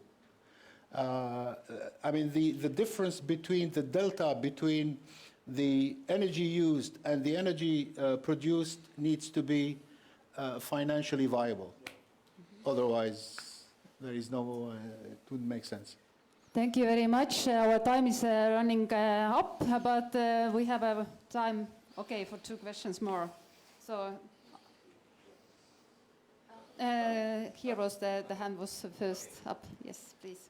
So, my name is German. I'm from Tallinn, Estonia, and Maris have said about techno-fix illusion. So, if we use fossil fuels, so we should deal with carbon dioxide emissions, problem with transport, and other stuff. If we use electric cars and batteries, as I know, we can utilize them 100%. We can recycle them, but the resources are just getting down. And nowadays, the top leaders of suppliers of oils are USA, Russia, Qatar, Saudi Arabia, and here Europe's and new guests from Asia with alternative resources like hydrogen. Right? And my question is that, what is your vision of developing alternative resources, and how might this affect aspects of economics and politics? So your question was about developing alternative energy resources. Yes. I think one thing we need to look at when we see the energy, let's say, production mechanisms, because mostly the energy that we use, even in a fossil form, is actually a stored solar energy in a way. But the different forms that it takes and the ways we make use of it, we should bear in mind the energy return on investment. And that's not only about the cost, but also about how much a certain type of energy can feed into the economy. So if we even look at I think the abbreviation is EROI, energy return on investment. If we look at the EROI factor, when like beginning of 20th century, when it really took off, and also the natural gas later on, and compare it to the factor of EROI nowadays, then we see that it has declined from 40 to something 15, I think. So that means you put in 1 unit of energy to get 40 units of energy. So that now it has declined to the level of 1 to 15, I think. So it means it cannot support the economy on that extent, because you get less out of 1 unit of energy.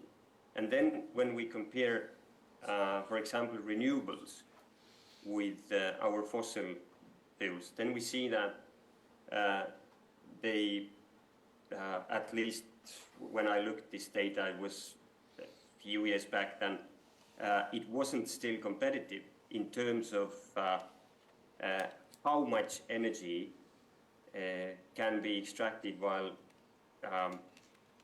and what will be the input to the economy. So it seems that if these EROI numbers won't get higher, the efficiency won't improve that much. So these new types of energy technologies won't be able to sustain our very energy intensive economy. And this in a way also relates maybe to the first question about like asking why we see these installations everywhere, and what's the cost for the culture and society at large, then I think in a way maybe it should move to more local and regional levels where people actually see that what is the impact of having certain energy intensive economies. And if the society agrees that yes, we want to have this very energy and tech intensive economy, and we then make this sacrifice, it will be kind of societal agreement. But this can only be made on a local level, because now on a global level, our footprints are like scattered around all over the world. So we don't see this immediate impact of having that much of energy, of having that much of materials. It's produced from very big distance, all of these things, what we use. So you don't like have an understanding really that where I get this energy, what I'm using now. So if it's local way, then you understand, okay, if this one goes away, I don't have energy. And I need to understand the consequences if we build this there, with all those things what she said there, that about the cultural and heritage and everything, things to consider, of course. But the local community can make that decision by themselves, and then they also self-sustainable after that when they have made a decision like that. Okay, thank you very much. And the really last question here, please, because we are already out of time. My name is Christina, and I have a question that we talked in the conference now about how to use like good energy and how to like not help in the climate change and all of that. But all the countries that all the time proud to say like go green, we're eco-friendly, we're all of this, are the same countries that are proudly going and saying that we're making new bombs, new mass destruction weapons, we're gonna make chemical stuff that actually kill human beings and like mute their own DNA for generations. So how are the countries of the eco-friendly and how the countries that say that go green, from the big countries that actually produce weapons, say that we want to give acceptable future, acceptable planet to our generations, when we are making a whole researchers and scientists devote their life of how we destroy generations of humans being, not the only generation that are living and we're trying to destroy, but even their children and their grandchildren will have the same sickness. Like we saw in US and Hiroshima bomb that actually didn't just affect the people there, but affected for years. And like we see in Ukraine war right now, that all the chemicals bombs that are being thrown to the Ukrainian, and how the whole world was so scared when the nuclear factories, how it will affect, or it's not gonna affect only even the Ukrainians, but it will affect a lot of countries, not just by destroying or bombing or killing humans, but by sickness and diseases that will cost us a lot of lives. And I don't believe in the excuse that we are making weapons, but we're not going to use it, because when war comes, countries break every regulation, every agreement they did, and in the end of the war, they come out and say official apologize, and the victims and our environment will stir the victim. Because I don't think saying that we're gonna clean the ocean, but in the same day we go and make a nuclear bomb or whatever to experience is the way to say that we're saving our environment, because we're actually not doing anything. And I think as a youth person, I'm more concerned not about plastic, but I'm concerned that in any time there is a maniac politician or a country that will decide, okay, I'm gonna bomb some people and they will destroy all of our future. I think that we are more concerned about how weapons are destroying humanity, because I think if the whole world become World War III, I don't think that humanity will even survive to think about their environment. So why exactly the countries that are really paying money and sacrificing a lot of stuff to make the world better or environment better are not thinking or even have official decision or important like meetings about why we're not going to change and put boundaries and agreement that you can't even be allowed to make this kind of bombs. You're not even allowed to research it. I don't think technology in weapons are necessarily in any way, and I think it's harmful for everyone. So why we don't have the agenda, or we have the most conference talking about this subject, why we don't have protests to stop it? Because I don't think electricity is gonna end our world, but I don't think that war, if it just began and one or two politicians just decided, okay, let's burn it, so we will burn it. Thank you. Thank you for your passionate insight. That was really long question. But if I can ask, please answer or comment shortly. So who would like to? It is a very crucial issue. And I would even also link it with these environmental concerns that we have. I mean, first of all, why we have this war economy is that this is the third, was it the third or the second biggest pillar in the whole global economy? So this is just what some people have decided, that that we want to have a lot of money in our societies and economies, and obviously the war economy is very beneficial to economy in that sense, unfortunately, alongside with the drug and medicine industry. And another aspect I would take to this is it's actually the only fundamental way to get rid of the wars and also mitigate most of our environmental and climate problems is when people become peaceful inside first. And this is a good foundation to build any other qualities, whether it is happiness, forgiveness, or whatever. Just to become peaceful inside yourself. So to make this big transformation, whether it's energy, society, war, we should first a little bit transform the human being. And if everyone is happy with their lives, I think most of the problems would be gone. Thank you very much. That was the most beautiful ending for that panel discussion. May I ask the last question? Vasily, if you sorry, Vasily is my boss here. So thank you very much, and thank you, Madis, and thank you, Janne, thank you, Artem. So it was really great discussions here, and we talked about that we shouldn't be so narrow-minded. We have to think more larger transition than just to think about the carbon footprint. We also talked about the regenerative concept, that we don't have to just think about how to reduce our impact, but also to rebuild and rethink the way how we live.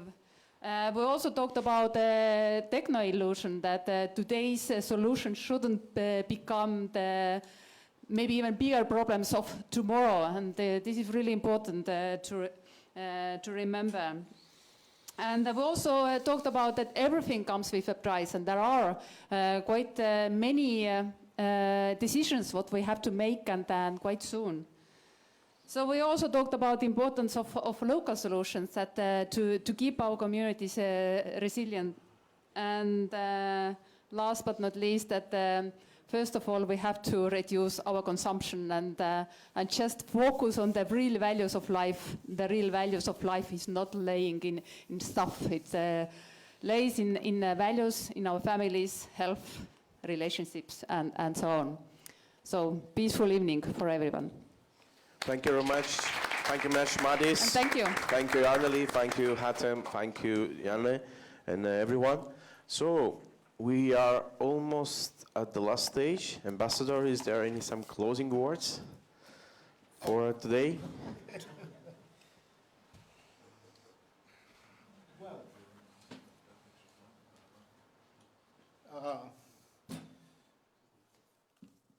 As I said in the beginning of the afternoon session, I mean, this really has been two extremely valuable days for me, at least, certainly, and I hope it is the same for everyone else. A variety of issues were put on the table, discussed openly, passionately, and I think that is really the importance of such gatherings. I think we're getting used to the spirit of Narva, so it has to become yearly event. In Estonia, yes. What about every 6 months? Probably in May. Okay. All right. I'm not going to go through all the items and the issues that we discussed, and particularly, certainly not, the conclusions that we have reached. I just wanted to say that it is really something that I take back with me all the time. It's the fact that in these gatherings, you feel that people, participants, they are here because they are concerned, because they want to share a message, they want to share an information. And I think this is really what makes the best results of this conference. I enjoyed every single presentation, every single panel, and also I certainly enjoyed the music last night, and also the dancers really were very much enthusiastic, or as enthusiastic as the participants in the panel.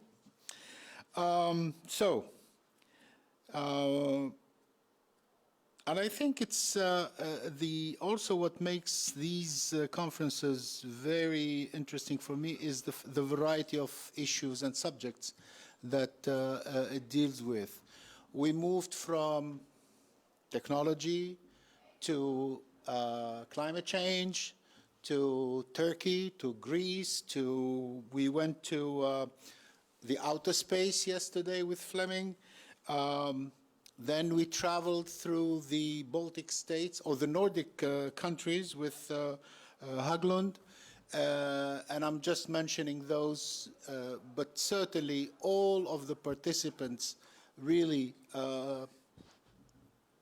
did an enormous job by opening a window for us in the issues that they presented for us to better understand and make our own educated opinion on the issues. We spoke about economics. We certainly, everything was following the line of thought, which is the war in the Ukraine and how it has impacted basically every single aspect of life, not only in Europe, but in the vicinity. We spoke about also,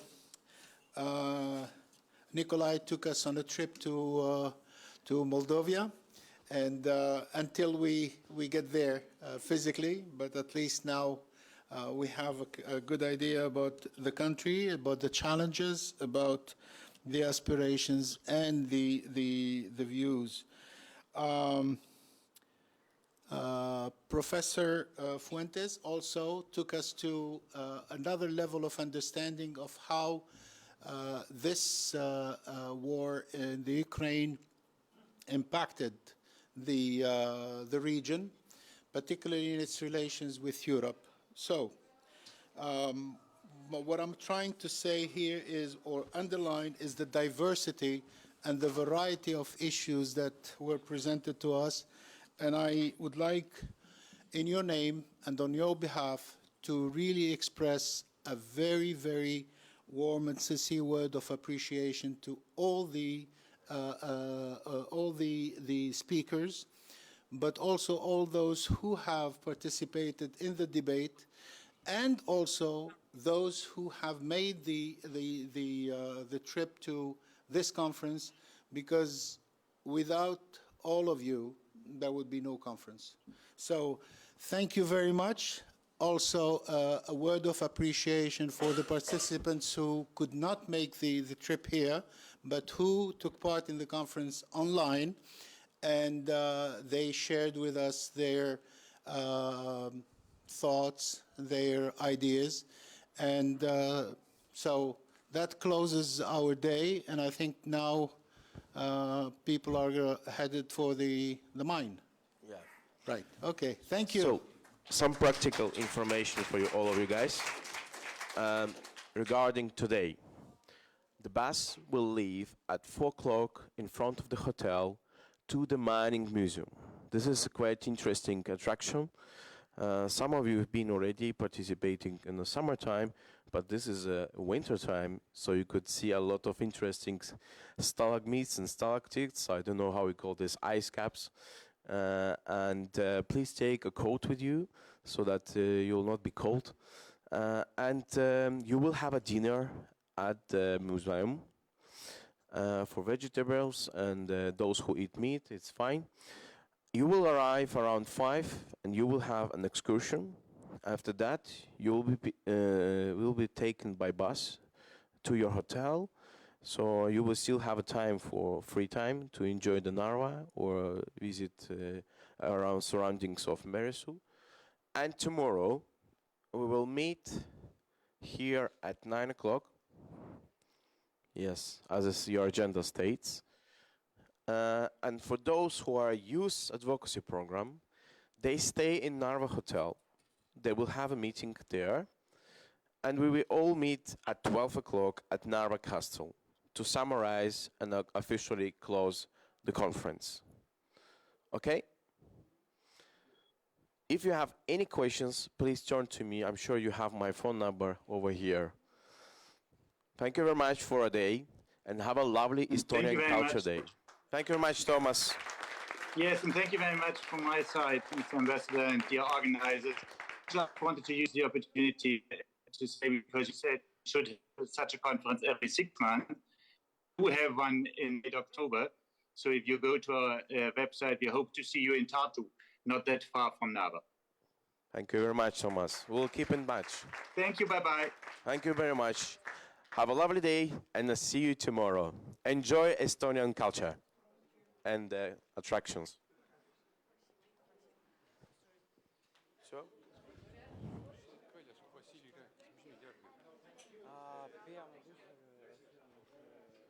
Yes, so those who